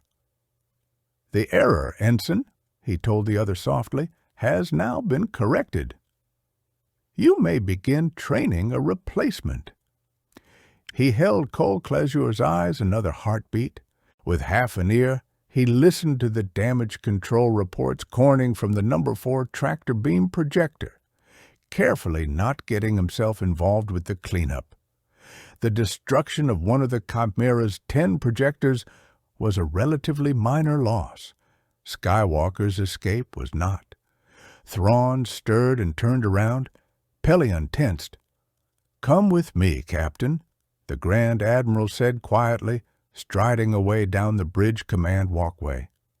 "Yes, sir," Pelion murmured, falling into step behind him. The stories of how Darth Vader had dealt with subordinates' failures running through his mind. The bridge was uncommonly quiet as Thrawn led the way to the aft stairway and descended into the starboard crew pit. He walked past the crewers at their consoles, past the officers standing painfully erect behind them, and came to a halt at the control station for the starboard tractor beams. "Your name?" he said, his voice excruciatingly calm. "Chris Peterson, sir," the young man seated at the console answered, his eyes wary. "You were in charge of the tractor beam during our engagement with the starfighter." It was a statement, not a question. "Yes, sir, but what happened wasn't my fault." Thrawn's eyebrows arched just a bit. "Explain." Peterson started to gesture to the side, changed his mind in mid-motion. "The target did something with his acceleration compensator that killed his velocity vector." "I'm aware of the facts," Thrawn cut in. "I'm waiting to hear why his escape wasn't your fault." "I was never properly trained for such an occurrence, sir," Peterson said, a flicker of defiance touching his eyes. "The computer lost the lock, but seemed to pick it up again right away. There was no way for me to know it had really picked up something else until the proton torpedoes detonated against the projector?" Peterson held his gaze evenly. "Yes, sir." For a long moment, Thrawn studied him. "Who is your officer?" he asked at last. Peterson's eyes shifted to the right. "Ensign Kol Klazur, sir."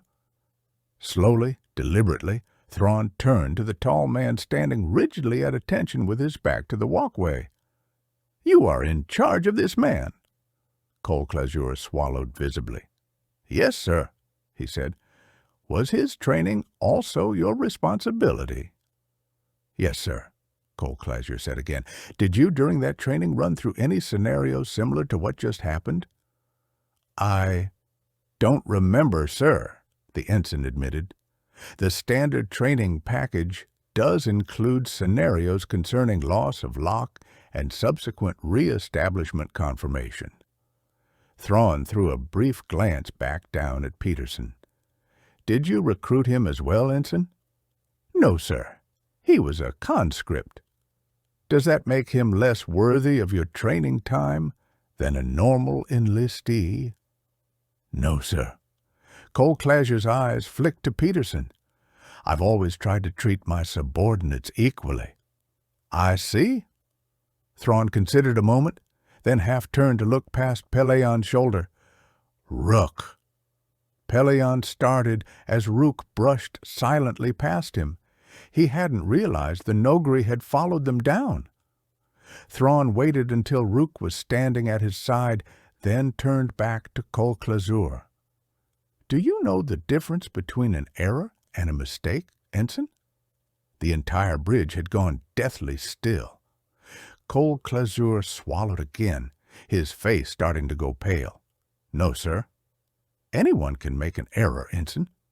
But that error doesn't become a mistake until you refuse to correct it. He raised a finger and, almost lazily, pointed. Pellaeon never even saw Rook move. Peterson certainly never had time to scream. From farther down the crew pit came the sound of someone trying valiantly not to be sick. Thrawn glanced over Pellaeon's shoulder again and gestured, and the silence was further broken by the sound of a pair of stormtroopers coming forward. "Dispose of it," the Grand Admiral ordered them, turning away from Peterson's crumpled body and pinning Cole Clasher with a stare. "The error, Ensign," he told the other softly, "has now been corrected. You may begin training a replacement." He held Cole Clasher's eyes another heartbeat. Then, seemingly oblivious to the tension around him, he turned back to Pellaeon. "I want a full technical tactical readout on the last few seconds of that encounter, Captain," he said, all calm business again. "I'm particularly interested in his lightspeed vector." "I have it all here, sir." A lieutenant spoke up a bit hesitantly, stepping forward to offer the Grand Admiral a data pad. "Thank you." Thrawn glanced at it briefly, handed it to Pellaeon. "We'll have him, Captain," he said, starting back down the crew pit toward the stairway. "Very soon now, we'll have him." "Yes, sir," Pellaeon agreed cautiously, hurrying to catch up with the other. "I'm sure it's just a matter of time." Thrawn raised an eyebrow. "You misunderstand me," he said mildly. "I mean that literally. He's out there right now, not very far away, and—" he smiled slyly at Pellaeon. "He's helpless?" Pellaeon frowned. "I don't understand, sir." "That maneuver he used has an interesting side effect I suspect he didn't know about," the Grand Admiral explained. "Backfiring an acceleration compensator like that does severe damage to the adjoining hyperdrive. A light year away, no farther, and it will fail completely. All we have to do is make a search along that vector or persuade others to do our searching for us, and he'll be ours. You follow?" "Yes, sir," Pellaeon said. "Shall I contact the rest of the fleet?" Thrawn shook his head. "Preparing for the Sluice van attack is the fleet's top priority at the moment. No, I think we'll subcontract this one out. I want you to send messages to all the major smuggling chiefs whose groups operate in this area, Brask, Carida, Parta, any others we have on file. Use their private frequencies and encrypt codes. A little reminder of how much we know about each of them should help ensure their cooperation. Give them Skywalker's hyperspace vector and offer a bounty of 30,000 for his capture." "Yes, sir." Pellaeon glanced back down the crew pit at the activity still going on around the tractor beam station. "Sir, if you knew that Skywalker's escape was only temporary—" "The Empire is at war, Captain," the Grand Admiral said, his voice cold. "We cannot afford the luxury of men whose minds are so limited they cannot adapt to unexpected situations." He looked significantly at Rook, then turned those glowing eyes back on Pelion. "Carry out your orders, Captain. Skywalker will be ours, alive or otherwise." In front of Luke, the scopes and displays glowed softly as the diagnostic messages, most of them bordered in red, scrolled past. Beyond the displays, through the canopy, he could see the X-Wing's nose, lit faintly by the sheen of distant starlight. Beyond that were the stars themselves, blazing all around him with cold brilliance. And that was all. No sun, no planets, no asteroids, no cometary bodies, no warships, transports, satellites, or probes. Nothing.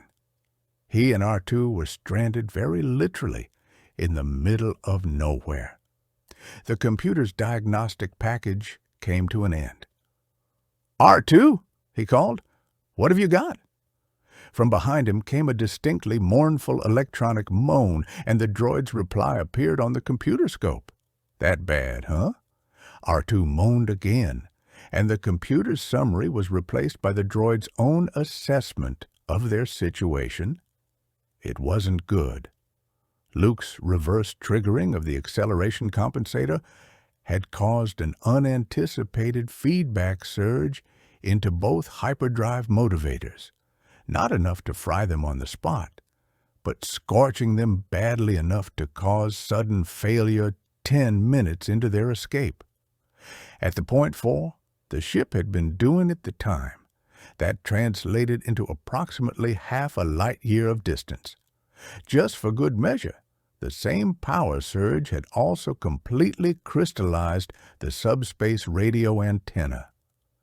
"In other words," Luke said, "we can't leave, we aren't likely to be found, and we can't call for help. Does that about sum it up?" R2 beeped in addition. "Right," Luke sighed, "and we can't stay here. Not for long, anyway." Luke rubbed a hand across his chin, forcing back the sense of dread gnawing at him. Giving in to fear would only rob him of the ability to think, and that was the last thing he could afford to lose at this point. "All right," he said slowly. "Try this. We take the hyperdrive motivators off both engines and see if we can salvage enough components to put together a single functional one. If we can, we remount it somewhere in the middle of the aft fuselage, where it can handle both engines. Maybe where the S-foil servo actuator is now. We don't need that to get home. Possible." R2 whistled thoughtfully. "I'm not asking if it'll be easy," Luke said patiently as the droid's response came up. "Just if it would be possible." Another whistle, another pessimistic message. "Well, let's give it a try anyway," Luke told him, unstrapping his restraints and trying to wriggle around in the cramped confines of the cockpit. If he pulled off the back of the ejection seat, he would be able to get into the cargo compartment and the tools stored there. R2 warbled something else. "Don't worry, I'm not going to get stuck," Luke assured him, changing his mind and reaching for the in-cockpit pouches instead. The gloves and helmet seals for his flight suit were stored there. It'd be just as easy at this point to gear himself for vacuum and then get into the cargo compartment through its underside hatch. If you want to be helpful, you might pull up the maintenance specs and find out exactly how I go about getting one of those motivators out. And cheer up, will you? You're starting to sound like 3PO. R2 was still jabbering indignantly over that characterization when the last of Luke's helmet seals cut off the sound. But he did sound less frightened. It took nearly 2 hours for Luke to get past all the other cables and tubing in the way and remove the port engine hyperdrive motivator from its socket. It took less than a minute more to discover that R2's earlier pessimism had been justified. "It's riddled with cracks," Luke told the droid grimly, turning the bulky box over in his hands. "The whole shield casing, just hairlines, really. You can barely see some of them, but they run most of the length of the sides. R2 gave a soft gurgle, a comment which required no translation. Luke hadn't done a lot of X-Wing maintenance, but he knew enough to recognize that without an intact superconducting shield, a hyperdrive motivator was little more than a box of interconnected spare parts. "Let's not give up yet," he reminded R2. "If the other motivator's casing is all right, we may still be in business." Collecting his toolkit, feeling inordinately clumsy in zero-G freefall, he made his way under the X-Wing's fuselage to the starboard engine. It took only a few minutes to remove the proper access cover and tie back some of the interfering cables. Then, trying to get both his faceplate and his glow rod together in the opening without blinding himself, he peered inside. A careful look at the motivator casing showed that there was no need to continue the operation. For a long moment, he just hung there, one knee bumping gently against the power surge vent, wondering what in the name of the Force they were going to do now. His X-Wing, so sturdy and secure in even the thick of combat, seemed now to be little more than a terribly fragile thread by which his life was hanging.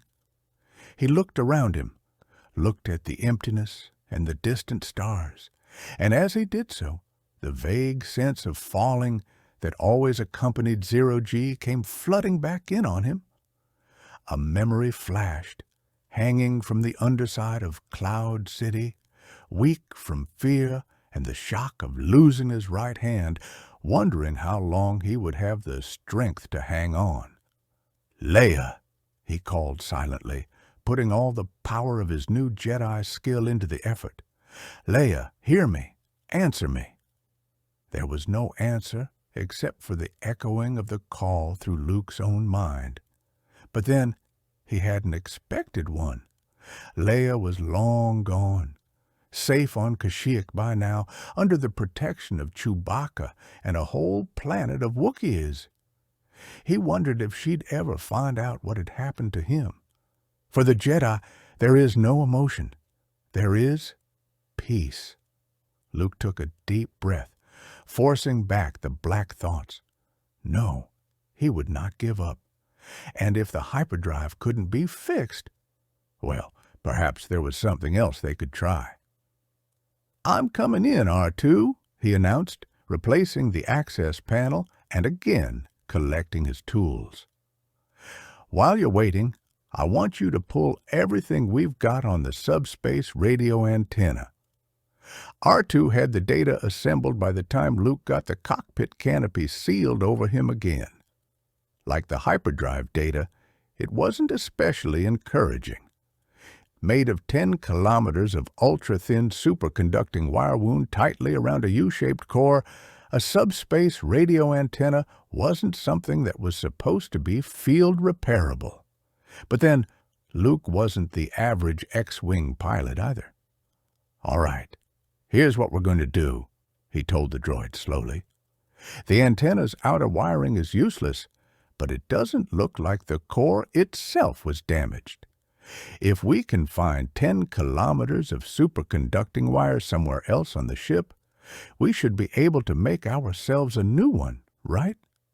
R2 thought about that, gurgled an answer. "Oh, come on now," Luke admonished him. "You mean to tell me you can't do what some non-intelligent wire-wrapping machine does all day?" The droid's beeping response sounded decidedly indignant. The translation that scrolled across the computer scope was even more so. "Well, then there's no problem," Luke said, suppressing a smile. "I'd guess either the repulsor lift drive or else the sensor jammer will have all the wire we need. Check on that, will you?" There was a pause, and R2 quietly whistled something. "Yes, I know what the life support's limitations are," Luke agreed. "That's why you'll be the one doing all the wiring. I'm going to have to spend most of the time back in hibernation trance." Another series of whistles. "Don't worry about it," Luke assured him. "As long as I come up every few days for food and water, hibernation is perfectly safe. You've seen me do it a dozen times, remember? Now get busy and run those checks." Neither of the two components had quite the length of wiring they needed, but after poking around a little in the more esoteric sections of his technical memory, R2 came to the conclusion that the 8 kilometers available in the sensor jammer should be adequate to create at least a low-efficiency antenna. He conceded, however, that there was no way to know for sure until they actually tried it. It was another hour's work for Luke to get the jammer and antenna out of the ship, strip the ruined wire off the core of the latter, and move everything to the upper aft fuselage, where R2's 2 graspers could reach it. Jury-rigging a framework to feed the wire and protect it from snagging took another hour, and he took a half-hour more to watch the operation from inside to make sure it was going smoothly, at which point there was nothing left for him to do. "Now, don't forget," he warned the droid as he settled himself as comfortably into the cockpit seat as possible. "If anything goes wrong, or you even think something's about to go wrong, you go ahead and wake me up. Got that?" R2 whistled his assurances. "All right," Luke said, more to himself than to the droid. "I guess this is it, then." He took a deep breath, letting his gaze sweep one last time across the starry sky. If this didn't work, but there was no point in worrying about that now, he'd done all he could for the moment. It was time now for him to draw upon inner peace and to entrust his fate to R2, and to the Force. He took another deep breath. "Leia," he called uselessly, one last time. Then, turning his mind and thoughts inward, he began to slow his heart. The last thing he remembered before the darkness took him was the odd sense that someone, somewhere, had in fact heard that final call. "Leia." Leia jerked awake. "Luke!" she called, propping herself up on one elbow and peering into the dimness surrounding her. She could have sworn she'd heard his voice, or perhaps the touch of his mind. But there was no one, nothing but the cramped space of the Lady Luck's main cabin and the pounding of her own heart and the familiar background sounds of a ship in flight. And, a dozen meters away in the cockpit, the unmistakable sense of Chewbacca's presence. And as she woke further, she remembered that Luke was hundreds of light years away. It must have been a dream. With a sigh, she lay back down, but even as she did so, she heard the subtle change in sound and vibration pattern as the main sublight drive shut down and the repulsor lift kicked in. Listening closer, she could hear the faint sound of air rushing past the hull. Slightly ahead of schedule, they were coming into Kashyyyk. She got out of bed and found her clothes, feeling her quiet misgivings gnawing with renewed force as she got dressed. Han and Chewbacca could make all the reassuring noises they wanted, but she'd read the diplomatic reports, and she knew full well how strong the undercurrent of resentment was that the Wookiees still harbored toward humans. Whether her status as a member of the New Republic hierarchy would make up for that was, in her view, entirely problematical, especially given her chronic difficulty in understanding their language. The thought made her wince, and not for the first time since leaving Enkalan, she wished she'd had Lando use some other droid for his little voice-matching trick. Having 3PO and his 7 million language translator along would have made this whole thing so much less awkward. The Lady Luck was already deep into the atmosphere by the time she arrived in the cockpit, skimming low over a surprisingly flat layer of clouds and making smooth curves around the treetops that were occasionally visible poking through them. She remembered when she'd first come across a reference to the size of Kashyyyk's trees. She'd had a full-blown argument with the Senate librarian at the time about how the government could not afford to have its records data shot through with such clearly absurd errors. Even now, with them right in front of her, she found the things hard to believe. "Is that size typical for Roshar trees?" she asked Chewbacca as she slipped into the seat beside him. Chewbacca growled a negative. The ones visible above the clouds were probably 1/2 kilometer taller than the average.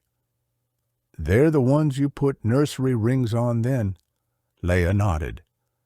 He looked at her, and even with her limited ability to read Wookiee faces, his surprise was quite evident. "Don't look so shocked," she admonished him with a smile. "Some of us humans know a little about Wookiee culture. We aren't all ignorant savages, you know." For a moment he just stared at her. Then, with an "urf, urf, urf" of laughter, he turned back to the controls. Ahead and to the right, a tighter group of the extra-tall Roshar trees had come into view. Chewbacca turned the Lady Luck toward it, and within a few minutes they were close enough for Leia to see the network of cables or thin branches linking them together just above cloud height.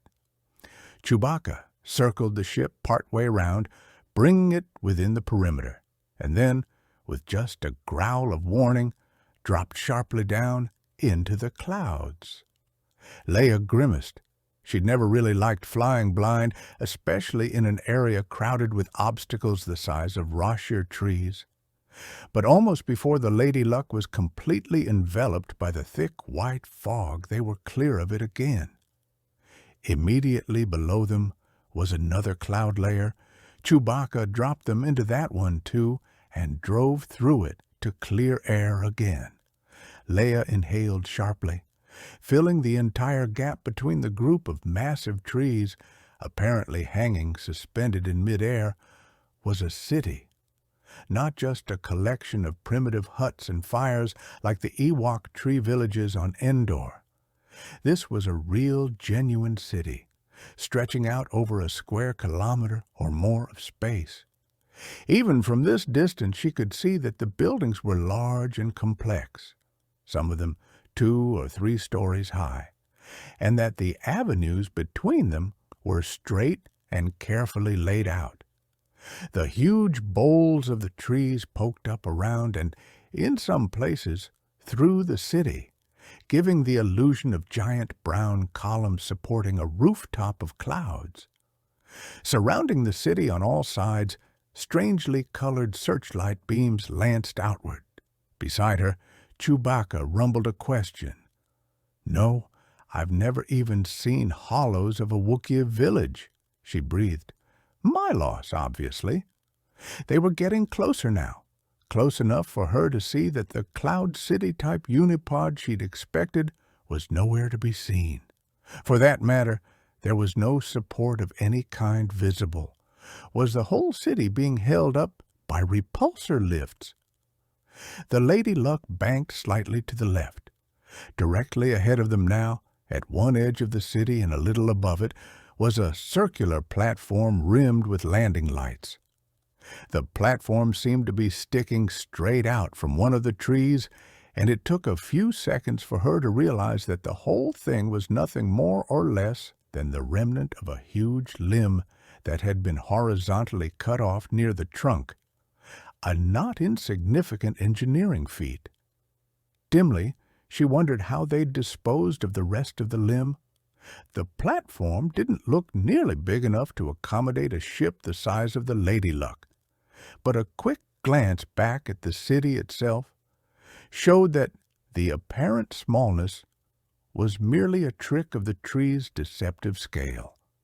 By the time Chewbacca put them down on the fire-blackened wood, in fact, it was clear that the platform could not only easily handle the Lady Luck, but probably full-sized passenger liners as well, or, for that matter, Imperial strike cruisers. Perhaps, Leia decided, she shouldn't inquire too deeply into the circumstances of the platform's construction. She had half expected the Wookiees to send a delegation out to meet her, and she turned out to have been half right. 2 of the giant aliens were waiting beside the Lady Luck as Chewbacca lowered the entry ramp, indistinguishable to her untrained eye, except for their slightly different heights and the noticeably different designs of the wide baldricks curving from shoulder to waist across their brown fur. The taller of the 2, his baldric composed of gold-threaded tan, took a step forward as Leia headed down the ramp. She continued toward him, using all the calming Jedi techniques she knew, praying that this wouldn't be as awkward as she was very much afraid it would be. Chewbacca was hard enough for her to understand, and he'd been living out among humans for decades. A native Wookiee speaking a native dialect was likely to be totally incomprehensible. The tall Wookiee bowed his head slightly and opened his mouth. Leia braced herself.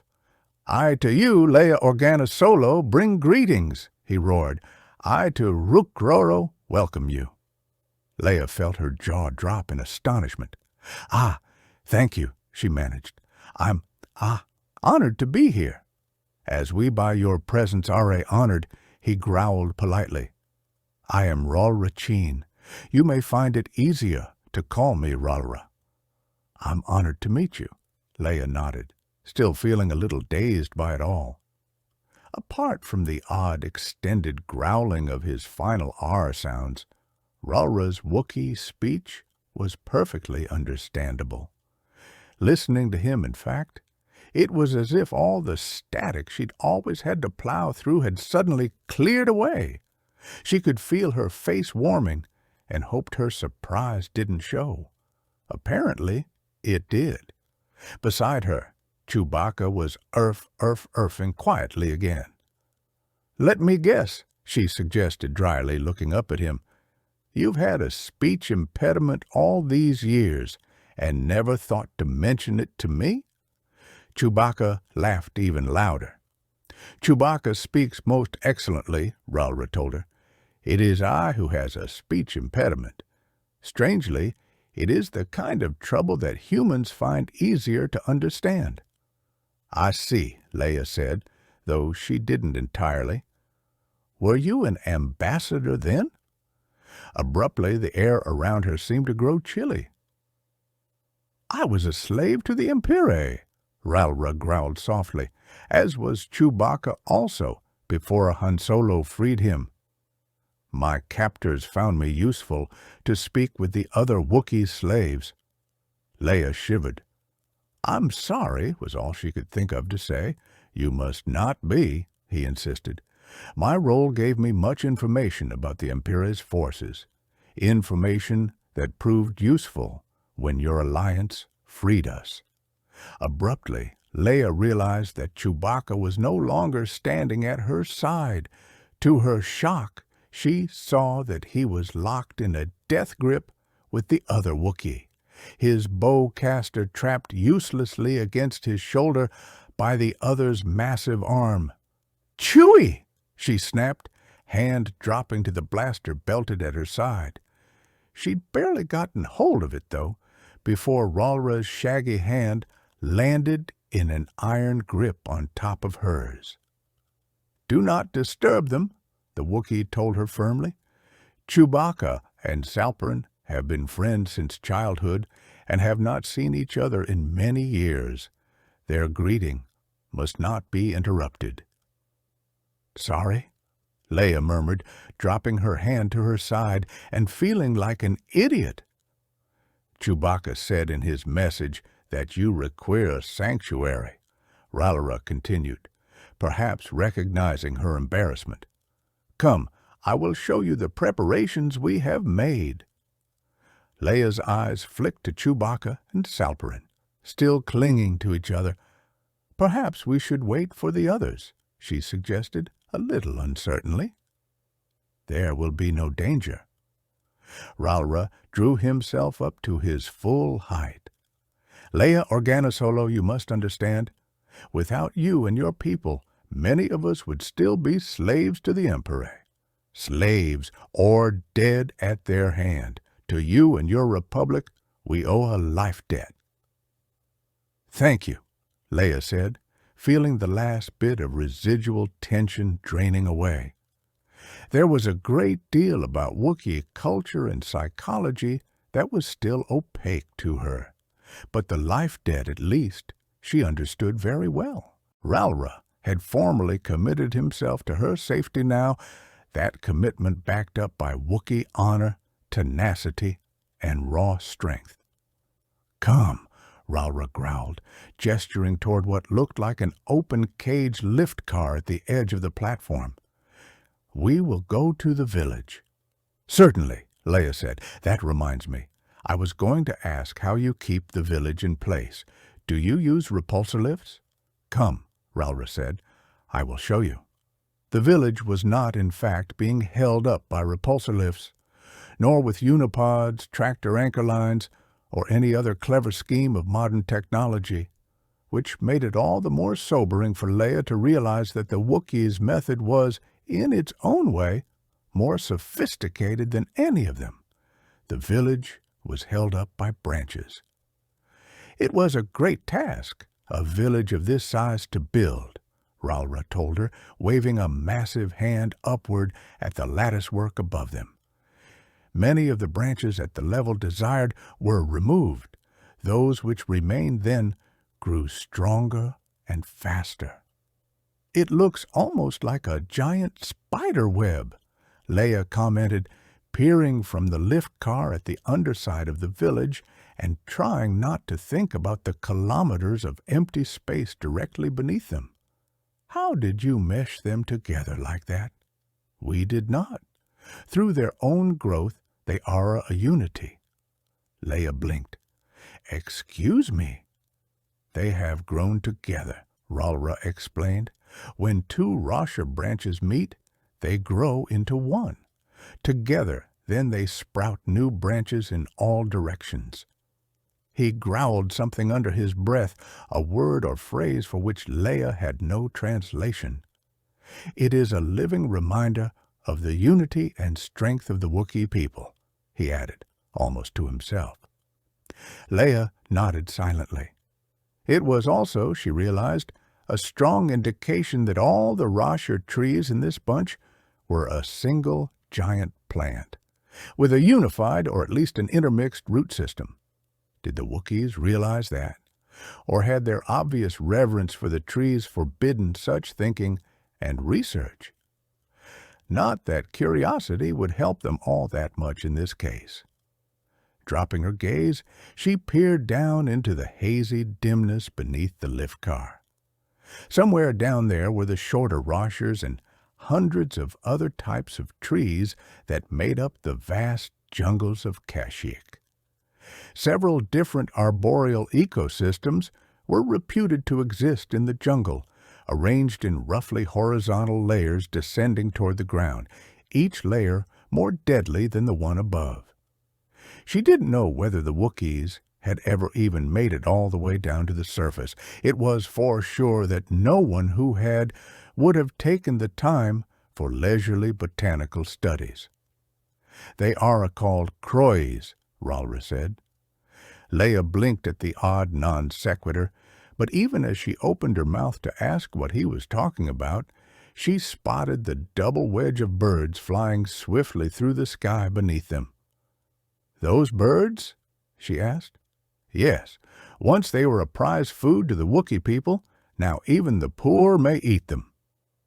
He pointed toward the edge of the village above them, to the haze of light coming from the searchlights she'd seen during their approach. "Croys will come to those lights," he explained. "Hunters there await them." Leia nodded, understanding.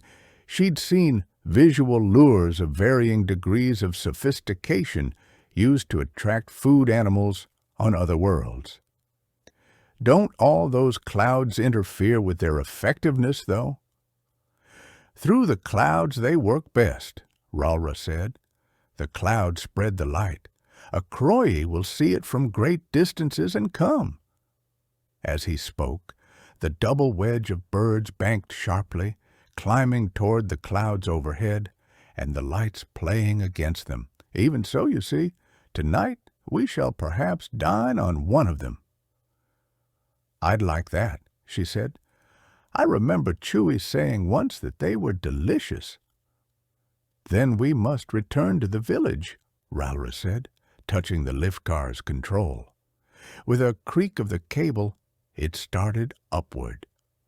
We had hoped to shelter you in one of the more luxurious homes, he commented as they started upward, but Chewbacca would not allow it. He gestured, and for the first time, Leia noticed the homes built directly into the tree beside them. Some of them were multi-storied and quite elaborate. All of them seemed to open up directly onto empty space. Chewbacca understands my preferences, she told Ralra, suppressing a shiver. I was wondering why the lift car went this far down past the village proper. The lift car is used mainly for cargo transportation or the ill, Ralra said. Most Wookiees prefer to climb the trees naturally.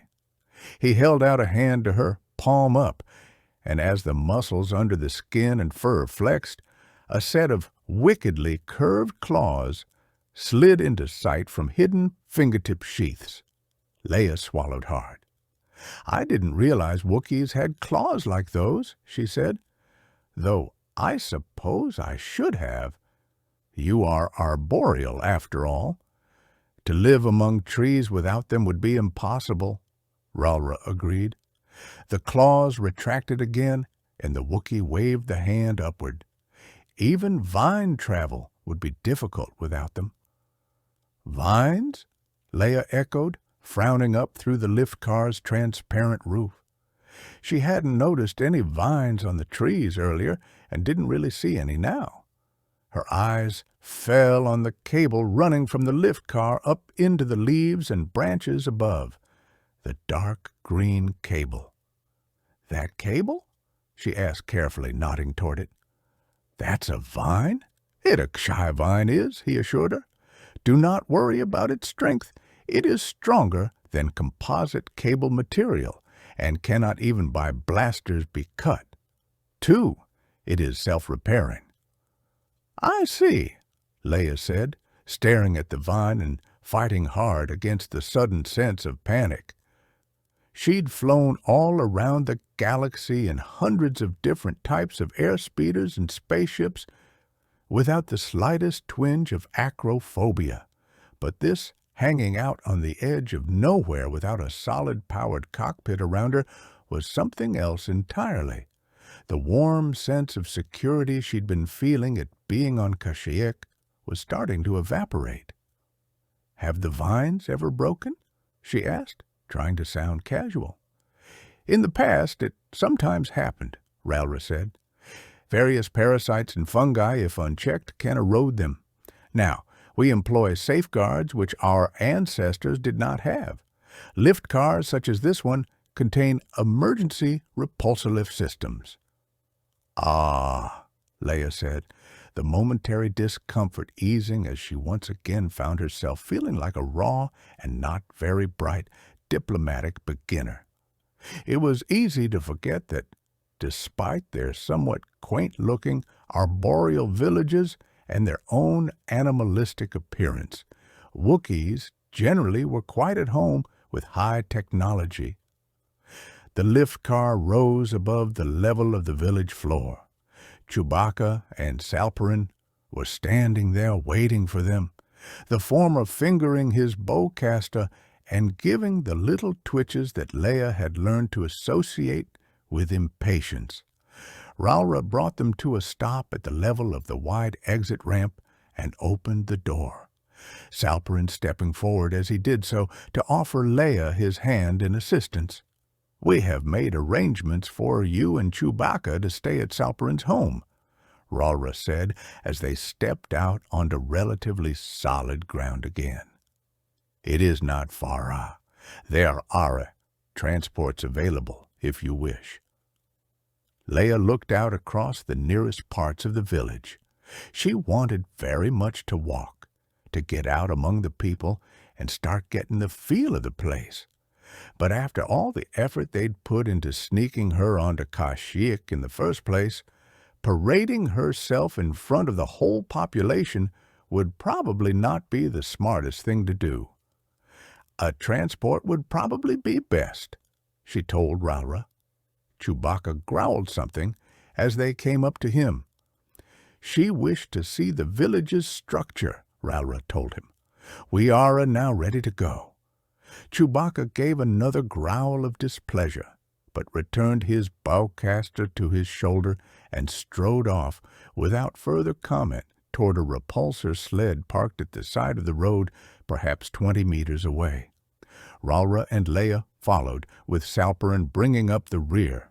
The houses and other buildings began right at the edge of the matted branches, Leia had already noted, without anything more substantial than a few twisted shy vines between them and empty space. Ralra had implied that the homes clinging to the trees themselves were the more prestigious ones. Perhaps those here at the edge belonged to the upper middle class. Idly, she looked at the nearest of them, glancing into the windows as they passed. A face moved to view in the shadows behind one of them, catching her eye. "Chewie!" she gasped. Even as her hand darted for her blaster, the face vanished. But there was no mistaking those bulging eyes and protruding jaw and steel-gray skin. Chewbacca was at her side in an instant, bowcaster in hand. "One of those creatures who attacked us on Bimasari is in there," she told him, reaching out with all the Jedi sense she could muster. Nothing. "At that window," she added, pointing with her blaster. "He was right there." Chewbacca barked an order, sliding his massive bulk between Leia and the house and easing her slowly backwards, his bowcaster weaving back and forth across the structure in a covering pattern. Ralra and Salperin were already at the house, each carrying a pair of wicked-looking knives they'd pulled from somewhere. They took up flanking positions beside the front door, and with a brilliant flash from his bowcaster, Chewbacca shot the door in. From somewhere in toward the center of the village, someone roared, a long, ululating Wookiee howl of anger or alarm that seemed to echo from the buildings and massive trees.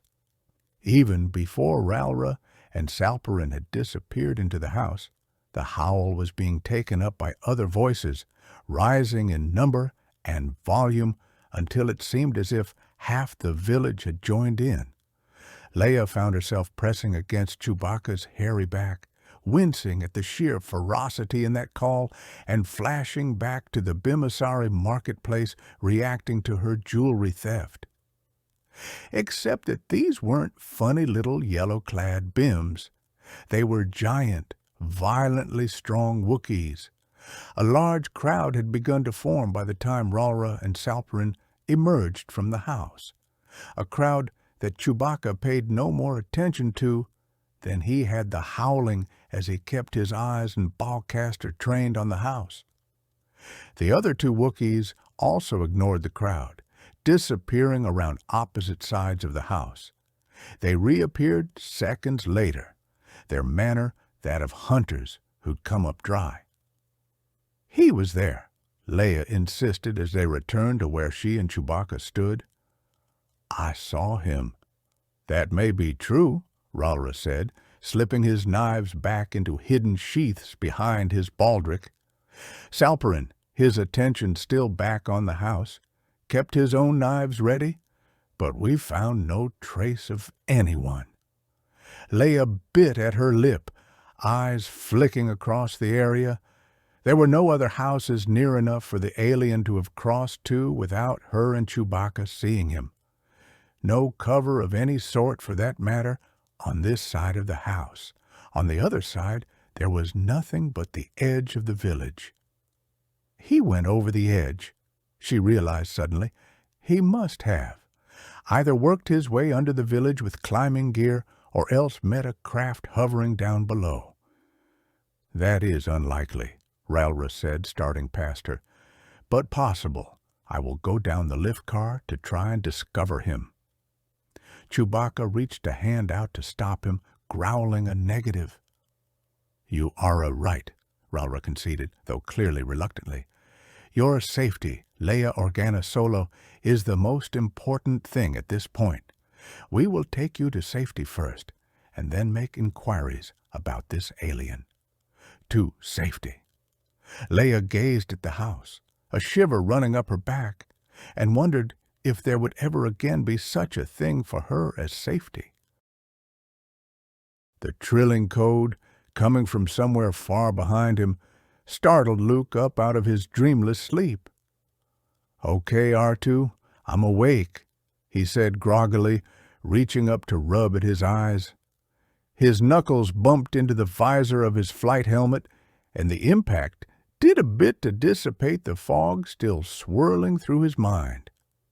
He couldn't remember exactly the circumstances under which he'd gone into hibernation, but he had the distinct feeling that R2 had brought him out too soon. Is anything wrong? He asked, trying to track down exactly what it was the droid was supposed to be doing. The trilling changed to an anxious-sounding warble. Still fighting to get his eyes properly focused, Luke searched out the computer scope for the translation. To his mild surprise, it was dark, as were all the rest of his instruments, and then it came back to him. He was trapped in deep space, with all the X-Wing systems shut down except power for R2 and minimal life support for himself. And R2 was supposed to be winding a new subspace radio antenna. Twisting a slightly stiff neck, he turned halfway round to look back at the droid, wondering what the problem was, and felt his muscles twitch with surprise. There, bearing rapidly down on them, was another ship. He spun back around, fully awake now, hands jabbing for the bank of power switches and slapping them all on. But it was so much useless reflex. Even with shortcuts, it would still take nearly 15 minutes to bring the X-Wing's engines from a cold start to any serious possibility of flight, let alone combat. If the intruder was unfriendly, using the emergency maneuvering jets, he got the X-Wing turning slowly around to face the approaching ship. The scopes and sensors were starting to come back online again, confirming what his eyes had already told him. His visitor was a mid-sized, slightly dilapidated-looking Corellian bulk freighter. Not the sort of ship the Imperials usually used, and there were certainly no Imperial markings on its hull. But under the circumstances, it was just as unlikely that it was an innocent freight handler either. A pirate, perhaps? Luke reached out with the Force, trying to get a sense of the crew. R2 warbled, and Luke glanced down at the computer scope. Yes, I noticed that too, Luke told him. But a normal bulk freighter might be able to pull that kind of deceleration if it was empty. Why don't you do a quick analysis of the sensor readings? See if you can spot any weapons emplacements. The droid beeped an acknowledgement, and Luke gave the other instruments a quick scan. The primary laser cannon capacitors were at half charge now, with the main sublight drive about halfway through its pre-flight sequence. And the flashing radio signal indicated that he was being hailed. Bracing himself, Luke flipped on the receiver. "Need assistance?" a cool female voice said. Repeating, "Unidentified starfighter, this is the freighter Wild Card. Do you need assistance?" Wild Card, this is New Republic X-Wing AA-589. Luke identified himself. As a matter of fact, yes, I could use some help. Acknowledged X-Wing, the other said. What seems to be the problem?"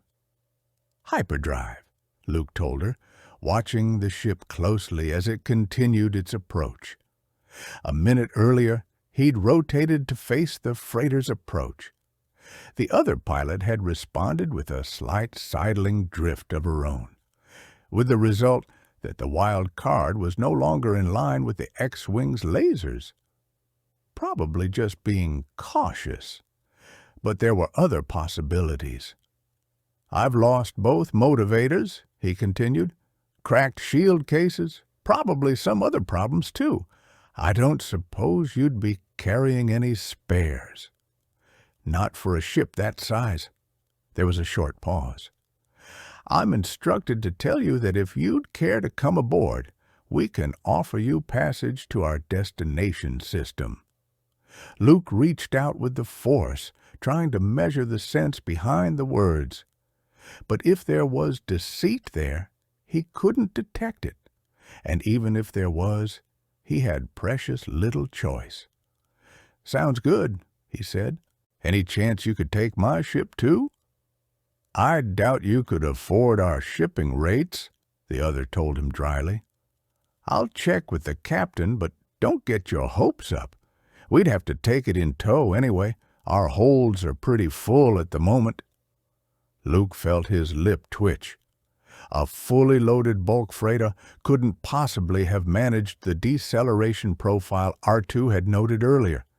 Either they were lying about that, or else that normal-looking drive system had undergone a complete and massive upgrading, which made the wild card either a smuggler, a pirate, or a disguised warship. And the New Republic had no disguised warships. The other pilot was talking again. "If you'll hold your present position, X-Wing, we'll move up close enough to throw a force cylinder out to you," she said, "unless you'd rather suit up and spacewalk across." "The cylinder sounds fastest," Luke said, deciding to try a light verbal probe. "I don't suppose either of us has any reason to hang around this place. How did you happen to wind up out here anyway?" "We can handle a limited amount of baggage," the other went on, ignoring the question. "I imagine you'll want to bring your astromech droid along too. So much for the light verbal probe." "Yes, I will," he told her. "All right then, stand by. Incidentally, the captain says the transport fee will be 5,000. "Understood," Luke said, unstrapping his restraints. Opening the side pouches, he pulled out his gloves and helmet seal and folded them into his flight suit's chest pockets, where he'd have quick access to them. A force cylinder was relatively foolproof, but accidents could always happen. Besides which, if the wild card's crew was hoping to pick themselves up a free X-Wing, shutting the cylinder down halfway through the operation would be the simplest and least messy way to dispose of him. The crew. Luke paused, straining his senses toward the ship moving steadily toward him.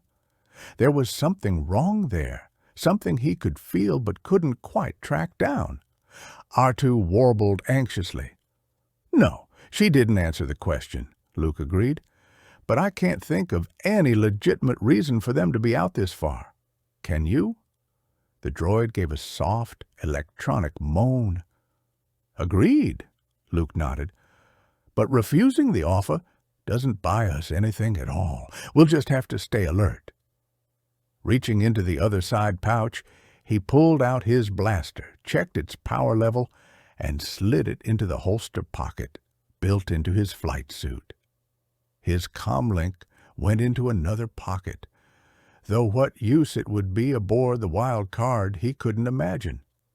The emergency survival pack went around his waist, awkward to fasten in the cramped quarters, and last, he pulled out his lightsaber and fastened it to his belt. "Okay, X-Wing, we've got the cylinder established," the voice came. "Whenever you're ready." The wild card's small docking bay was directly above him, its outer door gaping invitingly. Luke checked his instruments, confirmed there was indeed a corridor of air between the two ships, and took a deep breath. "Here we go, R2," he said, and popped the canopy. A puff of breeze brushed across his face as the air pressures equalized.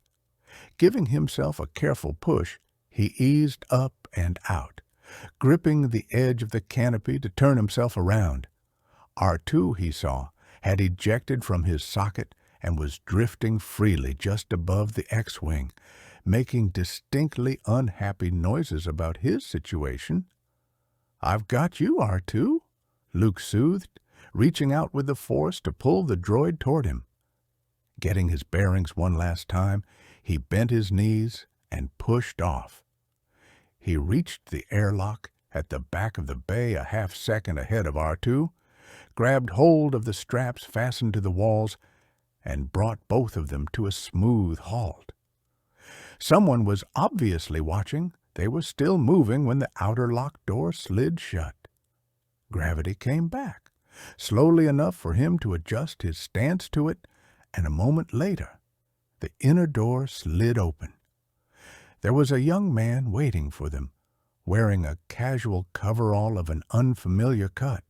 "Welcome aboard the Wild Card," he said, nodding gravely. "If you'll follow me, the captain would like to see you." Without waiting for a reply, he turned and headed down the curving corridor. "Come on, R2," Luke murmured, starting after him and reaching out with the Force for a quick survey of the ship. Aside from their guide, he could sense only 4 others aboard, all of them in the forward sections. Behind him, in the aft sections, he shook his head, trying to clear it. It didn't help. The aft sections of the ship still remained oddly dark to him, an after effect of the long hibernation, probably. It was for certain, though, that there were no crew members or droids back there, and that was all he needed to know for the moment. The guide led them to a door, which slid open as he stepped to one side. "Captain Card will see you now," he said, waving toward the open door. "Thank you." Luke nodded to him. With R2 bumping against his heels, he stepped into the room. It was an office of sorts, small, with much of its wall space taken up with what looked like highly sophisticated communications and encrypt equipment. In the center was a large desk console combination, and seated behind it, watching Luke's approach, was a slender man, thin-faced, with short dark hair and pale blue eyes. "Good evening," he said in a cool, carefully modulated voice. "I'm Talon Cardy." His eyes flicked up and down Luke, as if measuring him. "And you, I presume, are Commander Luke Skywalker." Luke stared at him.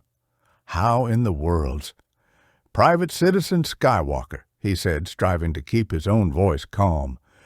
"I resigned my Alliance commission nearly 4 years ago." An almost smile twitched the corners of Carda's mouth. "I stand corrected. I must say you've certainly found a good place to get away from it all."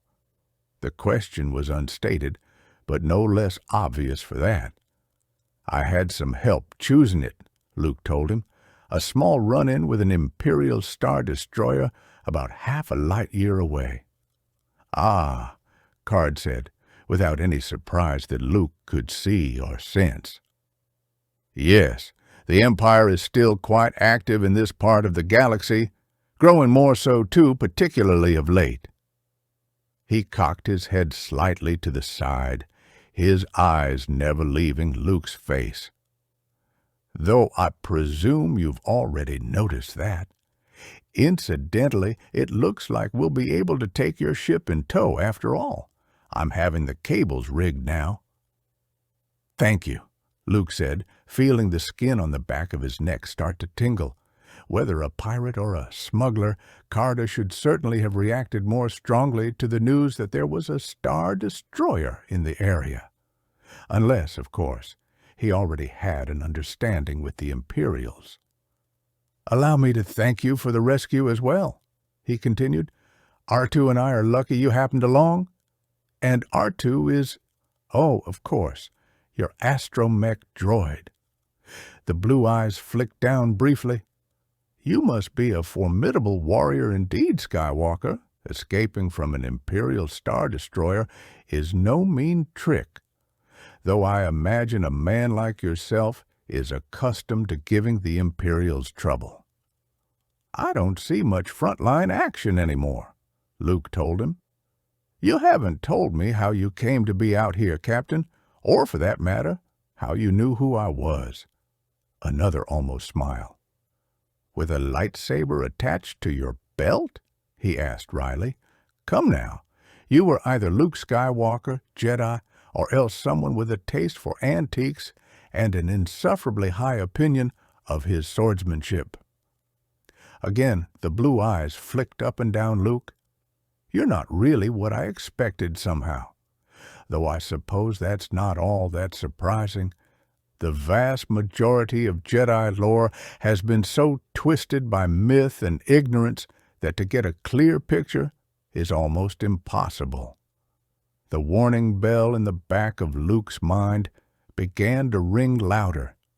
You almost sound as if you were expecting to find me here, he said, easing his body into a combat stance and letting his senses reach out. All 5 of the crewers were still more or less where they'd been a few minutes earlier, farther up toward the forward part of the ship.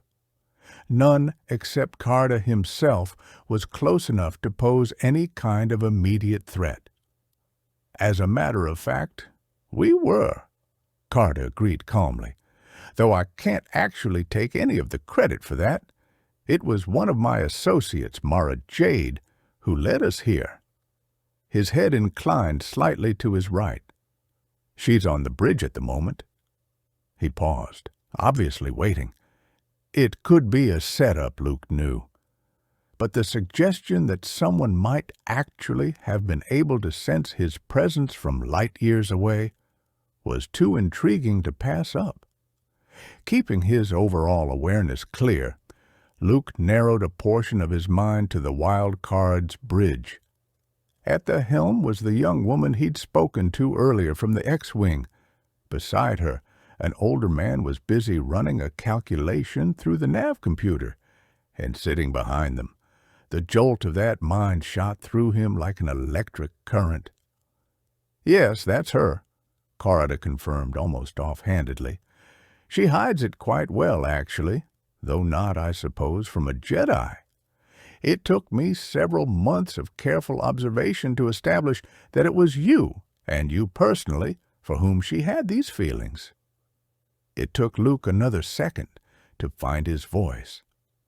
Never before, not even from the Emperor, had he ever felt such a black and bitter hatred. I've never met her before, he managed. No, Carter shrugged. A pity. I was rather hoping you'd be able to tell me why she feels this way. Ah, well, he got to his feet. I suppose, then, there's nothing more for us to talk about for the moment, and let me say in advance that I'm very sorry it has to be this way. Reflexively, Luke's hand darted for his lightsaber. He'd barely begun the movement when the shock of a stun weapon coursed through him from behind. There were Jedi methods for fighting off unconsciousness, but they all took at least a split second of preparation, a split second that Luke did not have. Dimly, he felt himself falling, heard R2's frantic trilling in the distance, and wondered with his last conscious thought how in the worlds Carter had done this to him. He awoke slowly in stages, aware of nothing but the twin facts that, 1, he was lying flat on his back, and 2, he felt terrible. Slowly, gradually, the haze began to coalesce into more localized sensations. The air around him was warm but damp, a light and shifting breeze carrying several unfamiliar odors along with it. The surface beneath him had the soft, firm feel of a bed. The general sense of his skin and mouth implied he'd been asleep for probably several days. It took another minute for the implications of that to percolate through the mental fog filling his brain. More than an hour or two was well beyond the safe capabilities of any stun weapon he'd ever heard of. Clearly, after being shot, he'd been drugged. Inwardly, he smiled. Carter was probably expecting him to be incapacitated for a while longer, and Carter was in for a surprise. Forcing his mind into focus, he ran through the Jedi technique for detoxifying poisons and then waited for the haze to clear. It took him some time to realize that nothing was, in fact, happening. Somewhere in there, he fell asleep again, and when he next awoke, his mind had cleared completely. Blinking against the sunlight streaming across his face, he opened his eyes and lifted his head. He was lying on a bed, still in his flight suit, in a small but comfortably furnished room. Directly across from him was an open window, the source of the aroma-laden breezes he'd already noted. Through the window, too, he could see the edge of a forest 50 meters or so away, above which a yellowish-orange sun hovered, rising or setting, he didn't know which. The furnishings of the room itself didn't look much like those of a prison cell. "Finally awake, are you?" a woman's voice said from the side. Startled, Luke twisted his head toward the voice. His first instantaneous thought was that he had somehow missed sensing whoever was over there. His second, following on the heels of the first, was that was clearly ridiculous and that the voice must be coming instead from an intercom or comlink. He finished his turn to discover that the first thought had indeed been correct. She was sitting in a high-backed chair, her arms draped loosely over the arms in a posture that seemed strangely familiar. A slender woman, about Luke's own age, with brilliant red-gold hair and equally brilliant green eyes. Her legs were casually crossed, a compact but wicked-looking blaster lay on her lap. A genuine, living human being, and yet impossibly he couldn't sense her. The confusion must have shown in his face. "That's right," she said, favoring him with a smile. Not a friendly or even a polite smile, but one that seemed to be made up of equal parts bitterness and malicious amusement. "Welcome back to the world of mere mortals." And with a surge of adrenaline, Luke realized that the strange mental veiling wasn't limited to just her. He couldn't sense anything. Not people, not droids, not even the forest beyond his window. It was like suddenly going blind. "Don't like it, do you?" the woman mocked. "It's not easy to suddenly lose everything that once made you special, is it?" Slowly, carefully, Luke eased his legs over the side of the bed and sat up, giving his body plenty of time to get used to moving again. The woman watched him, her right hand dropping to her lap to rest on top of the blaster. "If the purpose of all this activity is to impress me with your remarkable powers of recuperation," she offered, "you don't need to bother." "Nothing so devious," Luke advised, breathing hard and trying not to wheeze. "The purpose of all this activity is to get me back on my feet." He looked her hard in the eye, wondering if she would flinch away from his gaze. She didn't even twitch. "Don't tell me. Let me guess. You're Mara Jade." "That doesn't impress me either," she said coldly. "Card already told me he'd mentioned my name to you." Luke nodded. "He also told me that you were the one who found my X-Wing." "Thank you." Her eyes flashed. "Save your gratitude," she bit out.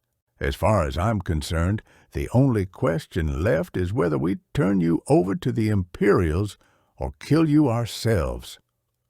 Abruptly she stood up, the blaster ready in her hand. "On your feet. Carter wants to see you." Carefully, Luke stood up, and as he did so, he noticed for the first time that Mara had attached his lightsaber to her own belt. Was she, then, a Jedi herself, powerful enough, perhaps, to smother Luke's abilities? "I can't say that either of those options sounds appealing," he commented. "There's one other one." She took half a step forward, moving close enough that he could have reached out and touched her. Lifting the blaster, she pointed it directly at his face. "You try to escape, and I kill you right here and now." For a long moment they stood there, frozen. The bitter hatred was blazing again in those eyes.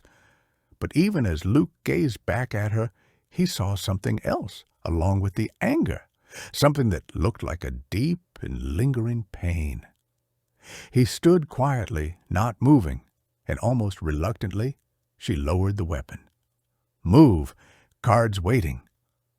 Luke's room was at the end of a long hallway with identical doors spaced at regular intervals along its length. A barracks of sorts, he decided, as they left it and started across a grassy clearing toward a large, high-roofed building. Several other structures clustered around the latter, including another barracks building, a handful that looked like storehouses, and one that was clearly a servicing hangar. Grouped around the hangar on both sides were over a dozen starships, including at least 2 bulk cruisers like the Wild Card and several smaller craft, some of them hidden a ways back into the forest that pressed closely in on the compound from all sides. Tucked away behind one of the bulk cruisers, he could just see the nose of his X-Wing. For a moment, he considered asking Mara what had happened to R2, decided he'd do better to save the question for Card. They reached the large central building, and Mara reached past Luke to slap the sensor plate beside the door. "He's in the great room," Mara said as the panel slid open in response. "Straight ahead." They walked down a long hallway, passing a pair of what seemed to be medium-sized dining and recreation rooms. Ahead, a large door at the end of the hallway slid open at their approach. Mara ushered him inside, and into a scene straight out of ancient legend. For a moment, Luke just stood in the doorway, staring. The room was large and spacious, its high ceiling translucent and crisscrossed by a webwork of carved rafters. The walls were composed of a dark brown wood, much of it elaborately open mesh carved, with a deep blue light glowing through the interstices. Other luxuries were scattered sparingly about. A small sculpture here, an unrecognizable alien artifact there. Chairs, couches, and large cushions were arranged in well-separated conversation circles, giving a distinctly relaxed, almost informal air to the place. But all that was secondary, taken in peripherally, or at a later time, entirely. For that first astonishing moment, Luke's full attention was fixed solidly on the tree growing through the center of the room. Not a small tree, either, like the delicate saplings that lined one of the hallways in the imperial palace. This one was huge, 1 meter in diameter at the base, extending from a section of plain dirt floor through the translucent ceiling and far beyond. Thick limbs, starting perhaps 2 meters from the ground, stretched their way across the room, some of them nearly touching the walls, almost like arms reaching out to encompass everything in sight. "Ah, Skywalker," a voice called from in front of him. With an effort, Luke shifted his gaze downward to find Card sitting comfortably in a chair at the base of the tree. On either side, 2 long-legged quadrupeds crouched, their vaguely dog-like muzzles pointing stiffly in Luke's direction. "Come and join me." Swallowing, Luke started toward him. There were stories he remembered from his childhood about fortresses with trees growing up through them, frightening stories, some of them full of danger and helplessness and fear. And in every one of those stories, such fortresses were the home of evil. "Welcome back to the land of the living," Carda said as Luke approached. He picked up a silvery pitcher from the low table at his side, poured a reddish liquid into a pair of cups. "I must apologize for having kept you asleep all this time, but I'm sure you appreciate the special problems involved in making sure a Jedi stays where you've put him." "Of course," Luke said, his attention on the two animals beside Card's chair. They were still staring at him with an uncomfortable intensity. "Though, if you'd just asked nicely," he added, "you might have found me quite willing to cooperate." A flicker of a smile touched Carda's lips. Perhaps, perhaps not. He gestured to the chair across from him. "Please sit down." Luke started forward, but as he did so, one of the animals rose up slightly on his haunches, making a strange sort of choked purr. "Easy, Sturm," Card admonished, looking down at the animal. "This man is our guest." The creature ignored him, its full attention clearly on Luke. "I don't think it believes you," Luke suggested carefully. Even as he spoke, the second animal made the same sort of sound as the first had. Perhaps not. Carda had a light grip on each of the animals' collars now, and was glancing around the room. "Chin!" he called toward the three men lounging in one of the conversation circles. "Come and take them out, will you?" "Sure." A middle-aged man with a Froffley-style haircut got up and trotted over. "Come on, fellas," he grunted, taking over Carda's grip on the collars and leading the animals away. "What high we go for a walk, he?" "My apologies, Skywalker," Carda said, frowning slightly as he watched the others go. "They're usually better behaved than that with guests. Now, please sit down." Luke did so, accepting the cup Card offered him. Mara stepped past him and took up position next to her chief. Her blaster, Luke noted, was now in a wrist holster on her left forearm, nearly as accessible as it would have been in her hand. "It's just a mild stimulant," Card said, nodding to the cup in Luke's hand. "Something to help you wake up." He took a drink from his own cup and set it back down on the low table. Luke took a sip. It tasted all right, and anyway, if Card had wanted to drug him, there was hardly any need to stoop to such a childish subterfuge. "Would you mind telling me where my droid is?" "Oh, he's perfectly all right," Card assured him. "I have him in one of my equipment sheds for safekeeping." "I'd like to see him, if I may." "I'm sure that can be arranged. But later." Carda leaned back in his seat, his forehead furrowing slightly. "Perhaps after we've figured out just exactly what we're going to do with you." Luke glanced up at Mara. "Your associate mentioned the possibilities. I'd hoped I could add another to the list." "That we send you back home," Card suggested. "With due compensation, of course," Luke assured him. "Say, double whatever the Empire would offer." "You're very generous with other people's money," Card said dryly. "The problem, unfortunately, doesn't arise from money, but from politics. Our operations, you see, extend rather deeply into both Imperial and Republic space. If the Empire discovered we'd released you back to the Republic, they would be highly displeased with us. And vice versa, if you turned me over to the Empire," Luke pointed out. "True," Carda said, "except that given the damage to your X-Wing subspace radio, the Republic presumably has no idea what happened to you. The Empire, unfortunately, does." And it's not what they would offer, Mara put in. It's what they have offered. 30,000. Luke pursed his lips. I had no idea I was so valuable, he said. You could be the difference between solvency and failure for any number of marginal operators, Card said bluntly. There are probably dozens of ships out there right now ignoring schedules and prior commitments to hunt for you. He smiled tightly. Operators who haven't given even a moment of consideration to how they would hold on to a Jedi, even if they caught one. Your method seems to work pretty well, Luke told him.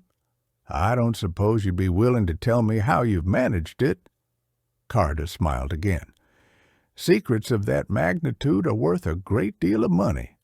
Have you any secrets of equal value to trade? Probably not, Luke said evenly, but again, I'm sure the New Republic would be willing to pay market value. Card sipped from his drink, eyeing Luke thoughtfully over the rim of the cup. I'll make you a deal, he said, putting the cup back on the table beside him. You tell me why the Empire is suddenly so interested in you, and I'll tell you why your Jedi powers aren't working. Why don't you ask the Imperials directly? Carter smiled. Thank you, but no. I'd just as soon not have them start wondering at my sudden interest, particularly after we pleaded prior commitments when the request came in for us to help hunt you down. Luke frowned at him. You weren't hunting for me? No, we weren't. Carter's lip twisted, one of those little ironies that make life so interesting. We were simply returning from a cargo pickup when Mara dropped us out of hyperspace on the spur of the moment to do a nav reading. Luke studied Mara's stony expression. How fortunate for you, he said. Perhaps, Card said. The net result, though, was to put us in the middle of the exact situation that I'd hoped to avoid. Luke held his hands out, palms upward. Then let me go and pretend none of this happened. I give you my word I'll keep your part in it quiet. The Empire would find out anyway. Carter shook his head. Their new commander is extremely good at piecing bits of information together. No, I think your best hope right now is for us to find a compromise. Some way we can let you go while still giving the Imperials what they want. He cocked his head slightly. Which leads us back to my original question. And from there back to my original answer, Luke said. I really don't know what the Empire wants with me. He hesitated, but Leia should be well beyond Imperial reach by now. I can tell you, though, that it's not just me. There have been 2 attempts on my sister Leia, too. Killing attempts? Luke thought about it. I don't think so. The one I was present for felt more like a kidnapping. Interesting, Carter murmured, his eyes defocusing slightly. Leia Organa Solo. Who is in training to be a Jedi like her brother? That could explain certain recent Imperial actions. Luke waited, but after a moment it became clear that Carter wasn't going to elaborate. You spoke of a compromise, he reminded the other. Carter seemed to pull his thoughts back to the room. Yes, I did, he said. It's occurred to me that your privileged position in the New Republic might be what the Empire was interested in, that they wanted information on the inner workings of the Provisional Council. In such a case, we might have been able to work out a deal whereby you went free while your R2 droid went to the Imperials for debriefing. Luke felt his stomach tighten. It wouldn't do them any good, he said as casually as he could manage. The thought of R2 being sold into Imperial slavery. R2 has never been to any of the Council meetings.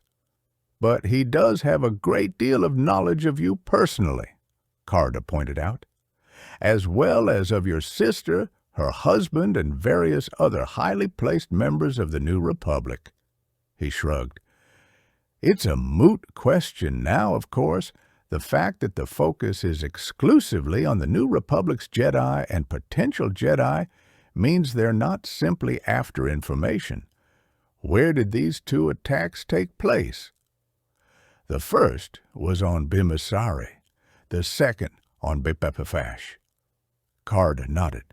We've got a contact on Bepafash.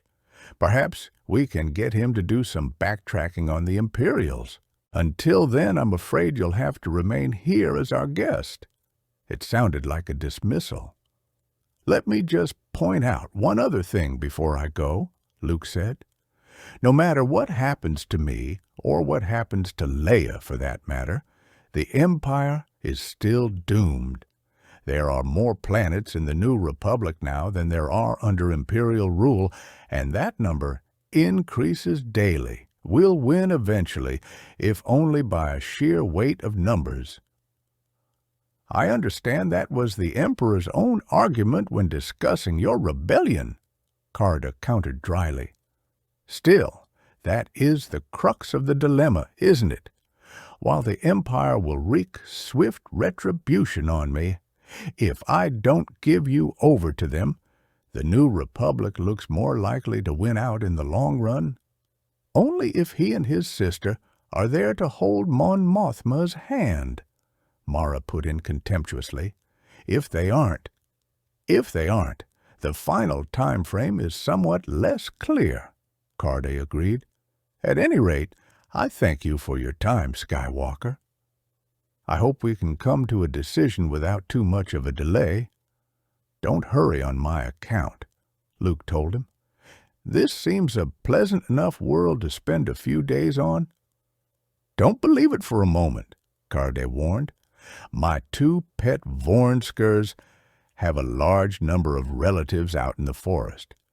Relatives who haven't had the benefits of modern domestication. I understand, Luke said. On the other hand, if he could get out of Card's encampment and clear of whatever this strange interference was they were using on him. And don't count on your Jedi skills to protect you either, Card added almost lazily.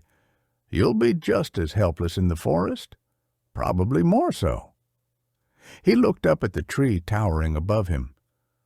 There are, after all, considerably more Isalamiri out there than there are here. Isalamiri? Luke followed his gesture, and for the first time noticed the slender gray-brown creature hanging onto the tree limb directly over Carter's head. What is it? The reason you're staying where we put you, Carter said. They seem to have the unusual ability to push back the Force, to create bubbles, so to speak, where the Force simply doesn't exist. I've never heard of them, Luke said, wondering if there was any truth at all to the story. Certainly, neither Yoda nor Ben had ever mentioned the possibility of such a thing. Not very many have, Carter agreed, and in the past, most of those who did had a vested interest in keeping it that way. The Jedi of the Old Republic avoided the planet for obvious reasons, which was why a fair number of smuggling groups back then had their bases here. After the Emperor destroyed the Jedi, most of the groups pulled up roots and left, preferring to be closer to their potential markets. Now that the Jedi are rising again, he nodded gravely to Luke. Perhaps some of them will return, though I dare say the general populace would probably not appreciate that. Luke glanced around the tree. Now that he knew what to look for, he could see several other Isalamiri wrapped around and across various of the limbs and branches. What makes you think it's the Isalamiri and not something else that's responsible for this bubbling in the Force? Partly local legend, Carter said. Mainly the fact that you're standing here talking with me. How else could a man with a stun weapon and an extremely nervous mind have walked right up behind a Jedi without being noticed?" Luke looked at him sharply, the last piece falling into place. "You had Yasala Miri aboard the Wild Carida?" "Correct," Carida said. "Purely by chance, actually. Well," he looked up at Mara, "perhaps not entirely by chance." Luke glanced again at the Isalamir above Carida's head. "How far does this bubbling extend?" "Actually, I'm not sure anyone knows," Carida conceded. "Legend says that individual Isalamiri have bubbles from 1 to 10 meters in radius, but that groups of them together have considerably larger ones. Some sort of reinforcement, I gather. Perhaps you'll do us the courtesy of participating in a few experiments regarding them before you leave." "Perhaps," Luke said, "though that probably depends on which direction I'm headed at the time." "It probably will," Carida agreed. "Well, I imagine you'd like to get cleaned up. You've been living in that flight suit for several days now. Did you bring any changes of clothing with you?" "There's a small case in the cargo compartment of my X-Wing," Luke told him. "Thank you for bringing it along, incidentally. I try never to waste anything that may someday prove useful," Carida said. "I'll have your things sent over as soon as my associates have determined that there are no hidden weapons or other equipment among them." He smiled slightly. "I doubt that a Jedi would bother with such things, but I believe in being thorough. Good evening, Skywalker." Mara had her tiny blaster in hand again. "Let's go," she said, gesturing with the weapon. Luke stood up. "Let me offer you one other option," he said to Carida. "If you decide you'd rather pretend none of this ever happened, you could just return R2 and me to where you found us. I'd be willing to take my chances with the other searchers." "Including the Imperials?" Carida asked. "Including the Imperials?" Luke nodded. A small smile touched Carida's lips. "You might be surprised, but I'll keep the option in mind." The sun had disappeared behind the trees and the sky was noticeably darker as Mara escorted him back across the compound. "Did I miss dinner?" he asked as they walked down the corridor toward his room. "Something can be brought to you," Mara said, her voice little more than a thinly veiled snarl. "Thank you." Luke took a careful breath. "I don't know why you dislike me so much." "Shut up," she cut him off. "Just shut up." Grimacing, Luke did so. They reached his room and she nudged him inside. "We don't have any lock for the window," she said, "but there's an alarm on it. You try going out, and it'll be a toss-up as to whether the Vornskers get to you before I do." She smiled, mock sweetly. "But don't take my word for it. Try it and find out." Luke looked at the window, then back at Mara. "I'll pass, thanks." Without another word, she left the room, closing the door behind her. There was the click of an electronic lock being engaged, and then silence. He went to the window, peered out. There were lights showing in some of the other barracks' windows, though he hadn't noticed any other lights in his own building. Which made sense, he supposed. Whether Carter decided to turn him over to the Empire or release him back to the New Republic, there was no point in more of his associates knowing about it than absolutely necessary. All the more so if Carter decided to take Mara's advice and just kill him. He turned away from the window and went back to his bed, fighting back the fear trying to rise inside him. Never since facing the Emperor had he felt so helpless, or for that matter, actually been so helpless. He took a deep breath. For the Jedi, there is no emotion. There is peace. Somehow he knew there had to be a way out of this prison. All he had to do was to stay alive long enough to find it,